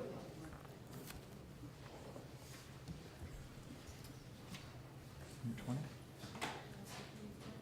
LCP report, number 20. Thank you, Mr. President. I'm going to do it in 2 sections, and I'm going to do the licensure in between, and I have a final discussion that probably is going to take more time. So, LCP committee met yesterday to discuss various housekeeping items. Call to order was, roll call was established. We approved the February 23rd, 2017 minutes. We reviewed license and permit statistics, discussed the difference between active, inactive, and retired licenses, discussed costs of replacing a delinquent renewal and burden to get a replacement. In closed session, the committee met and discussed 3 applications in the DDS category. Doctor's initials MDA, KF, JJ will be granted. New licenses to replace canceled ones on the condition that they each pass the California Law and Ethics exam. The one applicant for the renewal of a conscious sedation permit whose initials are LS has been denied. RD applications were discussed and vetted. Results are as follows. RDA applicants initials CH, JK, JL, AM, SO, HR, AR, CW. All have been granted new licenses on the condition they pass the RDAC. candidate MN will be granted a new license without any examination on the completion of her application. Now, the final discussion, and I'm sure in open session everybody heard a little bit about the main topic of faculty teaching permit requirement for the 6 California dental schools. The state does have California BMP Code 1640 already in place and is called special permit. After reviewing the data received from the 6 dental schools, we discussed what would be the best way moving forward. Now, BMP 1626 exempts California dental schools from having the need for any supervision, I guess, on the teachers. Now, after reviewing and discussing the staff's provided data, the committee voted to recommend the board staff to seek legislative change to Cal BMP Division 2, Chapter 4, Article 2 of BP 1626 to require a non-California licensed dentist holding a faculty appointment in a California dental school be required to apply and obtain from the board either a special permit or a faculty teaching permit in order to teach in one of the schools. The intent would be to monitor unlicensed dental faculty, impose continuing education, and monitor instructors that may deliver care to patients. Also, to oversee disciplinary issues that may have occurred. I submit this to the board, full board, for discussion.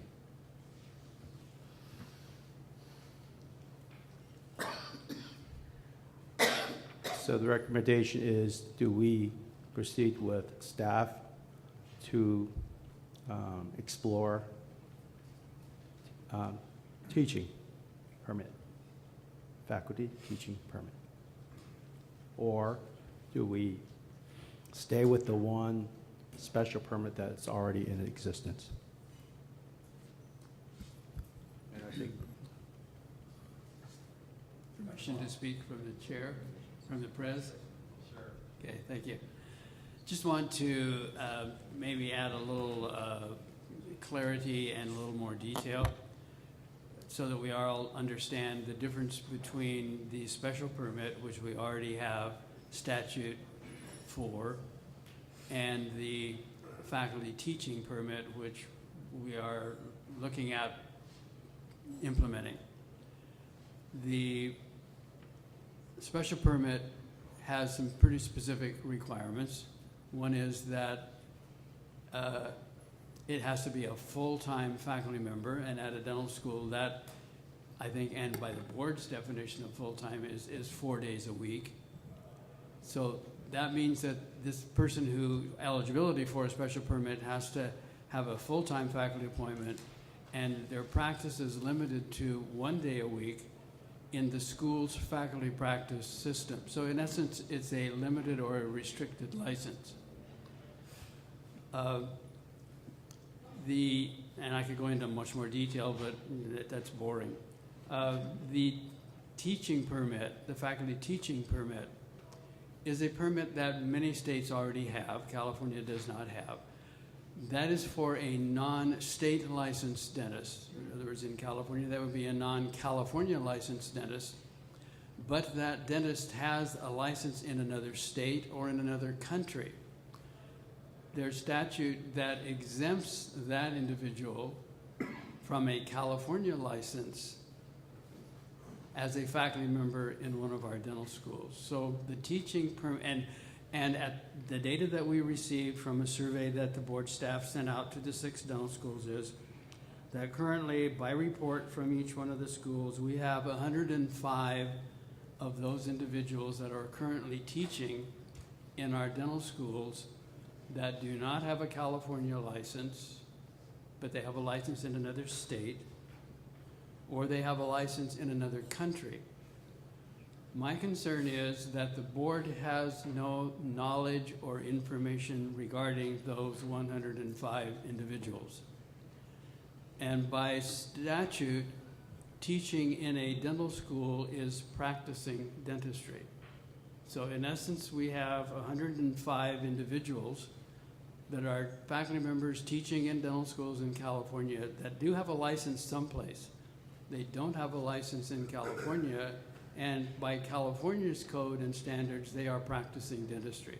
So, are we comfortable with that? We do not know who these individuals are. We do not have any criminal background check on them.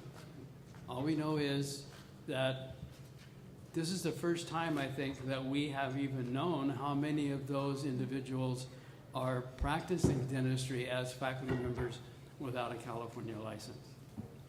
So this is informational in one way, and then saying, how do we feel about that? Are we okay with that? Are we comfortable with that? Would we like to have more information regarding these individuals? Other states, actually, out of the 53 licensure agencies for dentistry in the United States, I think only 13 of them do not require such a permit, and we are one of those 13. So the majority of licensing agencies in the United States require that faculty members that do not have a license to practice dentistry in the state where the dental school is located are required to have a teaching permit from that state's dental board. So my recommendation is that it is our responsibility as a dental board to know who's practicing dentistry and to make sure that they are meeting our requirements for not only criminal background check, but also continuing education for maintaining that faculty appointment. And just so, for your knowledge, it's on LCP agenda item number 4, in case you wanted to review that as well in the agenda from yesterday's agenda, LCP agenda item number 4, because it has more information in there. Yeah, just to reiterate some of our discussion very briefly, you know, although I can appreciate the issue, there have been faculty practicing in those positions for many years. It's never really come to us as a problem of any kind. Of course, we wouldn't know, I suppose, if it was. But I guess my concern is we have a lot of requests for legislative proposals going forward. We would need to prioritize this somehow. Obviously, that's not something we need to do today, but I'm just saying that we're going to have to make some choices here. But I believe it belongs on the list.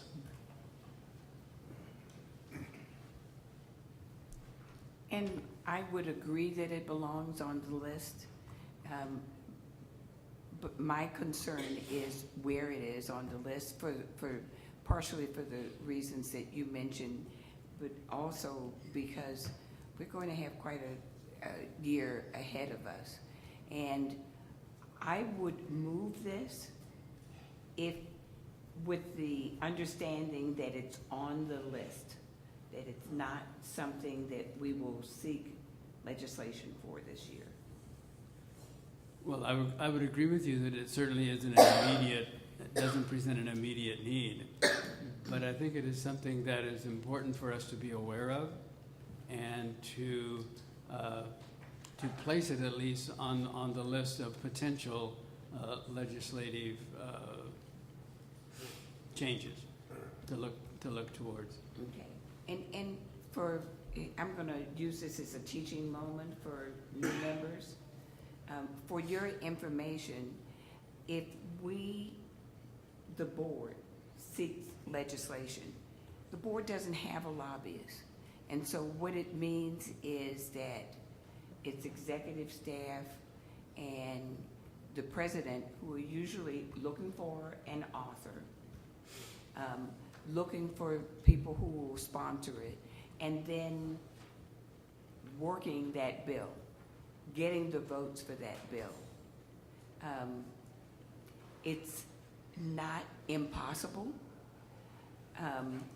but it can pose its challenges too. And again, I'm willing to put it on the list. I am not willing to consider it this year. I just think that it needs to go on the list to be prioritized at some time later.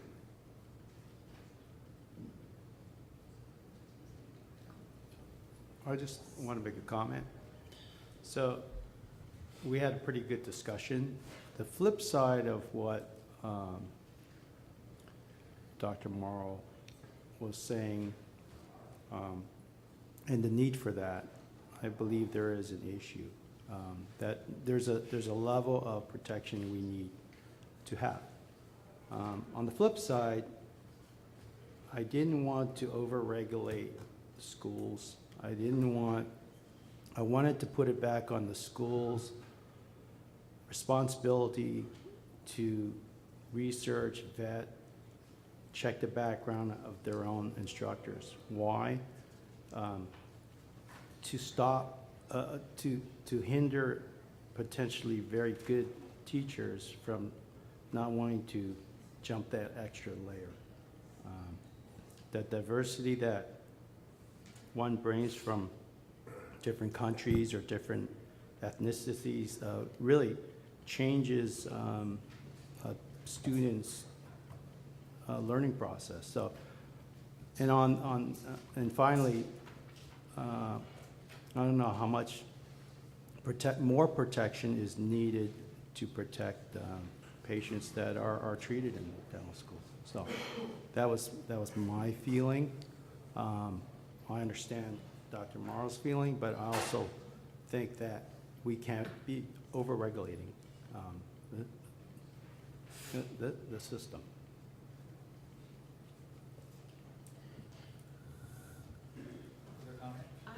I have a question with regards to teaching credentials, because if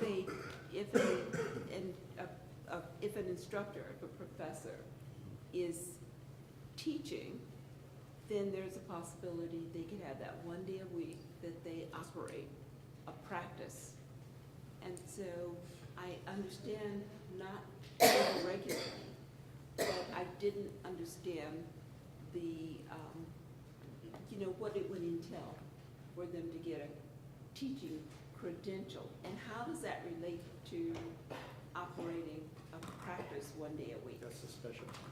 That's a special permit.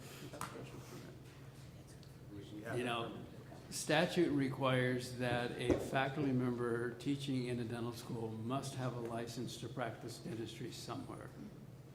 The way it states is in California, another state or country. So any dentist who holds a faculty appointment as in teaching at a dental school must have a license someplace.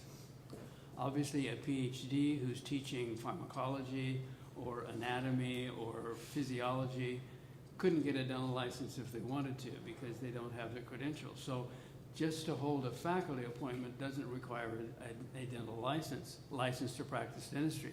But a dentist who is a faculty member must have a license someplace.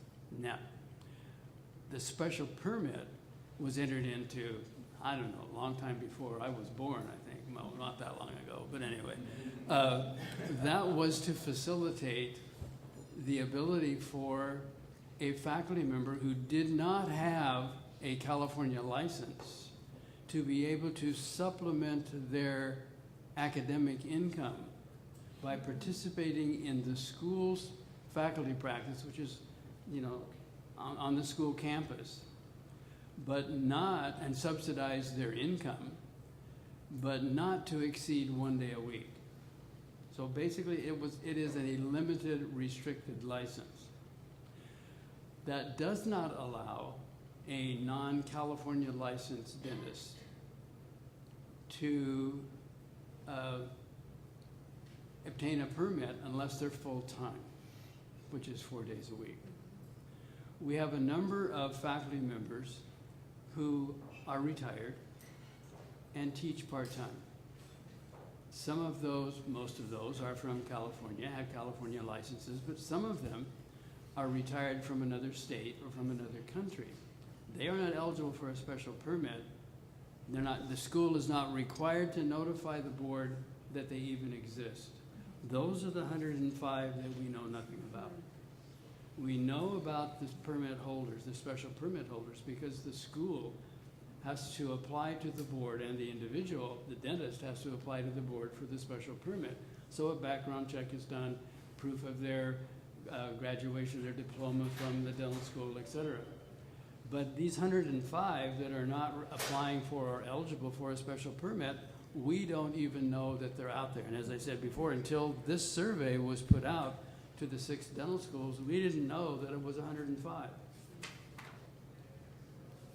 So does that help to answer? So this is making it possible for the board to have more information regarding those individuals that are teaching in dental schools and in essence and legally are practicing dentistry with a license, but it's a license in another country, another state. And I think it's important that we know who they are, where they are, and can monitor their compliance with continuing education, etc.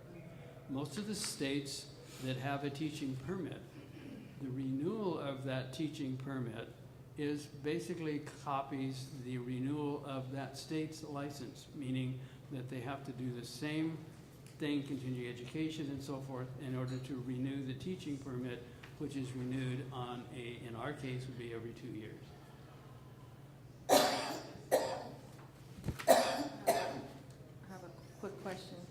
But yeah, again, I think it's an important issue for us to be aware of. I'm not looking for a resolution or an immediate. I understand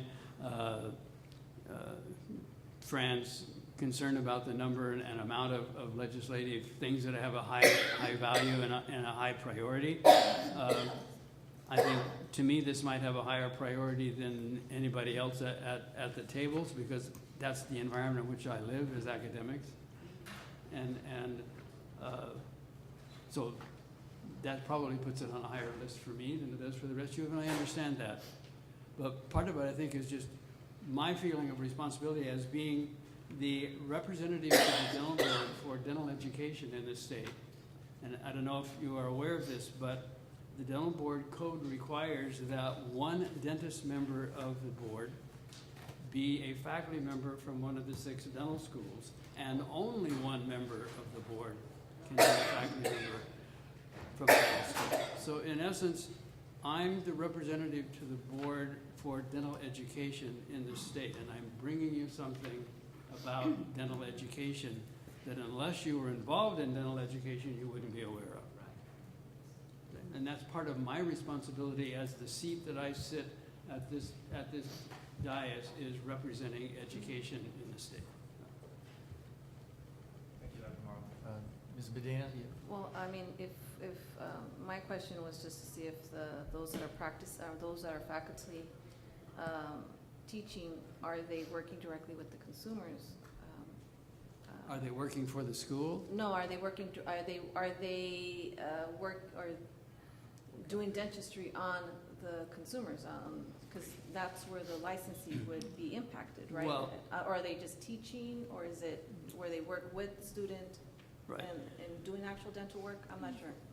I guess those of you on the board that haven't gone to dental school will probably not have an understanding of this. So, in the teaching, in the clinical teaching process, oftentimes the supervising dentist, what we refer to as the attending faculty, sits down and demonstrates to the student how to prepare a crown for a tooth.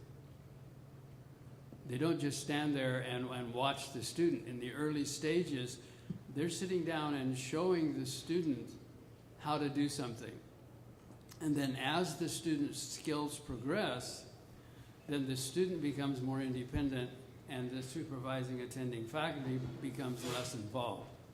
So yes, at times, the faculty is actually doing the dentistry, extracting the tooth, preparing the tooth for a crown or a restoration.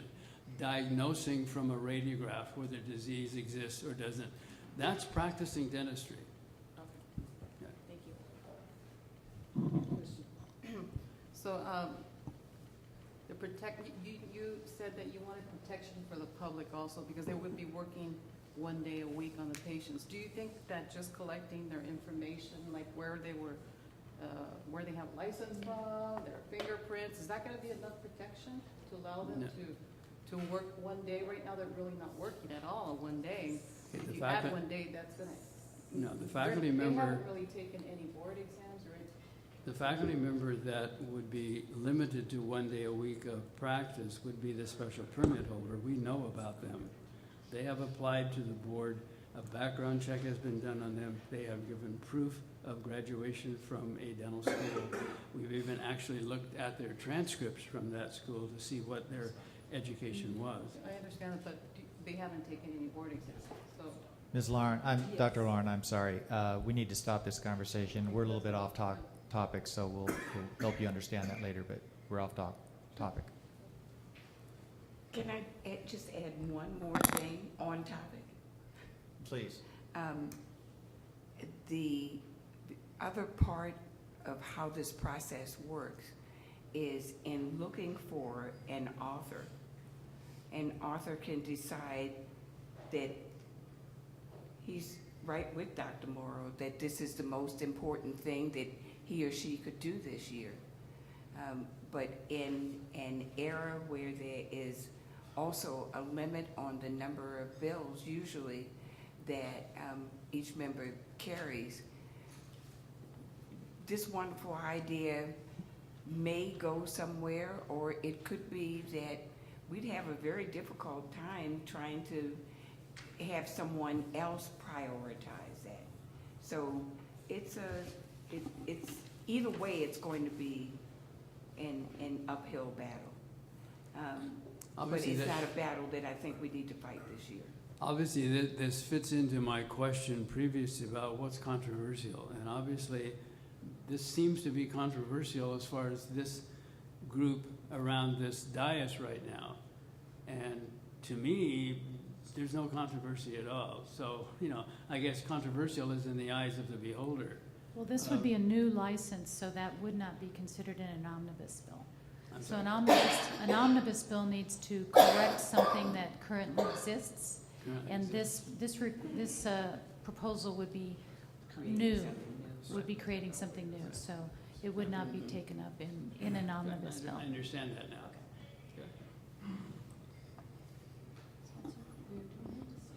So there's a motion. There's no motion. I did. You did? Yeah. I'll second. Oh, let's move. Oh, do we need to break this out? Oh, okay. I would recommend that the action that was taken in closed session go first, because that is the first issue that Dr. Lai. So first on the list is to accept my report on closed session. So we're going to take roll call on that, please. Yes, Okay. but this is to accept your report. Accept my report on my recommendations on closed session Second, of the Burton. LCP. Okay, Burton seconded and I move. moved, okay. Except, Accept LCP closed session recommendations.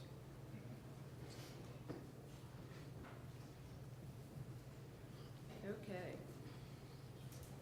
A motion was made by Lai and seconded by Burton. And the motion is to accept your closed session report. Accept my report, correct. Okay. Okay, Burton? Yes. Burton, yes. Chan? Yes. Chan, yes. Chappelle Ingram, yes. Lai? Yes.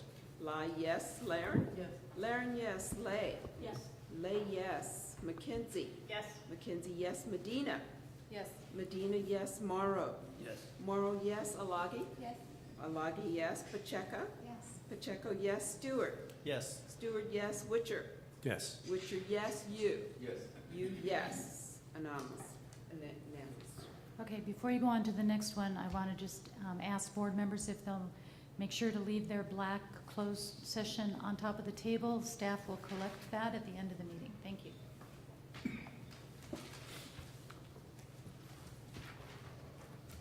So Spencer, what's next? It would be the LCP recommendation regarding the direction to staff to seek legislation to require faculty teaching permit for dentists not licensed to practice dentistry in California and to require continuing education to produce such permit. What he said. Right there? What he said.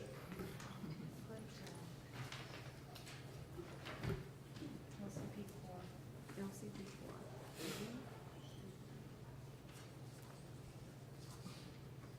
4. Okay. So if the board agrees with the recommendation, the motion would be to accept the committee's recommendation.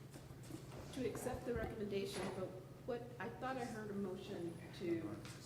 Yes, to direct staff to seek Direct legislation staff. to adopt the recommendation. To proceed with staff and board to determine if we should, I can read it again if you'd like. we'll get it from you. We'll get it from you. Is everyone clear as to what the motion is? I'll proceed. Burton? You clear? Yes. Wait. She does, But was there, so I don't understand, we motioned, did someone motion for this second part? The first part relates to the closed session. With Okay, respect yes. to the permits. Right, And this relates to, it's the open session. okay, but so we don't motion it twice, we just motion it once and we're No, just it's voting? twice. They just broke them up. Okay, Yes. So the first one was already voted on. so Now then it's regarding who motioned for the closed second session. part? Yes. So now we're on the second part. The second part is what took place in open session. About seeking legislation. Yes, okay, so it was already a motion, maybe I missed that, okay. Got it. so the motion is to accept staff's direct staff to research the teaching permit. I'll second that. Who made the motion? I did. Okay, Burton and Jan. Okay. LCP 4. Okay, you heard the motion? Burton? Yes. Burton, yes. Chan? Yes. Chan, yes. Chappelle Ingram, yes. Lai? No. Not Lai, no. Laren? Yes. Laren, yes. Lay? No. Lay, no. Mackenzie? Abstain. Abstain. Medina? Yes. Medina, yes. Morrow? Yes. Morrow, yes. Alagi? Yes. Alagi, yes. Pacheco? Abstain. Pacheco abstains. Stewart? Yes. Stewart, yes. Witcher? Yes. Witcher, yes. You? You, yes. Ayes have it. It passes. This is a Karen. So, Karen. We're now moving to item number 22, the Substance Use Awareness Committee report. That committee met yesterday. The roll call was taken, the quorum established. We approved the August 10, 17 committee meeting minutes. There was a report on the diversion program by our Chief Enforcement Officer, Carlos Alvarez. There was a meeting update, October 23rd, 18, on the statewide opioid safety work group meeting. Alexander Borden-Miatas. We call him Aleko, thank you. And then item number 5, there was discussion in terms of what language to include to the board's area of CE and regulation relative to a mandatory course in combating the opioid crisis. The board members and stakeholders are encouraged to forward any suggestions to Ms. Karen Fisher or Sarah Wallace in that regard. So now we can open that up for board discussion.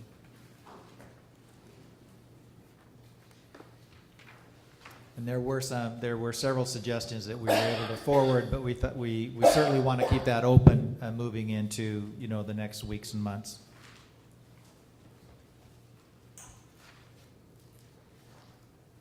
Have you started to look at any timeline on this yet? In terms of completing this?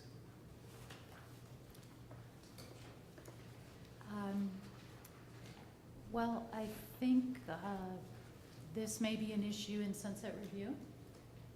And so I would say that so what the committee discussed was essentially, and the board had discussed previously, was making this continuing education mandatory. And we're looking at the number of units that would be required, and we're also looking at how you want to focus the training, essentially, because it's a broad area. So what Dr. Stewart had just asked is if board members would forward information to Sarah and me regarding training programs that are currently out there. Staff will be researching what other states are doing and what the requirements are. And then what we're hoping to do by the February meeting, if possible, I have to do big Christmas presents for staff in order to be able to get it done in February. But we're hoping to bring back some sort of language and start moving this, because it would require regulations, essentially. We have the authority to do this, and now we need to put the regulations in place.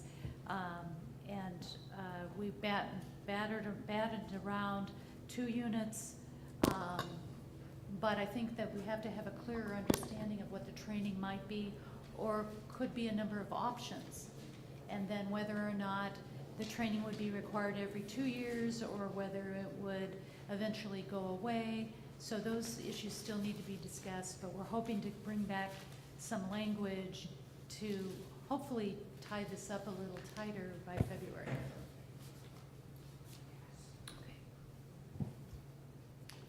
Board comment? Okay, public comment? Thank you. Gail Matthew, CDA. So I want to make sure that I'm understanding where the board is with it right now.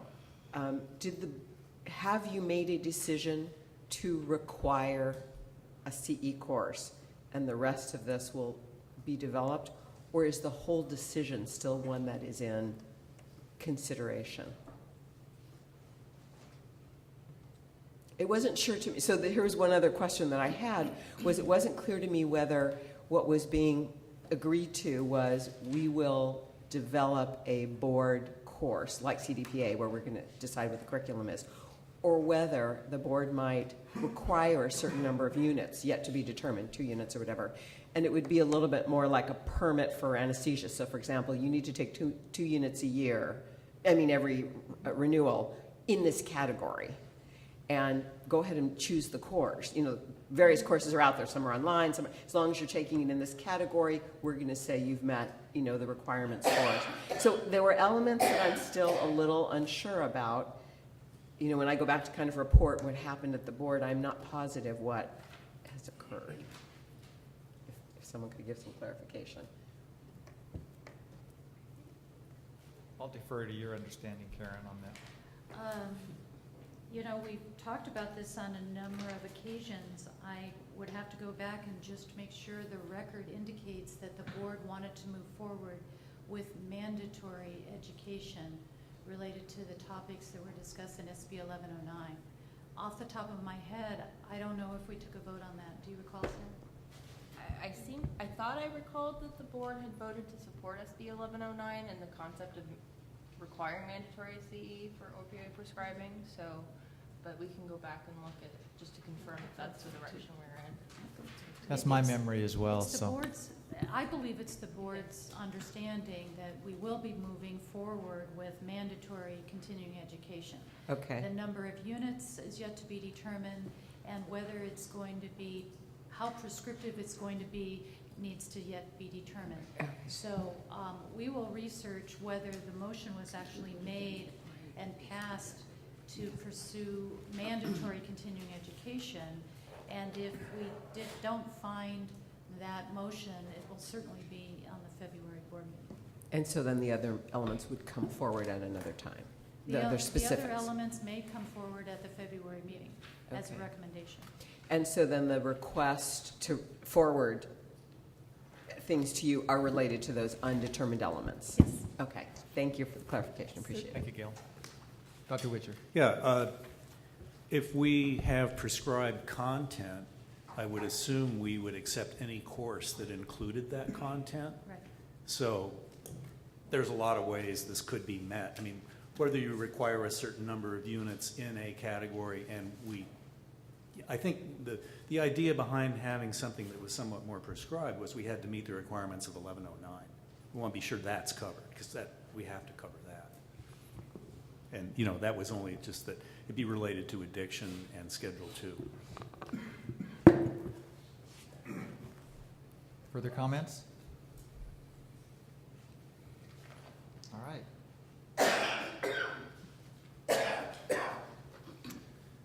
I think we're moving to public comments on items not on the agenda.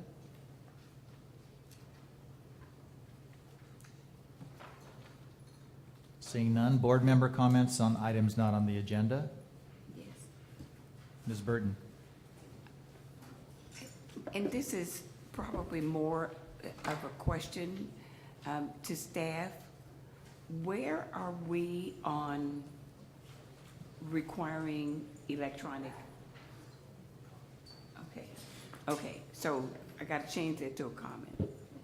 So my interest is, given recent incidents, that we do more to encourage our members to go to electronic records rather than paper records for dental offices. To encourage.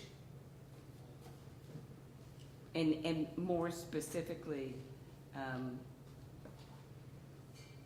that was a huge problem in the recent fire in trying to identify people through dental records, that a lot of those records were gone.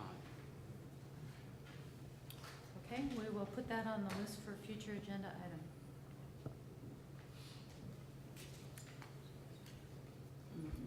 I have a question for Mr. Spencer, Mr. Walker. So public comments, typically, because I guess I'm coming from a different arena as a board member, school board member. Public comments, you can ask questions, you can ask questions, so I wasn't sure how that works with Public this kind of comment, board. you can ask limited questions, but only for the purposes of deciding whether or not to place it on a future agenda. Okay, the reason why I say that is because we can't respond to them, but they can ask a question, just nobody Yes. responds. So that was just That's why. to clarify just a little bit, right? Yes, that's Okay, right. just making sure. And then I guess with my point, I wanted to, in future, when we have agenda items that pertain to presentations that you want to look more into possible disparities. And what I mean by that is that if, for instance, the presentation that was presented earlier, if they were able to show us, you know, which, maybe by numbers, African American, Latino, so forth, for each subject item, for ethnicity, if they have it also by, looking at my questions here, by sex, and of course by their licensee or, you know, DDS, RDA, and so forth. That way it gives us a bigger perspective and kind of asking some questions that how we can work with those possible areas of disparities. And so that would be I would like to see that. I don't know if the other board members, but for me personally, I would. Okay, thank you. Further board member comments on items not on the agenda? Seeing none, we're adjourned. Yay. Sorry. Can I